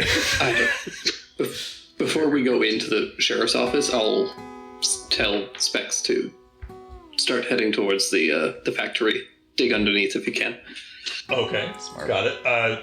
He looks at you quizzically because he doesn't know where the factory is. You just tell him, follow the train tracks or something? Just, follow the train tracks, look for a factory. Okay, got it. He... Large building, smoke. Got it. He was going to do his specs best. Okay, cool. I have upgraded him now. Oh, nice. He's a level 3 familiar now. For a free familiar, by God. Okay, we'll start with Bones, Ghost, and Morisco, making your way towards the Blackwood Sheriff's Office. I thought that was right. Inside, you find a little office, a little clock, a couple little jail cells just open to plain view, a couple rooms with doors, and then seated behind a desk, a fella who looks like a coyote, kind of a big, strong, muscular-looking guy, kind of tannish orange fur, dressed in brown overcoat, button-down blue shirt, red scarf, obviously the old southern hat with holes cut for the ears to poke through. He's got a badge on. You step in. He says, "Well, boys, how can I help you? Out-of-towners, it looks like." Yeah, out of town. Sorry, I'm Bonocolo Vonk Staple. You sure you're saying that right, son? I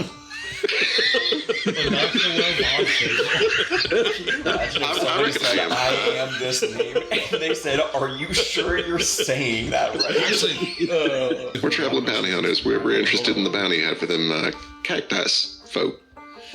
Oh, the Espinados, yeah. They are well, if you'll pardon the pun, a thorn in our side. I will not pardon that, actually. I'm going to need you to retract that. Redacted. You can just walk that on back for me? Oh, but it was really good, though. It was funny. I've learned not to walk back a pun. You just gotta lean into it once you do it. I give him a firm handshake. I respect that.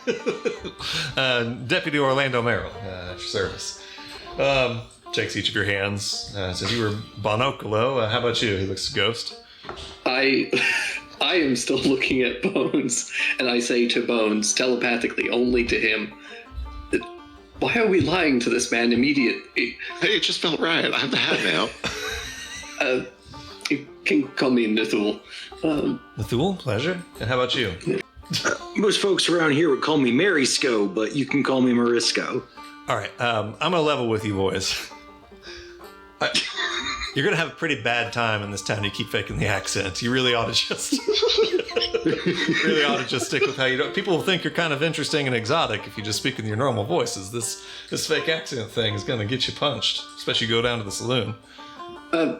Apologies for them. We were in a horrible train accident along the way to Cherry Falls. They haven't been the same. It was terrible. We believe that your bandit problem were responsible for it. We were hoping to possibly help you with that and get a little revenge. Oh, outstanding. You wouldn't be the first ones to try it, but you'd be the first ones to accomplish it if you do. Great. Where's the factory? Wait, you talking about the Vanguard factory? Yes. Oh, well, it's a little west of town. There's a train goes out there, but they don't let anybody that isn't Vanguard get on it. Ah. Unless you got some sort of visitors, paperwork or something. As far as Espinados, yeah, there is a reward out. Honestly, you might be better off talking to Sheriff Bill when he gets back in town. He's out for the day, but he'll be back by sundown or so. You want to come back around sundown and we can talk about the details? Sure. Is he out often? Oh yeah, I mean he's a busy man. Comes and goes. Patrols and various. He's the sheriff of all Blackwood territory, not just the town. So I often get left here, kind of in charge of the local comings and goings. But he's man in charge of whole territory. Of course. Do you happen to know where your Espinados are typically found? Do they have a particular area that they frequent? Good place to start. Anything like that? That I do not. That may be more Bill's purview. I apologize. I wish I had more information for you. I mostly deal with what goes on here in town. I'm less dealing in the broader affairs. Bill will be able to give you all the information you need when he gets back, I'm sure.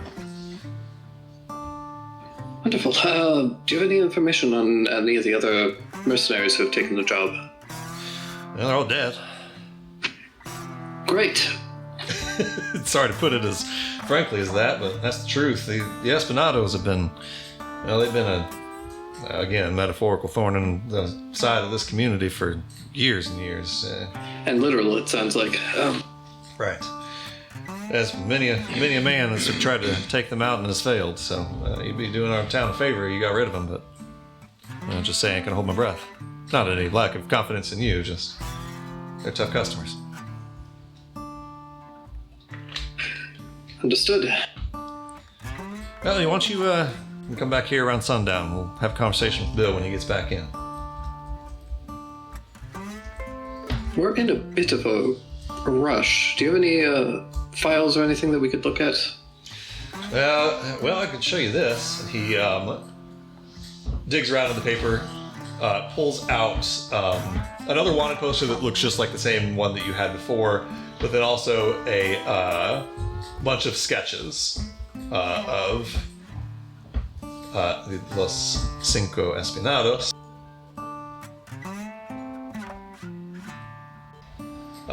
There are predictably 5 of them.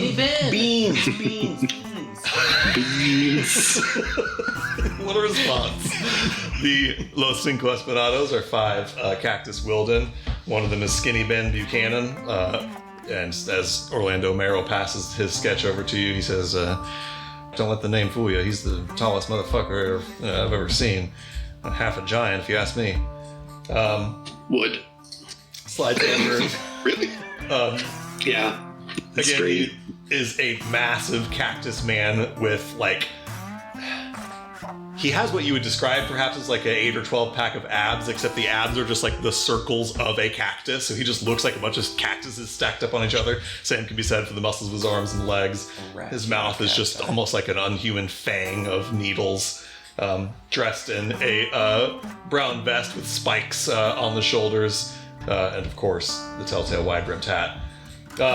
Deputy Merrill slides you over a picture of Barnaby, aka Sugartooth Barnes. Another cactus guy. This one dressed in a long black trench coat and almost like a cape. Cape's not the right word, but like a long black sort of cloak. Duster. He's got a duster coat on, but then also has like a shoulder coat, like covering his shoulders and back. There is Beans. The sketch of Beans is just it is only a little hard to tell it's a cactus person, not just a cactus with eyes. There's no mouth or nose to speak of. It's just like a little round cactus head sticking out of a shirt with a scarf and a wide-brimmed hat. There is Curly Joe Sawyer, a really tall, lanky, skinny cactus man who's like basically from the chest down to the waist is just like a perfectly straight up and down cylindrical cactus. That sort of blooms out of the belt. He's shirtless. Why do they call him Curly? He's shirtless with a big giant red scarf and a bunch of holstered pistols on a belt around his pants. And then Orlando Merrill slides you over the last picture. He says, and this is the man behind the operation. This is their leader, Masanuki, who is a short little like gnome statured cactus man dressed in, a brown duster and a blue button down, red scarf, got kind of beady orange looking eyes. So he slides all these sort of sketches across the desk to you. And says, so at least you know a little bit of what you're dealing with. I don't know how much more information I have for you, honestly. Seems a little weird Masanuki would be... that is not a local name. How does he come here, start a gang, and hire a bunch of locals to work under him? Yeah, who knows? I don't know much about his personal history or heritage or anything. Just he's in charge of a bunch of ruffians that have been holding up our town and our territory for longer than I even been deputy. It'll be a shame to put an end to such majestic creatures, but here we are. All right. Yeah, he says, sorry, I wish I had more information to give you. This is more Bill's territory than my own. I'm just kind of holding down the fort. But like I said, he'll be back by probably sundown, a little after. Wonderful. Well, thank you for your help. Have you noticed anything strange with anyone in the town? Anyone suspicious moving in or through? Yeah, nothing that really comes to mind. It's there's always strange folk coming through here, but honestly, for the longest time, pretty much anybody coming through here was strange. But these days, with Vanguard's business booming as it is, there's more and more travelers coming through. Might have to start building more houses. Can I do an insight check? Give me an insight check. Piss. Absolute piss. Seems honest. Yeah. Does he hate travelers? You don't get the impression that he hates travelers. You roll me an insight check. Oh, I have no idea. Yeah. He hates you, though, very specifically. He hates you specifically. Yeah. Yeah. I mean, you did walk in there with a fake accent. To be fair, I only did it because Bones did it. It got stuck in my head, so it's Bones' fault. Yeah, you'll have that. To be fair, it is a little infectious. People tend to start picking it up even if they don't mean to. Yeah, it just kind of comes naturally, I think. All right, you guys make your way out of the sheriff's office unless you have other things to do here. Yeah. I will, pop into Specs' eyes and see if he's going the right direction. Specs, by this point, has gotten to a train track and is crawling along it. Okay. Is it Is he going the right direction on that train track? He's going west, Okay, perfect. seemingly. He's going the only way the train track goes, so presumably it's the right way. Well, it's a line that goes two ways. No, so to be clear, there's a train track that goes north and south from here, the one that you guys rode on, and then there's another track that just goes from here to the west. Like it ends here. It just fully ends here? Yes. Great. Cool. Yeah. Is there like a train yard then here? Not a big one. There's like a little one that you would expect, just enough to be able to do train maintenance or something as needed. But there's not like a full giant train yard. No, it's a weird setup. It definitely strikes you as strange. It does not seem like a normal setup. Do we? Sorry, let's pass soon. You're good. But does the can you tell how big the trains get here? Like, what are they transporting? Like, how much stuff? The train just looks like the normal size of a train track. It looks like it could accommodate a full train with what, it could be any number of passengers, cargo, whatever. You don't see, They don't have any, trains, stationed here, waiting or anything correct. like that? That is correct. At Okay. the moment, there's not a train here on that Understood. set of tracks. Not even a doodlebug? Not even a doodlebug. The doodlebug would come from a bigger city. They don't keep a doodlebug here. Don't trust it. Don't trust a town without a doodlebug, I always say. Sorry, I did that in the wrong voice. All right, meanwhile, the rest of you, I believe, have headed into the saloon.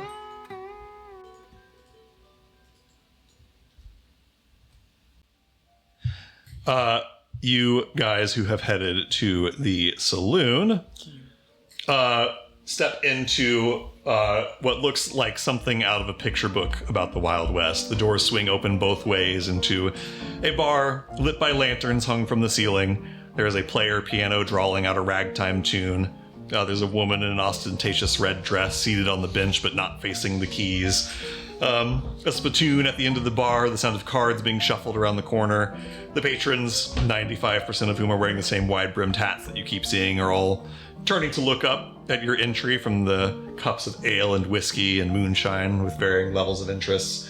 Bunch of kind of interesting looking fellas in here. There's a couple just kind of nondescript looking townsfolk, a couple humans, then maybe their 30s or late 20s white folks.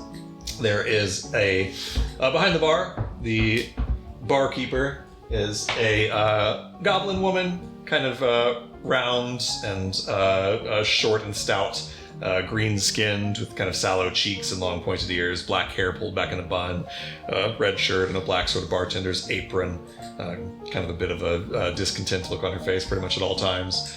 At the bar, there sits a little chipmunk woman, little chipmunk cowboy girl. Cowgirl, I guess is what you would call a cowboy girl. Cow person. Wearing a red scarf and brown duster and hat. Already described. The woman sitting at the piano, just kind of facing away from the keys while the piano plays itself. There is kind of creature that many of you have probably not seen before, if any of you. There's an Abshagwa. They are basically about the size and stature of a human, like a 5'9", 5'10" human-looking guy for the most part. Except the skin is kind of like a pale bluish gray. The ears are like slightly more pointed than a human's, or slightly elongated, not really pointed, just kind of longer. The hair is kind of green and tousled over to one side and almost like a mohawk. And then most notably, there's just one big eye in the center of the head instead of two eyes. It's kind of like a cyclops race. He's seated reading a book at one of these tables. There's a handful of, cowboy-looking people sitting over at a table playing cards. There's a big, mountain lion man with a big giant belly that barely fits in his button-down shirt. There is a bulldog-looking guy and a little gnome in overalls. Outside of his cactus suit? Outside of his cactus suit, so you don't know that it's actually Masanuki. You hear some more noise coming from upstairs, indicating there's probably some more people upstairs. That's what you guys walk into. Things go a little bit silent as you walk in, but then kind of conversations pick back up and such. So, you guys tell me. So we start blasting. Anyway, we start blasting, just shooting everybody in the saloon.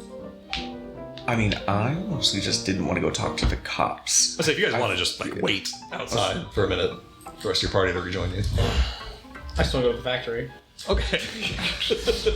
So unless Patches is cool to just kind of kill time, Cadence and Marvel are mostly just trying to not go to the sheriff's office. Boss, do you want to like go in and start making conversations, getting drinks or anything, or are you just kind of hanging out? I'll go sit at the bar and have a drink, but I'm not really trying to do too much conversation. Yeah, I'll do some like I guess lip reading, just eavesdropping. That's what I'm doing. General like. Okay. Actually, put me at the table. People talk about back anything corner. important. Sure. Back corner table. Oh, like over. Top right, I think. Yeah. Oh, I see. Just up there, and I'll just go mind my own business. I mean, I'll be lip reading, but I'm Sure, going to makes mind my sense. own business. Cadence and Boss, just give me perception checks. See if anything is notable to you in this room. Perception. Yeah. 25. 24? 15. 15, okay. I guess start like watching people, listening to their conversations, just seeing what's going on in here. The three people at the table of cards are just kind of talking about their game. They're playing cards and bantering about their bets, blah, blah, blah. Nothing really of super interest there. Abshago guy is quiet. He's reading a book. He's sitting just quietly reading a book to himself. Chipmunk lady is at the bar, just kind of non-stop talking the ear off the barkeeper. Seems like she's a little annoyed by it, just chitter-chattering constantly. The two people here, the humans down in the corner, are discussing work. And you're able to suss out listening to their conversation with your 24 boss especially. One of them says something like, yeah, I didn't ever know that tapping could take it out of you this way, but it sure does. And the guy goes, yeah, well, it's one thing tapping on a train or something like that, but tapping in a factory, it's, a whole different thing. I worked on a train for a long time, but being in the factory is a whole different can of worms. And you're able to get the sense that these two are factory workers, presumably working at Vanguard's factory. The only other thing that stands out, Cadence, the book being read by this guy is The Sleepwalker's Almanac by Silas Finch. This is a book you've seen a number of times. It's an oneiromancy book. Yeah. So that's, somewhat noteworthy. Patches, I think, will just kind of stand up front for the moment. If you guys are all just kind of waiting for the rest of your party to report back. And we'll say just, since you guys are having a conversation, you're kind of just waiting. Not more than a few minutes later, the rest of your party arrives kind of at the doors of the saloon. No. Oh yeah, you guys are going to the candy shop. Well, you walk past the saloon on the way to the candy shop. So you see Marble and Patches standing outside, and Cadence, Boss is kind of inside somewhere. So you guys can kind of report back and continue on to the candy shop if you wish to. I leave that to you. I'll split off and I'll fill in the rest of our party while they go to the candy shop. Okay. Marisco and Bones head off to the candy shop. Cut to you guys. We'll be right back before you are even done here. It'll be fine. The two of you, even just approaching the door, there is a powerful and rich smell of sugar and butter and roasting nuts wafting out of the entry, as presumably caramels are being cooked somewhere in the back. You step into a store with like a bunch of shelves and containers with glass that have just every manner of candy and other sweets. There's pies and cookies and baked goods, but mostly, especially along the front counter, are like chocolates and caramels and other various kinds of sweets. There's a bell that rings as you step in the door and kind of start walking around. And not long after, a fella walks out from a back room wearing sort of gloves as he was working. Okay. I made the mistake. He is a boy.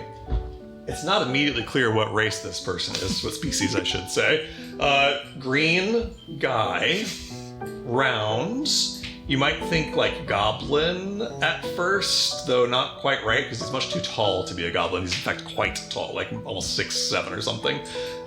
Just a sphere of a man with green skin and a bunch of weird sort of like fronds of, are they ears? Who knows?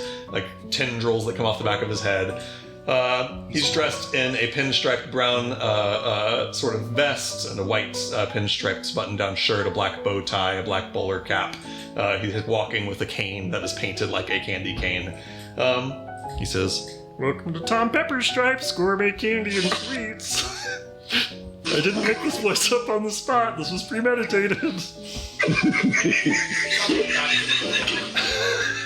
I hope to God this is Kageori in a disguise and he's about to kill you. Would be. Me too. Hello, Tom. Thank you so much. This all looks incredible. What do you recommend to first timers? Oh, I don't know if I could recommend anything particularly to first timers. I guess it depends what you like. We have chocolates, we have caramels, we have chocolates with peanut butter on the inside, we have chocolates and caramels with nuts worked into them. I'll let you set them off. Yeah, but do you have anything with cinnamon? Oh, plenty of things with cinnamon. We have chocolate with cinnamon, we have caramel with cinnamon, I have cinnamon cookies, cinnamon candies. Everything you can imagine with cinnamon. Amazing. I think I'll just browse for a bit then. Yes, please. Have a look around. Let me know if you have any questions about anything. Of course. I should tell you, these candies they might make you feel a little funny. Oh, no magic candies? Oh, are these spiked?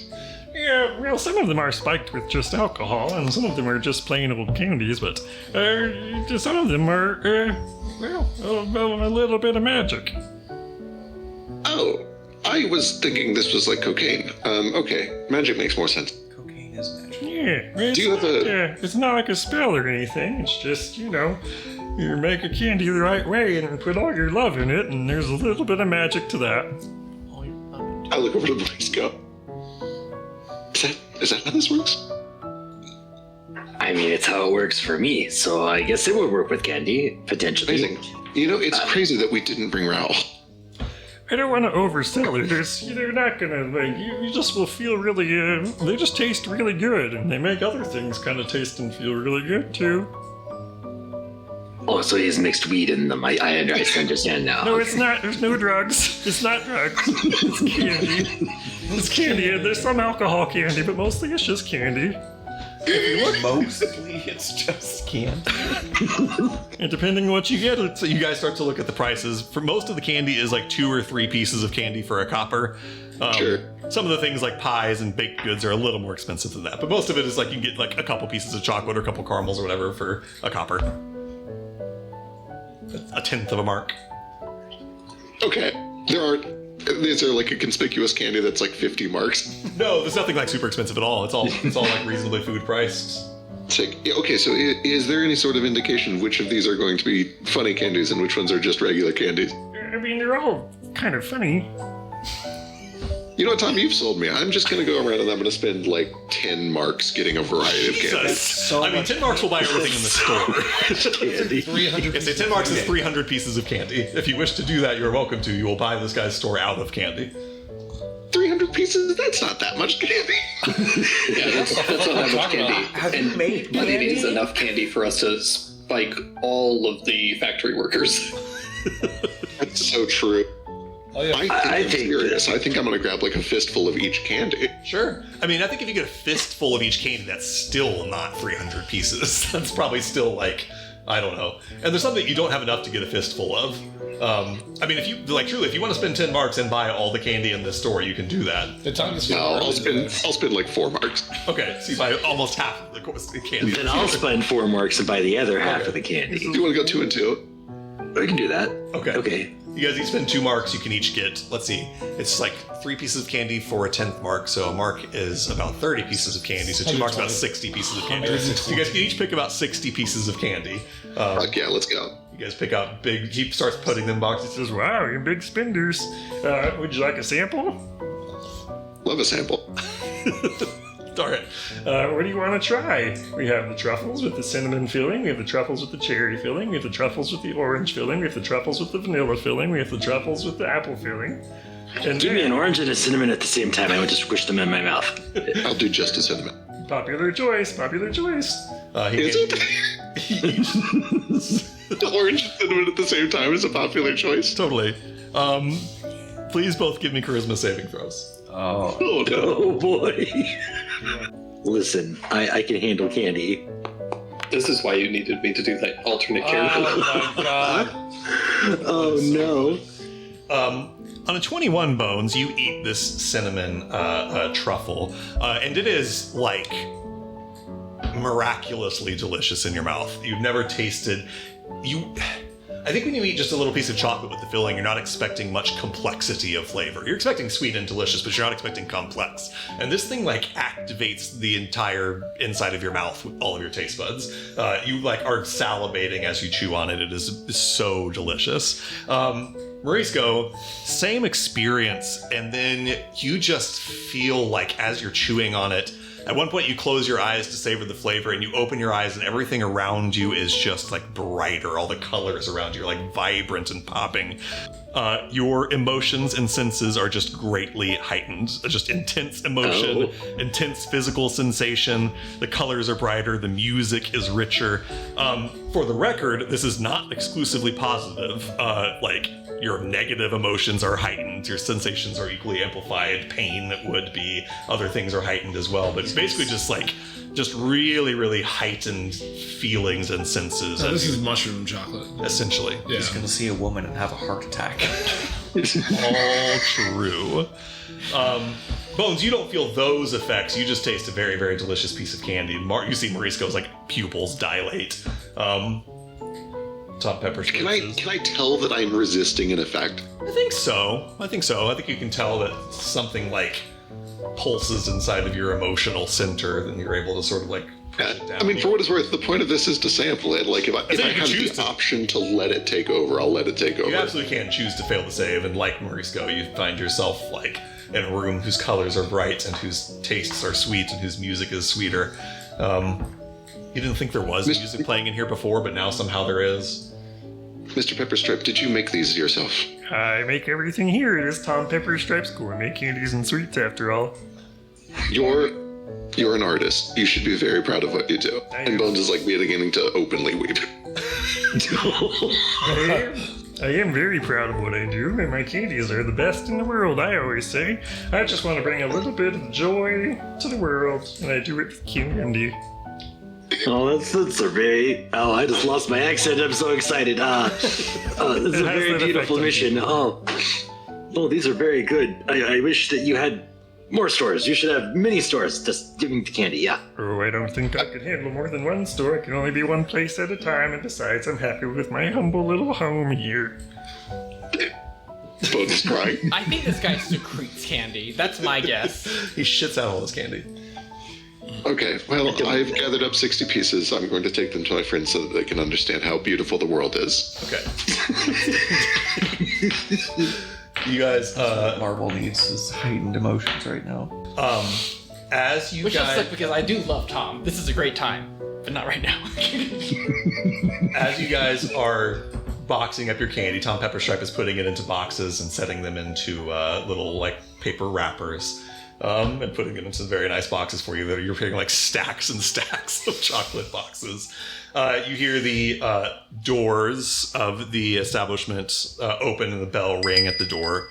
And he says, or Tom Pepperstripe goes, Oh, welcome to Tom Pepperstripe's Well Gourmet. Oh, you've been here. Hello, welcome back.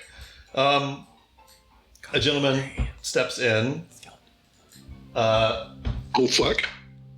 wearing a... I knew this was happening. At first, he appears to be a tall, thin man, about 6'3" or so, dressed in all black. A long black trench coat, a wide-brimmed black hat, black tie, and black button-down shirt tucked into pants that end in black leather boots. But of course, the all-black clothing is actually the least striking thing about his appearance, because the most striking thing is that he's completely skeletal. Skeleton hands emerge from the wide sleeves of his coat. The hat sits atop a bare white skull. Despite being skeletal, he has shaggy black hair that falls to the turned-up collar of his trench coat. One of the eye sockets of his skull is a little smaller than the other. It has a dim orange glow within. As he steps into the doorway, you can see that he is holding in one hand a long peppermint stick, which he holds up to his skeletal mouth and rolls around between his teeth. I'm going to ask you an important question, Marvel. You, I think, are the only one that knows what Kageori looks like. I showed everyone the Okay, note. so you guys do recognize right away Yeah. that this person is Kageori.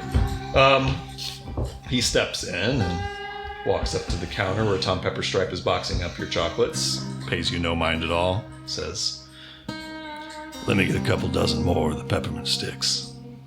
And Tom Pepperstripe says, Here's your thing, coming right up. Let me just box these nice people's order up. he looks over to the two of you and says, I'm trying to quit smoking. How's it work for you?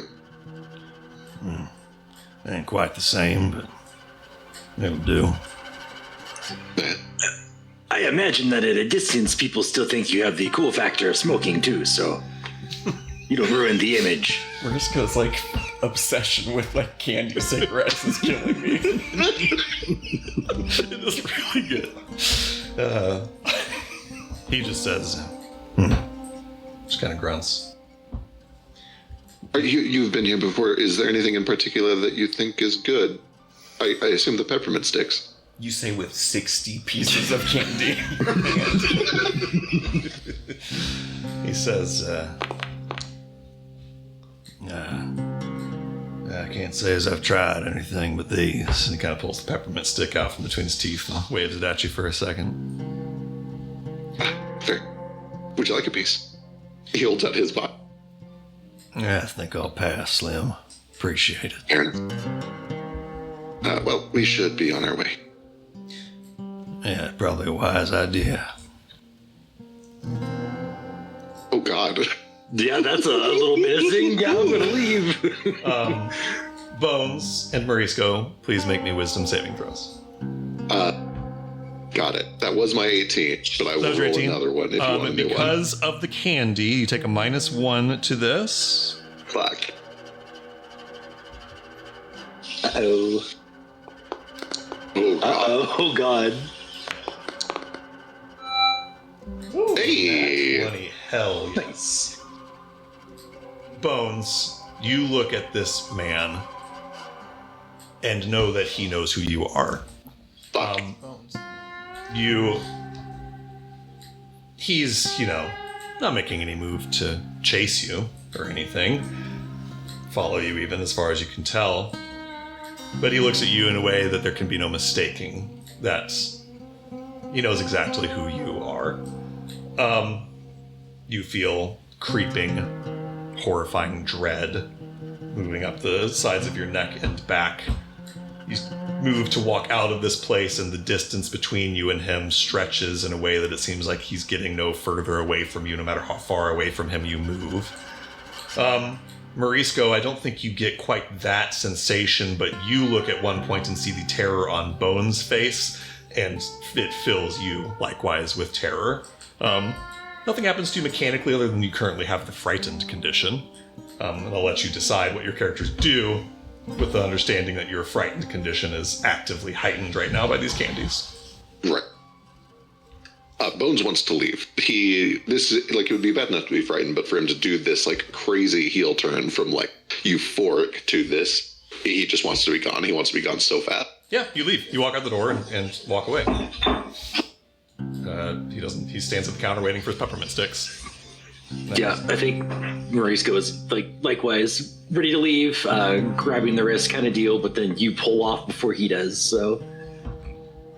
Oh fuck, we have to go talk to Marvel. Yeah, right now.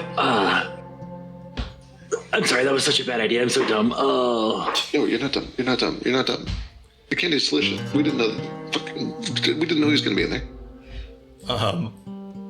You guys run back to the saloon. You guys see Morisco and Bones truly running down the street towards the saloon, making a little bit of the Full scene. mall walk. See, I told you they'd be quick. They're carrying 6 boxes of candy with them. And as they get close, you see their eyes are wildly dilated. But you also see that their hands are shaking and shivering. By the time you guys make it to the saloon, you're no longer under the frightened condition, though I assume you are still frightened. You guys look like you've seen a ghost. What happened? No, we saw Bones. Not me. We saw... A skeleton, but he had hair, and here's candy, and, What is going on with the two of you? Said Ponce, you walk out to join your party out on the kind of the patio. What are your Oh, eyes? they're on the patio. Sorry, Oh, I'm what? inside too. So I assume that you guys come out. I just heard the noise about. I'll say you guys come out to talk. Why are your eyes look like this? We were walking back to meet, and then we saw the candy store, and there's the skeleton man in the candy store. No. Kageori is here. You just saw Yeah, Kageori. he's here. He's over in the candy store right now. And he saw 2 dozen peppermint sticks.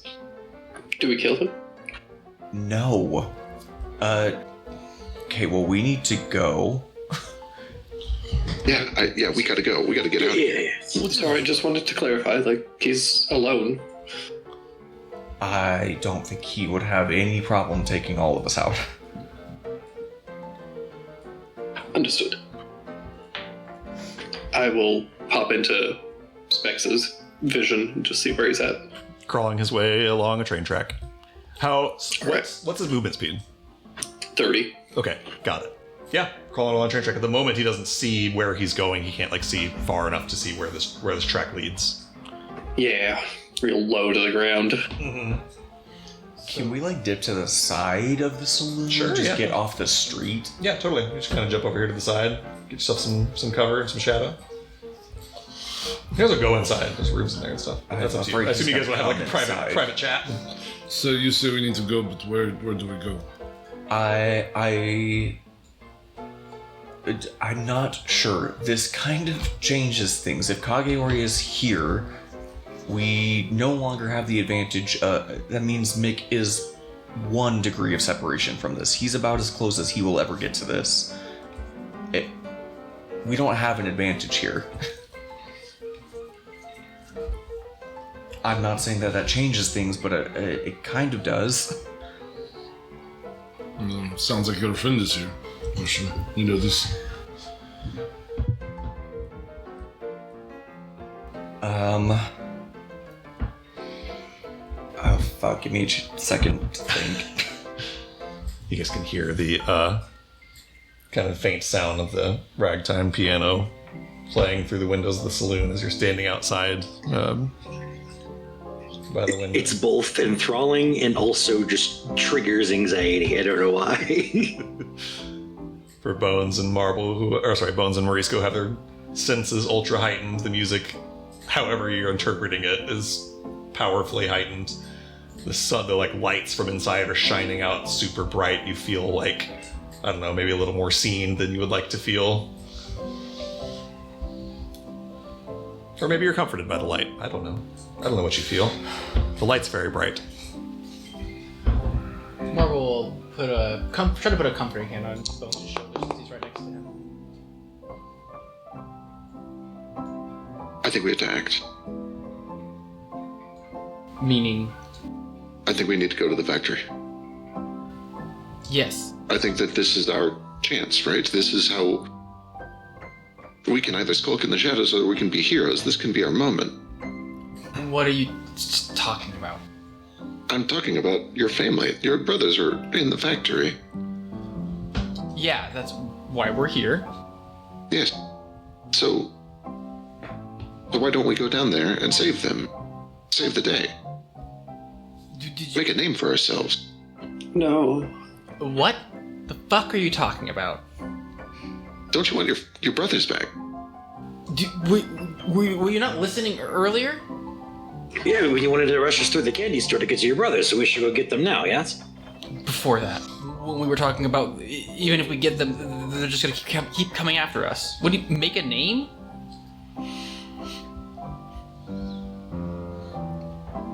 I suppose if we get them back, we give the reputation that we are able to get them back so that won't work anymore. The reputation you can get them back? We can get people that they steal back. That we can stand up to them. Right. Let me tell you what Mick does to people who stand up to them. He crushes them. You cannot stand up to Mick. Remember earlier we talked about being smart about this? Okay, what is the smart plan then? Do you think that I am not smart? At all? I can come up with a plan. I didn't say you were smart, but you are acting stupid. Well, at least I'm acting and not just standing here. We would be Remember the cleansing breath. I want to get my brothers back. But I need to think of what happens afterwards. I can get us to the factory fairly quickly, but we'll have to split up in order to do it. And after that, I don't have a good way to get us back when with your brothers in tow. Which will mean stealing the train that is there.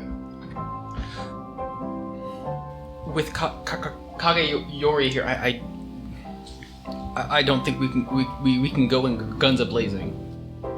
Well, that's the thing. If we leave now, he's here, and we will not be. We have to go in groups. Groups of 3. What is this plan? If Kageyori is here, your brothers are at the factory. I mean, chances are they're going to be contacting you soon. Like, soon. Boss, with your passive perception being the best of this party, as you guys are sort of gathered around the side of the saloon, staying out of sight. You're the first to see, though he's not moving stealthily, you all eventually see. Rolling a peppermint stick around between his teeth, Kageyori kind of walks up the street. A brown paper bag of presumably peppermint sticks underneath his in his other hand. He walks past. Seems to be kind of maybe on his way up towards the train station.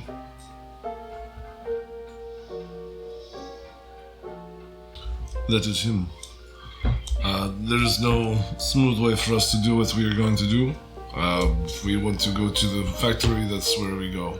If you want to come up with other plan, Marvel, we don't have much time. If the plan is to capitulate, then I am still on board for that. Let us go. If the plan is to make a deal, then do you want to go speak to him? Marvel. I look towards the gangsters who know this world better than I do.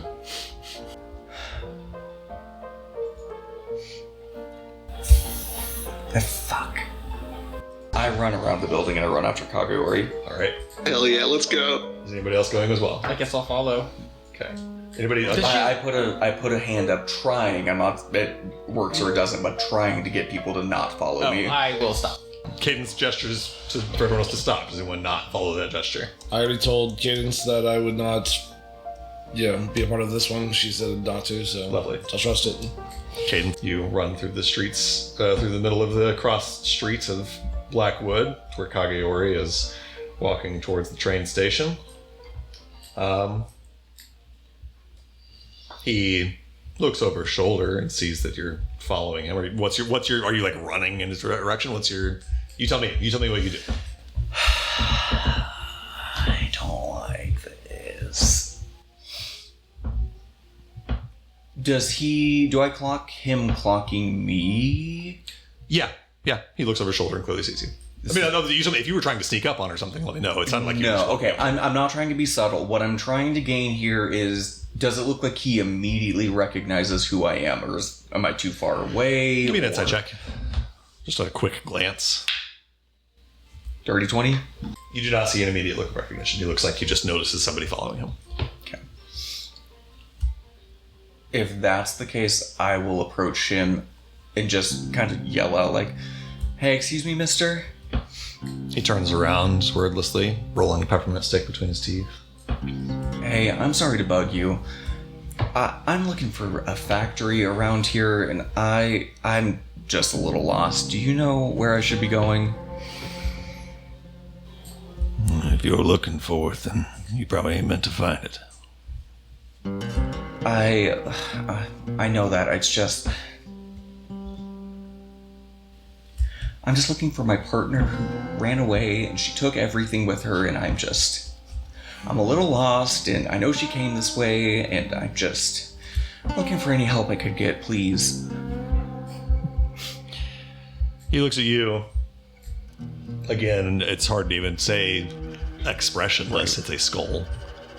Looks at you, rolling a peppermint stick between the teeth, listening to your story. I don't think I can help you. Recommend you just forget about your friends and make your way on home. Alright, Kageyori, let's drop this shit. I'm following Vanera. This is symphony business. Because, oh, you don't say. I don't need your shit, dude. I know she talked to you. I know she came here. This doesn't need to be more complicated than that. No, I agree with you on that. It don't need to be complicated at all. So where is she? Come on. Let's just entertain for a moment the notion that I know anything about what you're talking about. Why on earth do you suppose I would tell you that?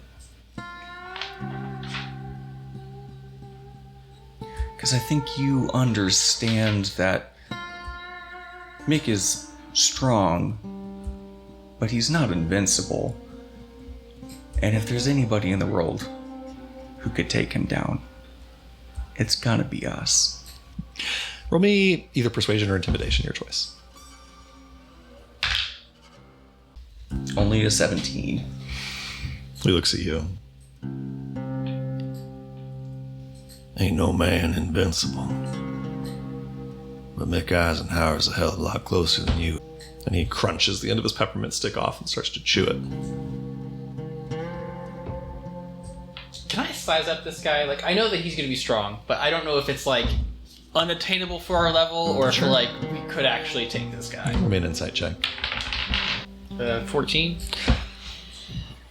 You don't see an obvious outward indicator that this man is dangerous. The problem is you don't know in what manner this man is dangerous. You know what I mean? You don't know if he has magic. You don't know if he just is going to fight you with weapons. On a 14,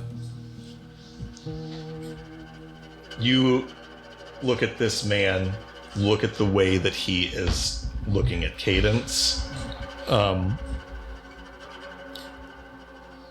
How afraid of Cadence is Marble? That's a good question. How dangerous do you think Cadence is?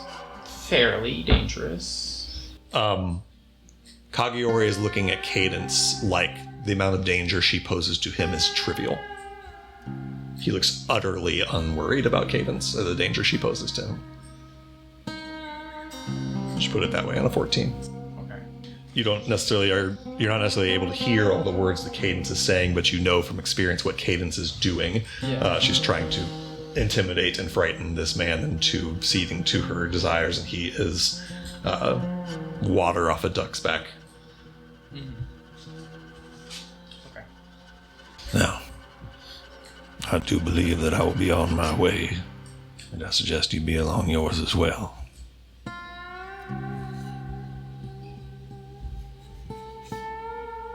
You want Pendleton, right? That's what this is all about, mostly.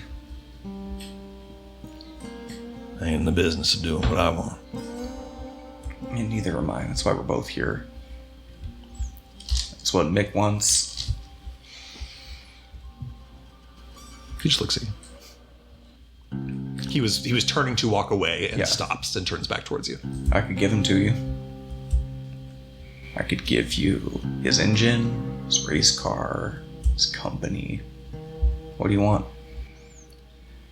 I need to be so clear here. I'm not interested in you, not interested in Mick, not interested in a fight. I'm here for Vanera, and that's it. He takes a step towards you. He's significantly taller than you. Steps uncomfortably close that he's kind of looking right down at you. I'll square up and get closer. He says, The mistake that you are making, little lady, is assuming that you have something to offer me that I do not already have. What, the brothers? Sloppy work, by the way.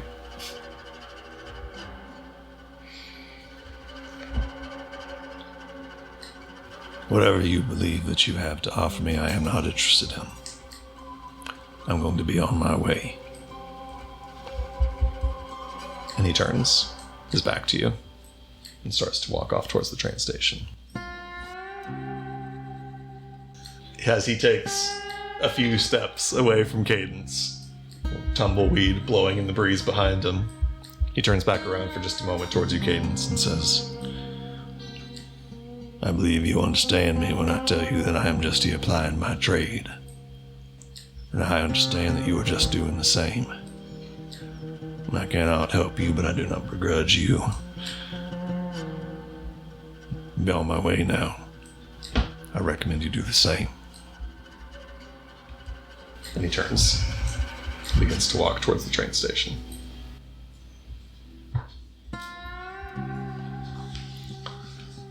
The fact that the baddie just eats candy all day long is pretty cool. You guys think he's bad?